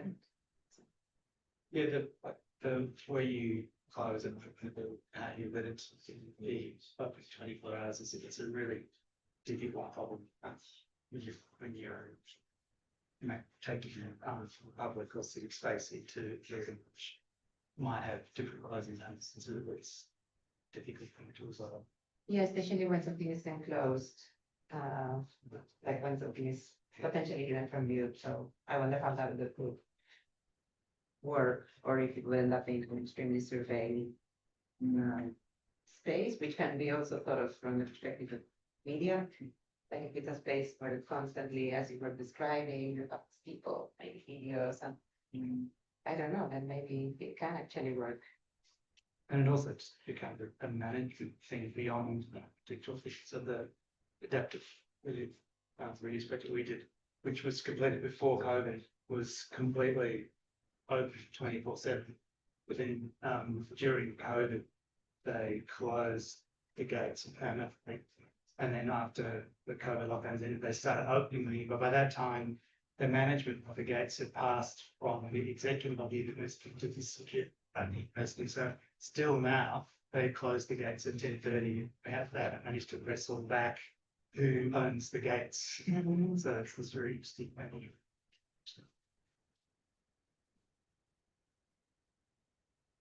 It's remarkable what you put together. I think it's also, we've seen other examples today where like, at least for us having tortured you through this hopeless task of making these huge models, that it's not just, in this case, it's a representation model, so it's finished. And we're observing that, and for that purpose, it works better than any other device we could have. Like, I think almost it's an interesting thought process, like to represent the complexity that this model can show. If you wouldn't have a model like this, how many drawings, renderings, animations, things would you need to be able to do this?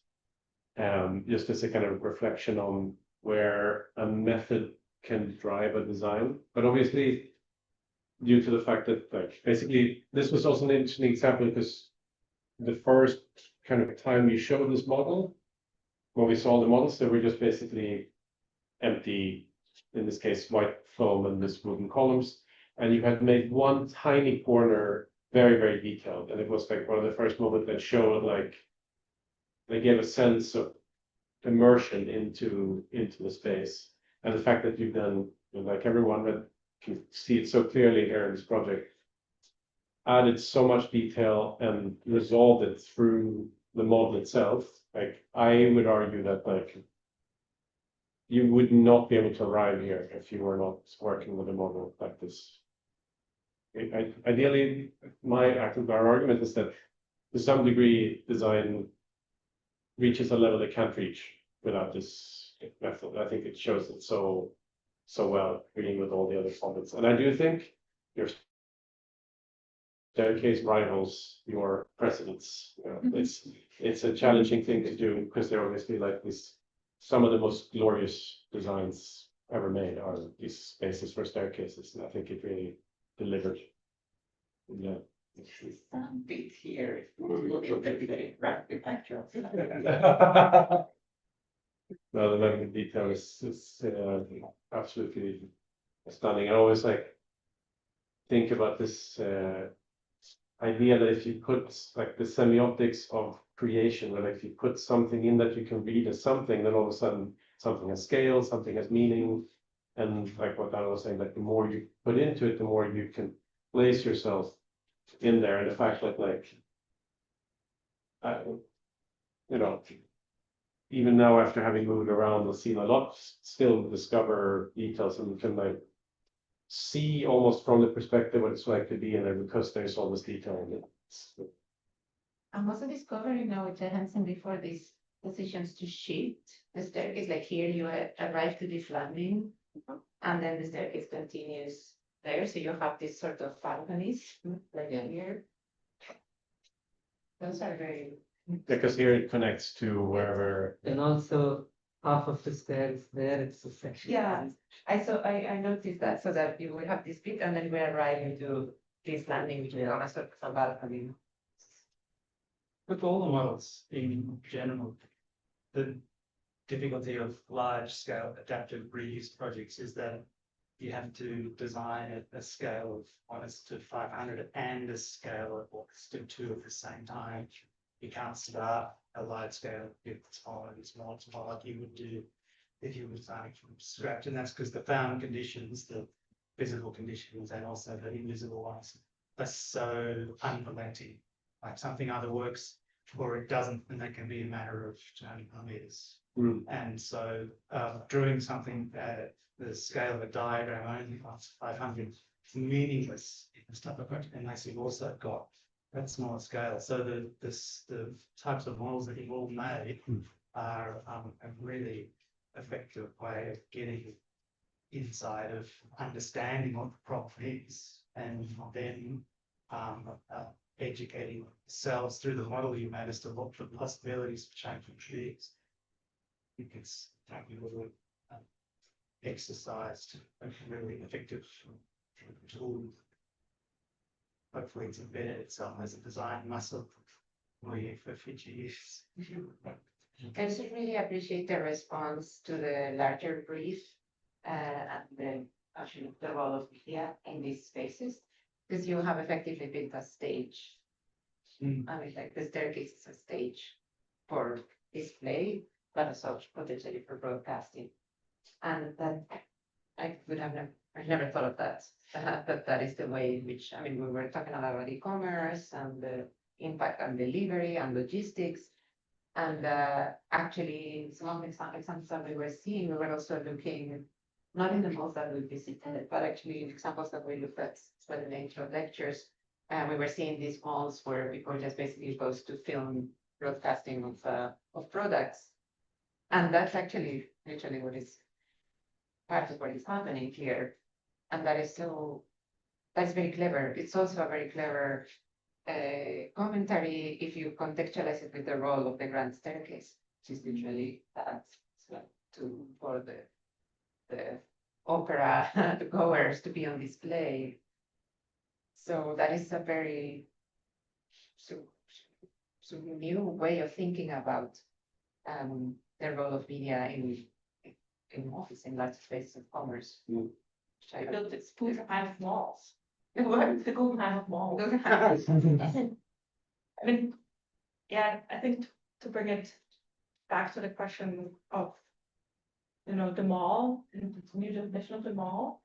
One thing about this, it seems to intentionally slow down time. Because if you think of, I mean, you said Marienstraße has a lot of pressure to consume, which I don't even know if that's so true. It is also a very leisurely space. People walk around, ice cream.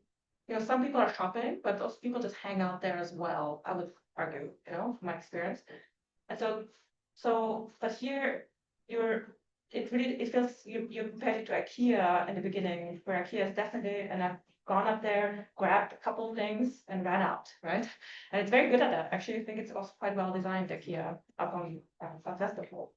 But here, I imagine, this very different experience. You come in here, stop by the sandspit, and you're really, but it also means you're actually asking kind of a lot from people, and they have to spend time there, which not everyone has, right? So you're inviting us, but you also, I think a lot of people, there's a reason why people like convenience and ordering online and don't do that. So it feels like maybe when you think about further, write about it, maybe you are clearly already went to extreme specificity here with the detailing, but sort of, the programming of it and how to, in a way, it feels like these days it's not enough to just put this kind of space there, right? Like you have to really be very, very intentional about programming it and inviting people to spend that time there. But I think overall, in terms of rethinking the mall, it's stating at the mall. What works about the mall is that quality of hanging out. It's climate controlled, right? Like it's gonna extend something. It offers safety. So if you're saying it's on 24 hours, there's maybe it's medium, maybe it's surveyed, but maybe it's also just a few people who are you need finances for that, but we're stationed there to make sure that things are civil.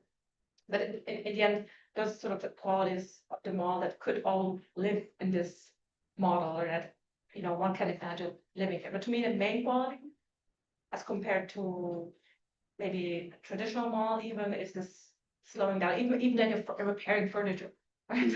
I mean, compared to IKEA, right? The whole idea is that you're throwing it away as soon as you don't need it, and when you move and so on. But here, also in terms of back to accessibility, you need to bring up the furniture somehow, right?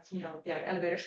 Anyway, but it's sort of the idea of you can spend a whole day here repairing your furniture, learning skills and so on. But it's also, there's something a little bit sentimental about it. There's also reasons why this has gone out of fashion. So I think maybe thinking even further a bit more like how that can really integrate into people's lives, that it makes sense. It would have to be crazy subsidized, because people also, there's IKEA is very, very cheap. At the end, it's the easiest, cheapest solution you need to furnish your student apartment. You go there, so But you think that we haven't, I think the combination with the bubble. I mean, I think that we shouldn't forget the combination with a digital platform. And I understand your point on time and slowness of this is like you turn like IKEA into like a market where you browse the things and you don't know what you're gonna find, which is also not lost. If you turn like IKEA, the Nash market, flea market, and then it has the quality, but and that there is two bits to IKEA, no? One is the one where you're buying napkins and Tupperware and you're just gonna get out of there.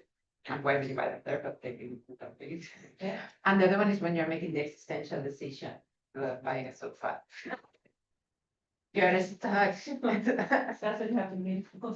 This place kind of ends up sucking, no, for a very long time, often not be able to talk to anybody who could have anything meaningful to say about the piece of furniture. And there is an interesting reflection on furniture, because yes, of course, IKEA is incredible for, yeah, when you're furnishing your student apartment. But even at that level, I think like people cares, like buying furniture is a decision that is not like buying even buying cutlery and plates, no? Like it are things that are gonna stay with you for a very long time. And I think actually it's very nice to think about the way in which you're talking about time with regards to how you design architecture based on the kind of thing we're browsing and the decision that we're making. And it adds sentimental value to the product. Yeah. But sure, the sources are incredible here. But I think it's so interesting to think about a store where you buy your groceries should be different than a store where you're buying your furniture. This is a completely different decision for a very different time frame. And I think that's actually a very nice way to even speak about the project itself as well. That's it's a very different time frame on things and the decision you're making, and therefore the architecture actually reflects that and is not rushing you into that decision by force or so.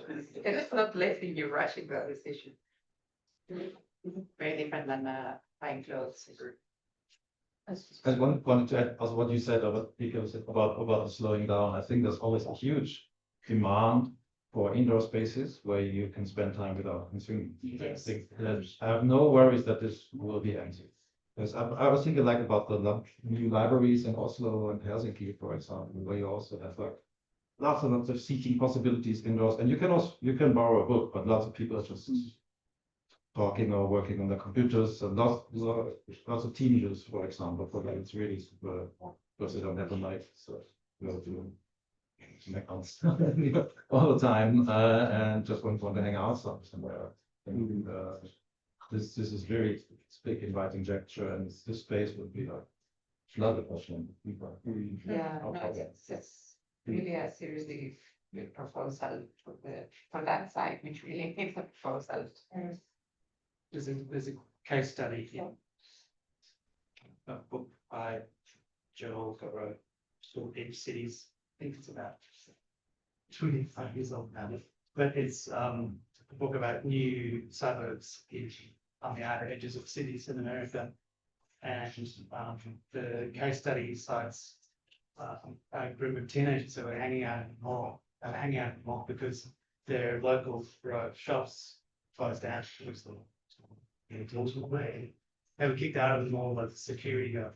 They went maybe just the community got together and took the owner of the mall to court and said, "You closed down the public space of the strip mall, so this is the only place we have to hang out."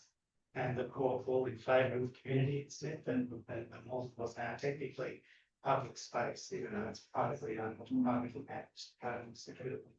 And so this idea of having things that are defined as public space but are privately managed and built for profit is those things can actually work together. It's not public and private, it's crossover, it's everywhere. And these projects are really stepping into that space, which is really nice. It's very refreshing to see projects that work in the complexity of what civic space actually is. Okay, thank you so much, and thank you so much, everyone.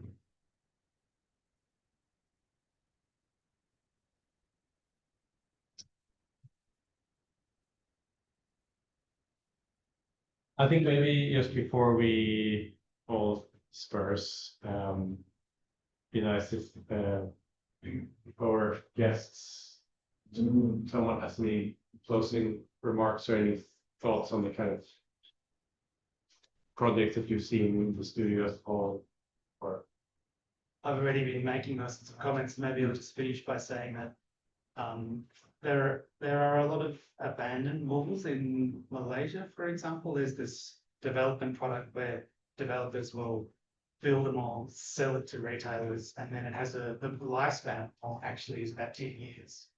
And then they just, it then runs out of its use, and then they develop another one, and all the malls that are left behind are these like ghost spaces that have one or two tenancies in. And a lot of the discussion we've been having here is how do you make a mall work within these difficult constraints of leasing and contracts.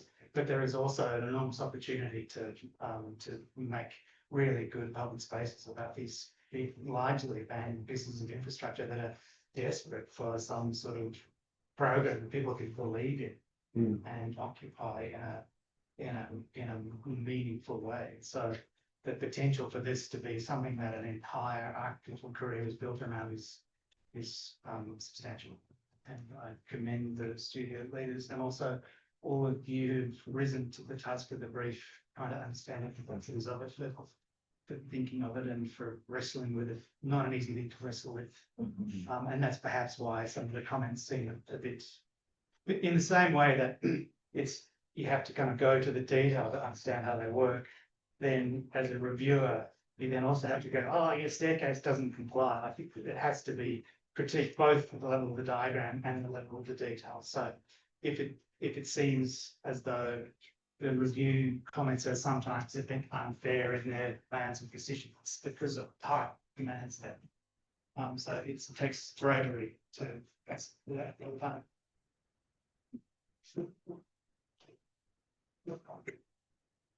Yeah, I guess building up on that, I think the fact that we can even go into such amount of detail and have this set of questions and critiques speaks to the incredible level of detail and resolution of these projects. And it's actually quite unusual to be able to ask such detailed and specific questions. And I also remember as a student, I mean, architecture can be so overwhelming. You figure out so many things, and then people are like, yeah, but what about the structure, about this, what about the detail? So again, these questions being asked is a very, very good thing. So I'll take that as a negative.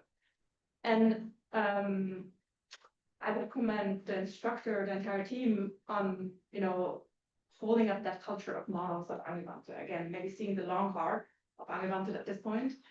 And I mentioned that in the very first project where I felt like that model really challenged so many assumptions and ideas I had about models, but each of them had some elements that was new, and I felt like it was also that combination. It had different level of importance for different projects, and that's also fine. But the way you challenged the students to work with both screens and models and meet, sort of screening the models live and having the hybrid format, I thought was really successful. And I imagine and hope we will iterate on that, and probably learn and debrief and also, probably change this around. But I'm very heartened to see this type of experimentation happening specifically in this school and in this environment.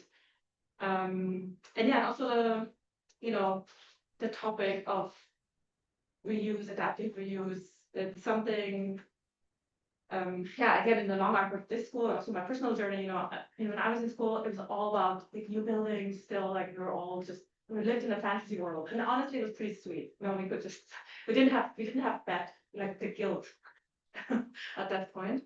And I think right now it's harder and harder, I think, to do something that feels really joyous and positive and optimistic and still meaningful. And I think that studio has crossed this or managed to bridge these two things in a very rare way. I appreciate about the instructors and also the students, and I think that's really special. So thank you. I feel inspired and it's great to be here. Oh, thank you. Now. I just want to say a quick thank you also for this day to make me question my own adherence to early 2000s conceptual diagrams. Maybe not always the right thing. And also I think because I was really curious how this subject of retail can be just like tackled in this environment, any environment, because you can outside in reality for architects and urban planners, it's one of the most difficult things, and no one really has the recipe of how to make it successful, because it's all about economy and economic networks, on speculation. And I think first, the way you approach it, also with the models, I think is really a fitting way of working with this difficult subject of retail. And also, I think this is one of the joys of having like this sort of, let's say, it's a safe space within this school of trying of discussing and developing ideas, which we it's a bit interesting that I think in every discussion was sort of there was this point when some of us asked the question, well, who would do this in reality? Who would be the programmer and who would own this? And this is sort of the interesting interface between this safe space and space out there. But I think it's still important to think about it, but I think it's also really super important to have this safe space and just to go for it and make these things. Because some of these ideas will always go out there in your heads or in our heads. So thank you. And also add something, I think it's a very difficult brief, but a very healthy one, because it's actually in a reality that I don't think, and then point on it. And a difficult brief is always works in your favor, because kids is something to work with. And so within that context, we had 5 projects. This is the first project it was approaching it by looking at the very like pockets of space with very specific views. Another one was looking by stepping outside and sort of adding something almost parallel to it, complementary. Another one had very delicate small scale interventions, another one was blowing things up, and one was a grand gesture. And in a way, I'm just looking out to very different strategies, very different approaches, all with the same sort of, in many ways, premise. But really, you're learning most from each other. And I think that's very important, and in a way, I think you really paying attention to each other's work, and of course, there's teamwork, you're already doing that, but also to the different, what someone succeeded in doing, what someone didn't succeed in doing, because there's any single project in this world, different projects could be put up on the table, and we still have an hour-long decision on. No, architecture never finishes, and there's always something to be said. So I'm a strong believer in, for me, architecture without physical models does not exist. So for me, it's not a question. It's not an argument. I think no, nothing against that, but in a way, it needs to. So it makes me always happy to see that, to document your projects. I know you're tired, you're exhausted, but they will go in your portfolio, and you're just going to be left with portfolios, whether you take them in the sun. By the way, very beautiful examples here that I speak of how to take. I always say take 1,000 photos of them, and you will discover the space in basically. I got this maybe. And yeah, I think it's mostly. I think I have one question, or one solid question is instead of that. Yeah, but two. What's with all the ping pong balls on the and but the other one is just the digital, the actual project related one is the role of the digital extent. And one, presentation wise, does it help? Does it work? Or how do we mediate things? Do we look just at the physical? Do we look at the icon which looks at the physical? Do we look at the screen which shows But also, what else does the digital enable us to use the models in different ways and visualize it in your room? What is the role of the digital? Of course, programmatically, but even more so in this mediation. I think the physical and the digital can coexist very, very beautifully. This sort of it started, I think I just took for granted of the first project because we were screens and things, and it was great. I thought it was part of the long so that's the thing to progress to but in a way, yeah, I think that's an interesting sort of curveball that I find quite fascinating on this. But amazing work, very important with us, and yeah. And thank you for that. Maria and Martin, thanks so much. I'm thoroughly impressed and just so happy and inspired in so many ways. The way of dealing with design, the way of dealing with the questions, with media, mediation, and how do we deal with that in architecture. And sometimes in the studio, we will be literally dealing with headsets and these things that people is what they think it means, or the only thing they think it means.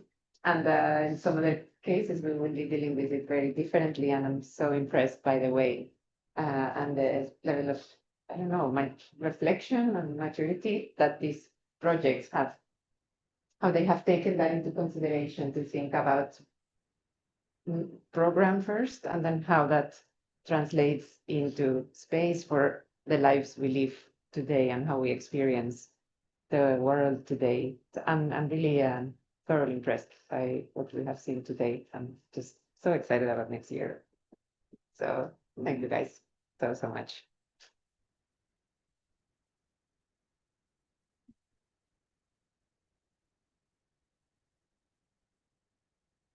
And thank you so much for being here the whole day. So grateful that you took the time and shared your thoughts. Yeah. Maybe just before we break, because we will not be gathered like this, not always happens, just some practical things.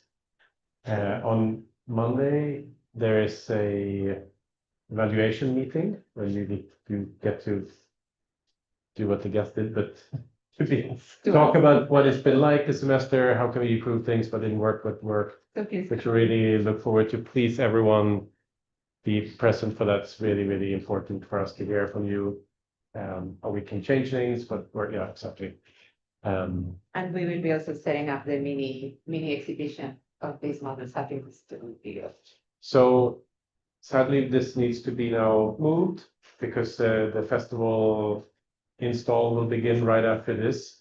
I would just suggest, you might not have the cameras, whatever, but just the conditions are different here before you move them, echoing what Juana said. Take some pictures, apart from the ones that you already submitted that were fantastic, but just, you might have finished a few other bits and bobs, so just take a few photographs of them. And I know many of them are very fragile, just try to move them up in a way that they don't get damaged. With the same care that you move them in. Yeah. And the studio, obviously, the front part of the studio, which is for very good reason, kind of a bit of a mess. It needs to become the diploma exhibition now, basically. So also encourage everyone to just a little bit of extra energy to begin the process of clearing everything up there for that to be ready. And Sarah, do you have anything else to add while everyone is here? Yeah, it's helpful. I'm hoping we have some medicine information. Yeah. Thanks so much, everyone, again. Thank you.